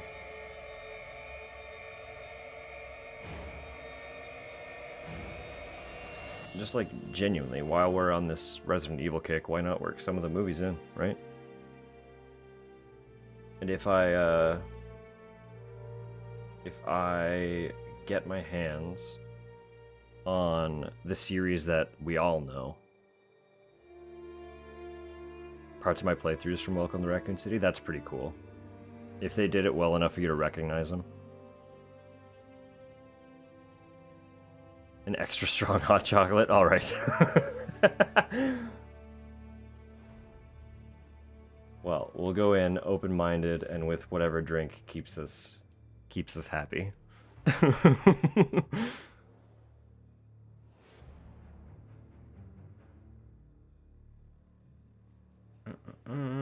It seems like it was not tremendously well received, but like not bad. It's a very middling performance, which is honestly better than a lot of video game adaptations get, so I'm fine with that. That's a win in my books. Naturally, I do obviously also own the two Silent Hill movies. We've talked about this one already. This was kind of a loose plan. When Return to Silent Hill comes out and I can purchase it, I would love to prep for that by watching the other two. If anyone would join me for those as well, I'd be more than happy to host an event for that. The first one I still think is genuinely like a very solid movie.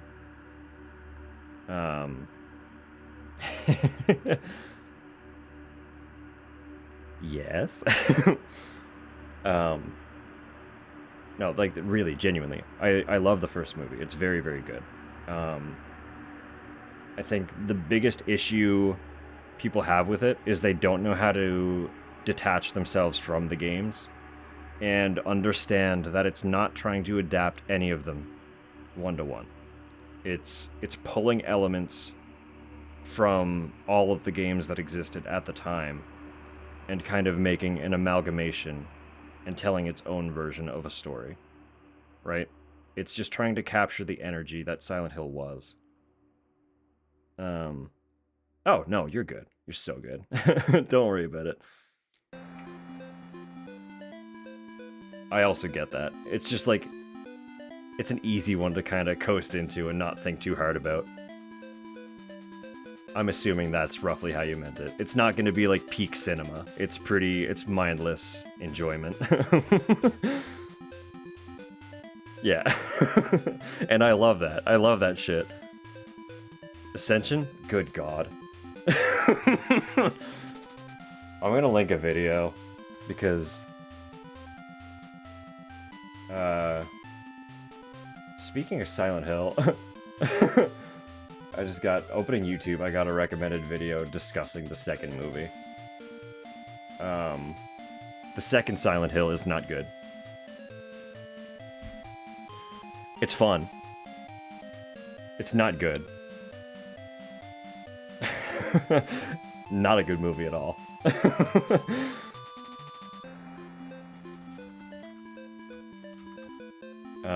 I would be willing to watch it again. I would. It was fun enough that I would watch it again. But do not expect the quality of the first movie going into it. As for Ascension,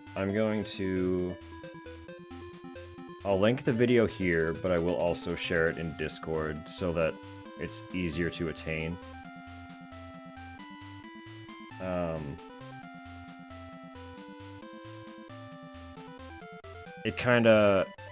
It runs through Ascension in pretty good detail. I would honestly recommend you just watch the video and probably not take the time to watch Ascension.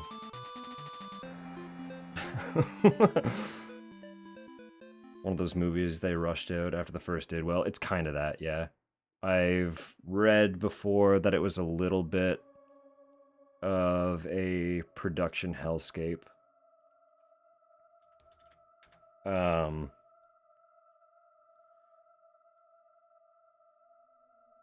Fucking Tubi. I couldn't tell you. The tricky thing with it is because it was released in such an episodic format, you get really jarring breaks very regularly that they didn't bother editing out. So it'll just like, it'll very frequently cut to black over and over. Because it was digested in like 15-minute segments or something like that. So like every 15 minutes, it'll cut to black. And then it'll move into the next segment. And then it'll cut to black. And then it'll move into the next segment. Rinse and repeat, right? That's kind of the format we're looking at here.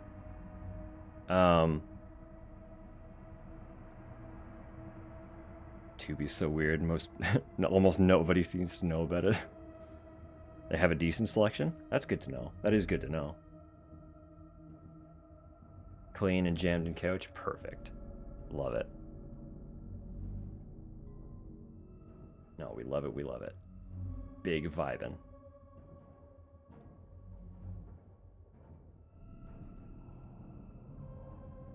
Old classic movies as well. I'm gonna look up Tubi.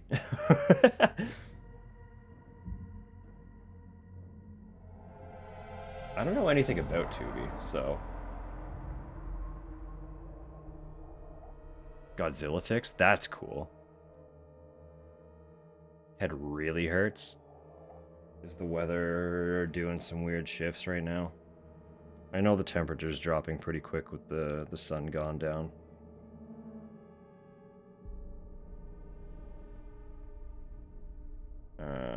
Like we've gone down like 7 or 8 degrees in the last couple hours.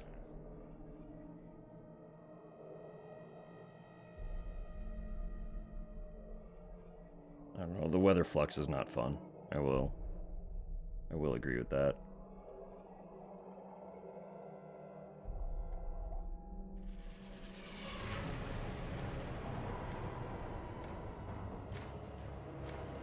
Tubi. An American over-the-top ad-supported streaming television service owned by Fox Corporation since 2020. Okay. It's been around since 2014? Goodness. Goodness.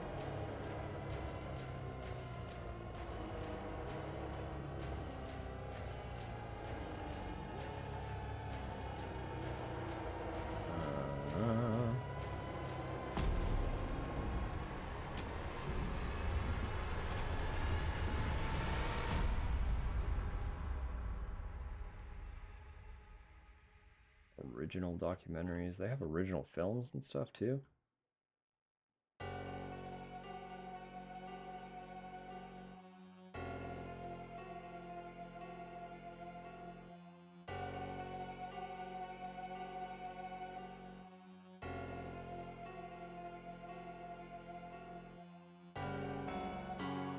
They have a lot here, yeah. Goodness. Just keeps going. And that's all just originals. Like, I'm just on Wikipedia.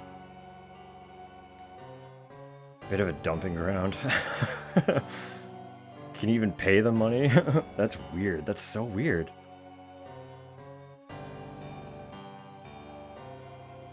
2:30, of course. Take care, Joke. It's always a pleasure. Thank you for hanging out. Thank you for stopping in. There will be more chatting. Have a good night. Sleep well.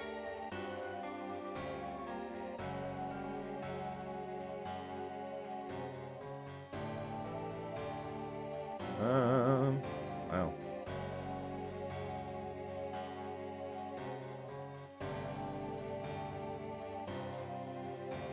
Apparently it's decent for sports. If you're a sports person, you can get your fix on Tubi.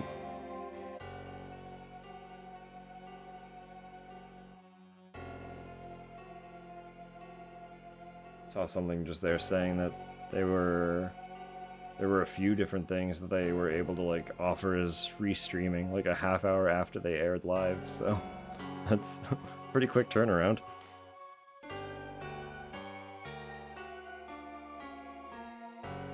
Good Japanese horror, that would be really cool. There are a lot of the classics that I've never seen. Like, obviously, it's no surprise that I'm a fan of horror.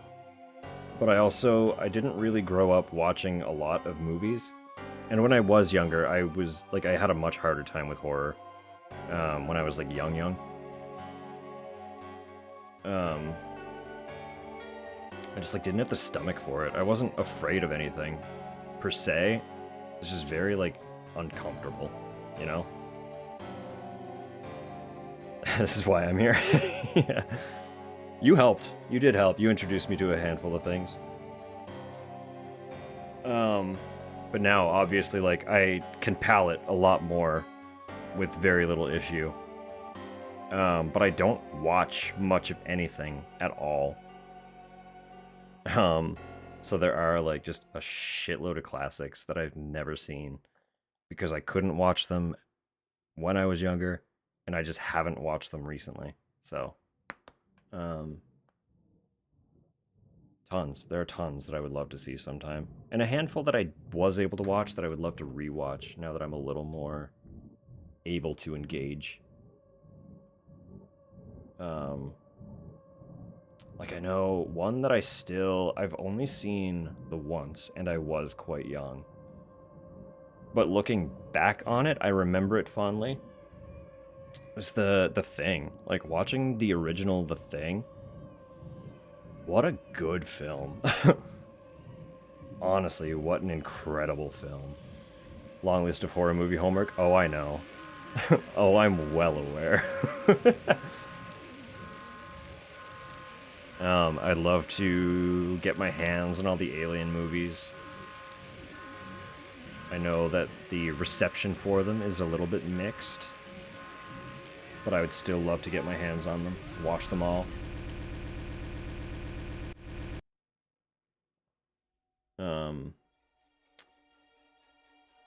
Some others. Obviously, like, I haven't seen any of the Ring franchise. I would love to. I just never got around to it.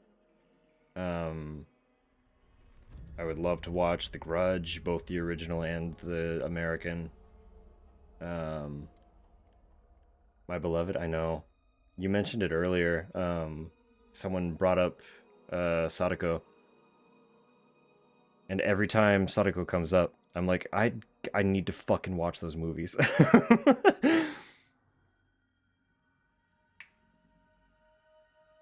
I need to watch them, but I haven't. I'm so aware of the franchise, and I've never seen any of them. And when it comes to movies, as someone who, like, my online presence is just horror, you would all probably be shocked and appalled at how little I've seen in the way of movies. Resident Evil trivia? Do you have the, like, are you quizzing me? Is that what's happening? What's going on? I'm nervous now. And, like, are we talking the movies? The NES game that was the precursor? Wasn't Alone in the Dark the precursor? Was that originally NES?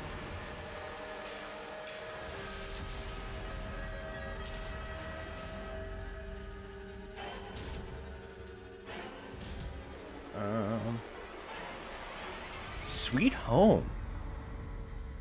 Oh, I think I've heard of it.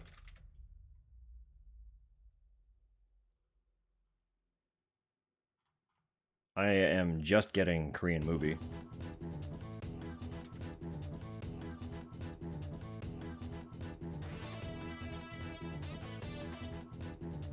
Oh, it's also Capcom. Wow.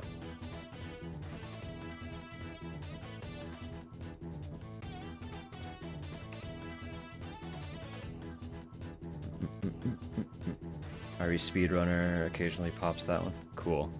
Cool. Very odd little game. Alright, Resident Evil DNA is obvious? That's really cool. Okay, I'll look into it for sure. It's classified as an RPG. Cool. I mean, a lot of stuff on this kind of had to be. If it wasn't a platform, it was probably some form of RPG. Or a shoot 'em up.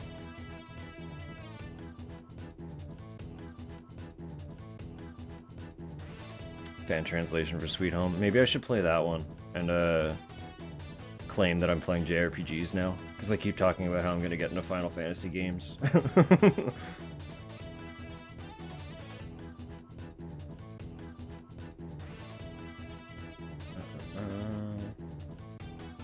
Yeah, cool. In retrospect, Sweet Home is considered a landmark game and is often cited for laying the groundwork for the survival horror genre. That's really cool. Served as the main inspiration behind Resident Evil, which was a massive critical and commercial success, launching a multimedia franchise. Yes, they did. Show Sweet Home is also pretty cool. Can't speak Korean. No idea what was happening.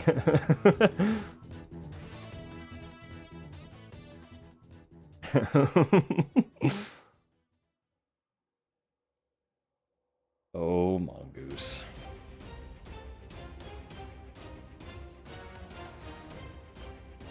No, I'm actually gonna totally not download that one right now. We would do that, right?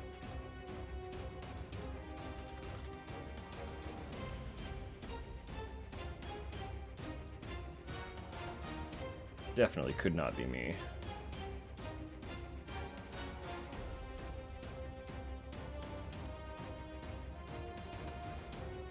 Anyway,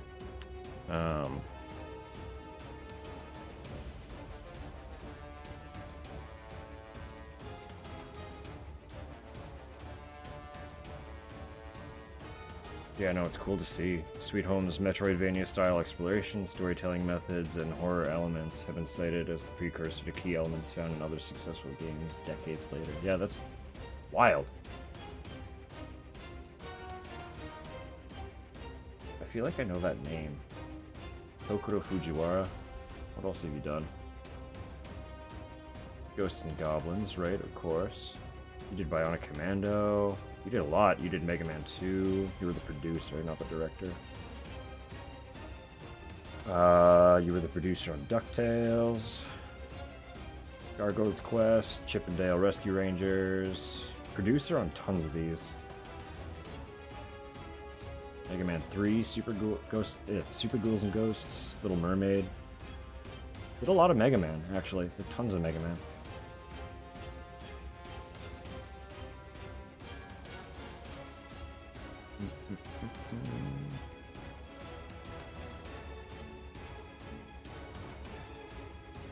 Version Death has subtitles. Can't watch dubs, that's fair. Capcom and Disney Afternoon Games. Honestly, there's quite the list here. You did Tomba as well. That might be where I recognize the name.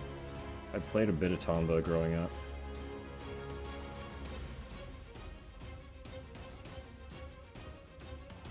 No, but just generally involved in a lot of games that I'm aware of. If I haven't directly played, I'm aware of tons of those. That's really cool.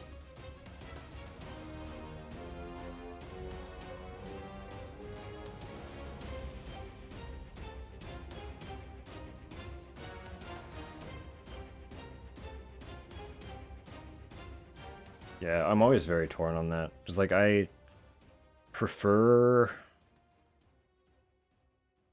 the subtitles to a dub personally, but also I'm not like always the fastest or most attentive reader. So sometimes sometimes the subtitle format causes me to miss a little bit of what's actually happening because I'm focused on the reading part of it.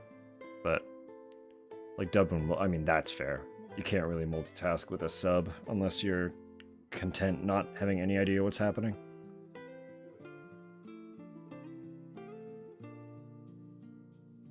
That's absolutely fair.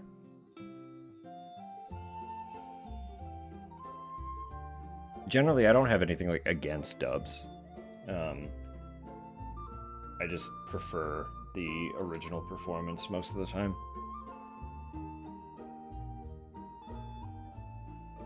Because it's not the same. Like, it's hard to recreate the same tonality when you're just doing voice work over something, right? When someone is actively acting it out and doing the voice work on the spot while acting, the delivery is just different. It's more organic. I don't know. Even if I can't understand what they're actively saying, it feels more organic, but watch dubs when at work and no one's streaming, absolutely valid.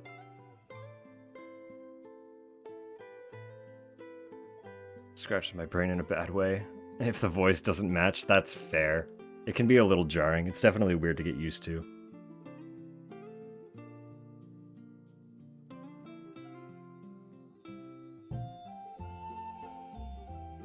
I have not watched a significant amount of live action dubs. It's like, obviously, the lip sync is never quite the same. With like anime and stuff. Naturally, like, an animated mouth is not gonna sync up the same way, so it doesn't matter as much. But when it's like actual people saying things and then different words are happening, it feels a little weird. I get that. I have watched Battle Royale. I do not think I watched it dubbed.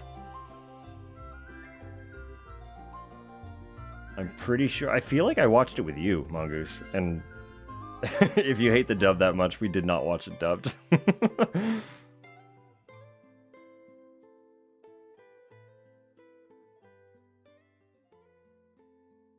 I feel like I would not have watched it on my own, and I can't immediately think of who else I would have watched it with. Never make me sit through the dub. Well, I appreciate that. Unless you remember actively watching it with me, though. I'm just grasping at straws there, because I know I've seen it, but I can't think of... I can't think of anyone else who would have watched it with me. And I'm pretty sure I did not watch it alone. So it has to have been you, just by process of elimination. Okay, perfect. If you remember, that's all I need. No, it was not recent at all. If it was recent, I would have a better recollection of it. So you know, my recollection of anything that happened before, like, the last 5 to 10 years is dodgy at best.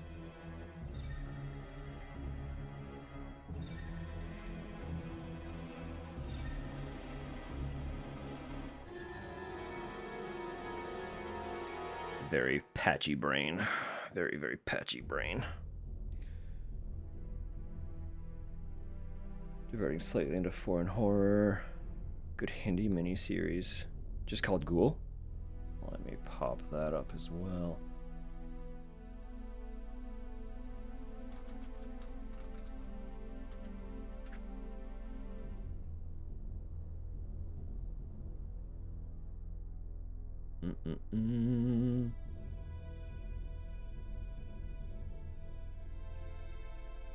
Also Netflix. Okay. Okay.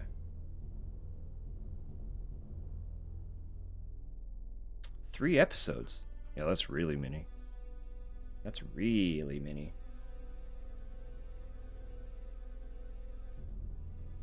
Is it 45 minutes per episode then? It must be.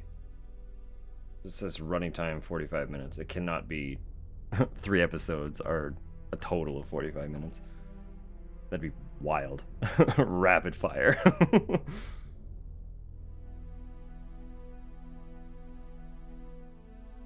I mean, I say it can't be, but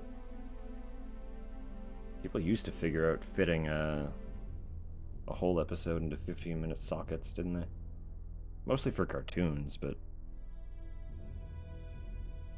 One Cut of the Dead. One Cut of the Dead.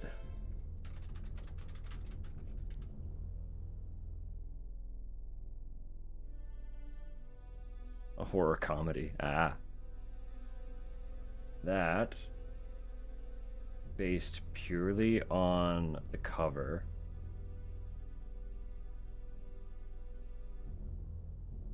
gives me the impression that it would be very vaguely in the vein of, oh shit, what was that game called?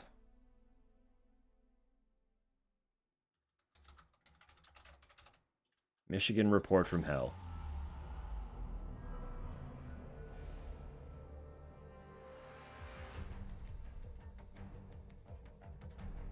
Unless it's not at all anything like that.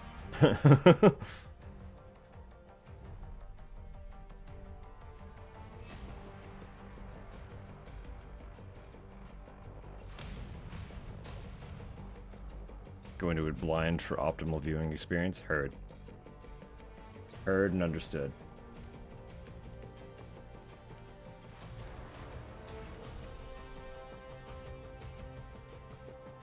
Then I will not read anything further. I'll just keep that open. Actually, honestly, feel free to drop some of these in the Discord as well, because I will lose track of some of them.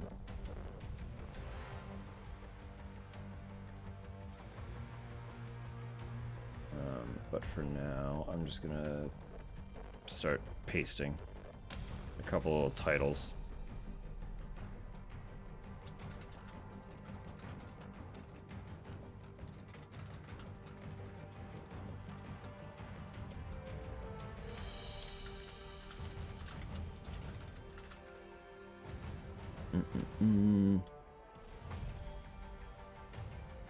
One cut of the dead.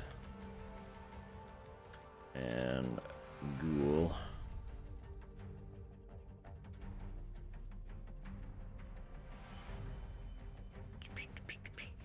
What else was I looking at? There was something else in here, wasn't there? Or was there? We're talking about Sweet Home. I'll start there. We can edit that after.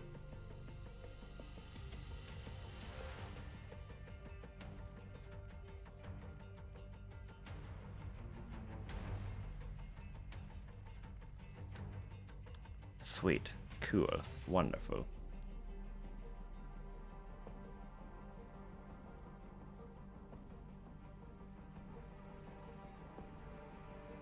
Alright, alright. Alright, alright. Well.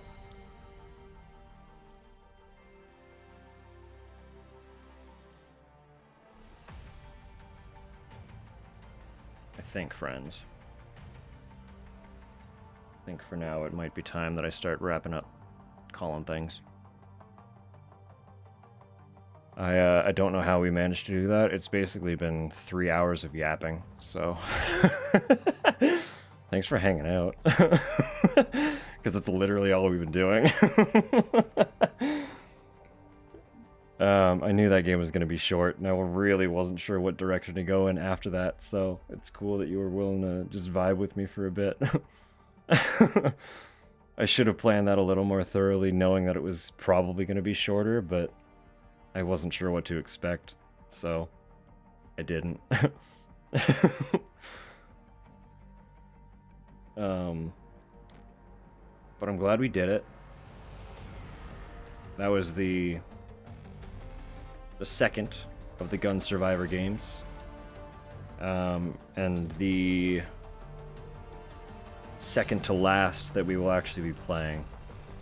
As I've said before, there are 4 of them, but only 3 of them are Resident Evil titles. So, the rest don't matter. The rest, the one doesn't matter. The last one is it's a Dino Crisis title. If you like Dino Crisis and you like the idea of Gun Survivor, check that one out. Called Dino Stalker. And it looked, based on the very, very small amount of footage that I watched for it, it looked like it's established itself a little bit better in terms of a game than the first 2 Gun Survivor games. So, you would probably have a decent time playing it. but it's not on my list, so I'm not too concerned about it right now. So with all this, Friday we'll be playing Resident Evil Gaiden, the Game Boy Color Resident Evil game that I read after last stream is not even canon. Its story is considered non-canon as it contradicts things that come up later. But that doesn't matter. It's a narrative-based Resident Evil, and that was the stipulation. So, we're playing it. I'm pretty sure Gun Survivor 2 would also be considered not canon, considering it tries to override some of what happened in actual Code Veronica. So, here we are. It doesn't matter. We're playing it anyway. It should be another relatively short one. Not as short as this. Not at all as short as this, but relatively short. And then Saturday, we're hitting up our first remake. Because Resident Evil released as an HD remake on the GameCube in 2002. We are playing the Steam version, as it is available on Steam. It will actually be the first title that we can play through Steam, which is going to be nice. Hopefully. I haven't looked into whether or not it runs well, but that's where we're going. Gaiden on Friday. Resident Evil on Saturday. I don't expect to finish Resident Evil, just based on how the playthrough of the first one went. But if I do, Zero will absolutely be a multi-part playthrough, because I don't know that one at all. And that tends to be the big issue with these games, is just not knowing them. They take a bit longer. And I do know one small tidbit about Zero, and it is that item management is an especially notable issue for people who play it. So it might take a little extra time just through the juggling of items to make sure we have what we need.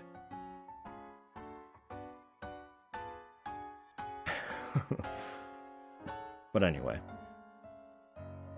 I'm getting stoked. We're chipping away really quick at a lot of these. And we're getting closer and closer to the ones that I'm like genuinely excited about, because they're the ones I actually know about. So I was stoked to play the old ones, because obviously, like, I needed to learn them.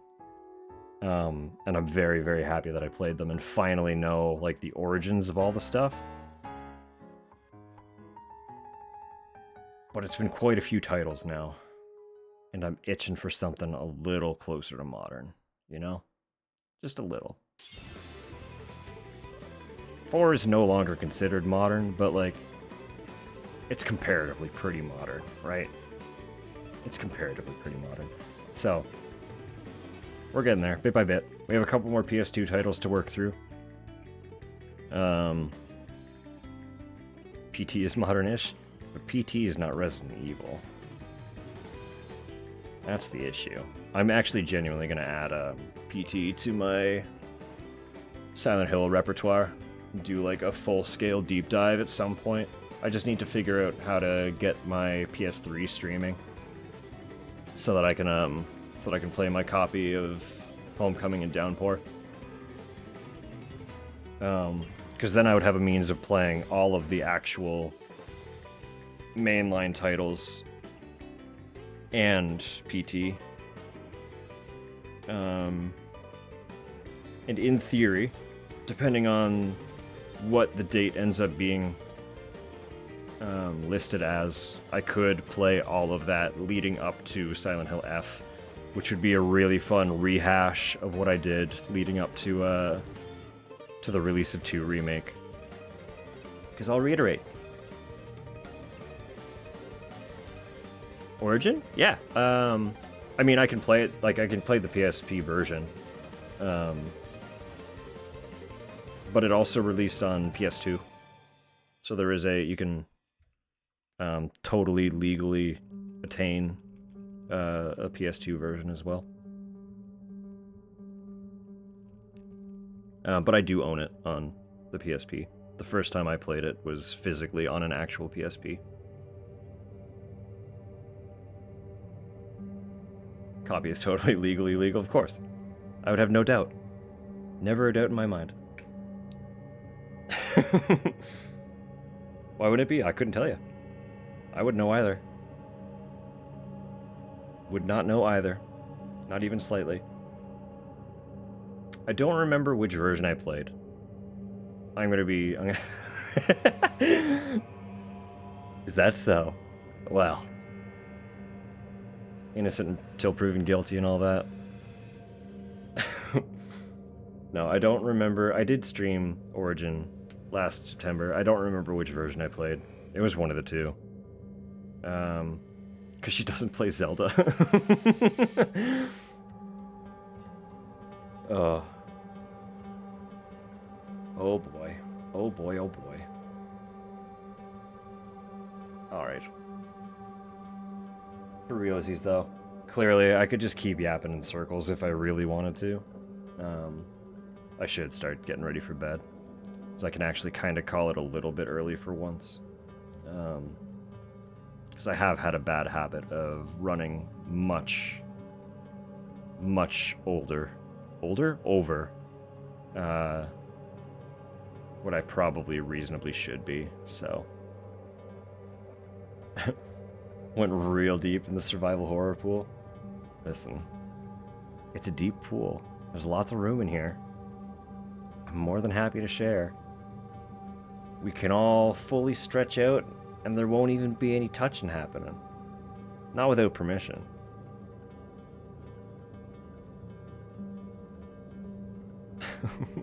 Dreadout remaster? I've been peeking at those a little bit too, because there's 2 Dreadouts, right? I don't know anything about that series, but I've heard it's decent, so... 4? Wait, what? Are they all on Steam?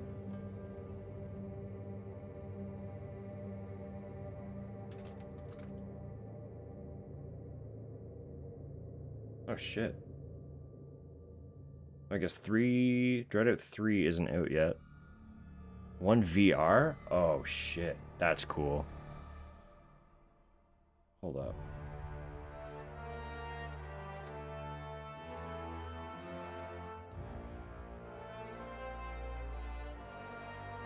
Remaster collection.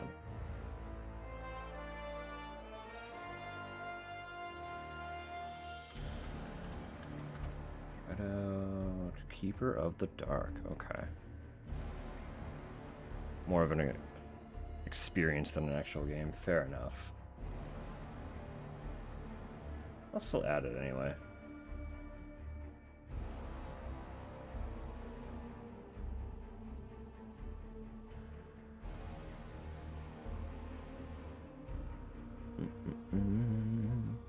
You already heard about the first. So if the others are bad, you apologize? Listen, you've seen some of the stuff I've been willing to play.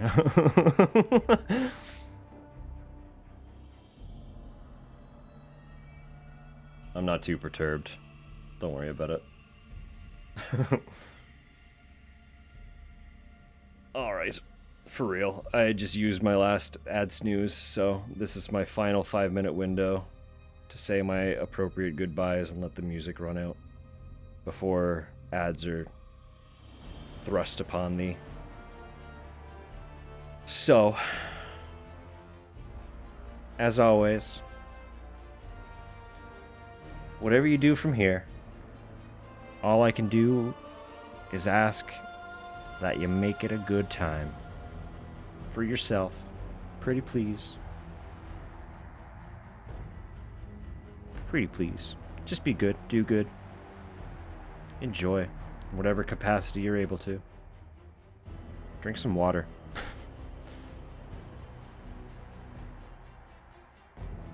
Of course, of course.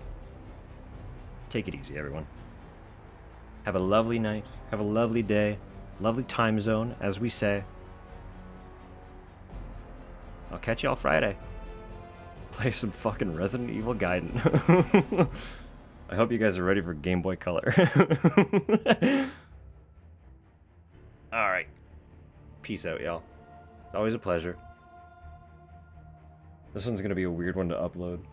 Here's a VOD of 2 hours of Resident Evil Survivor and then just yapping. Just fucking yapping.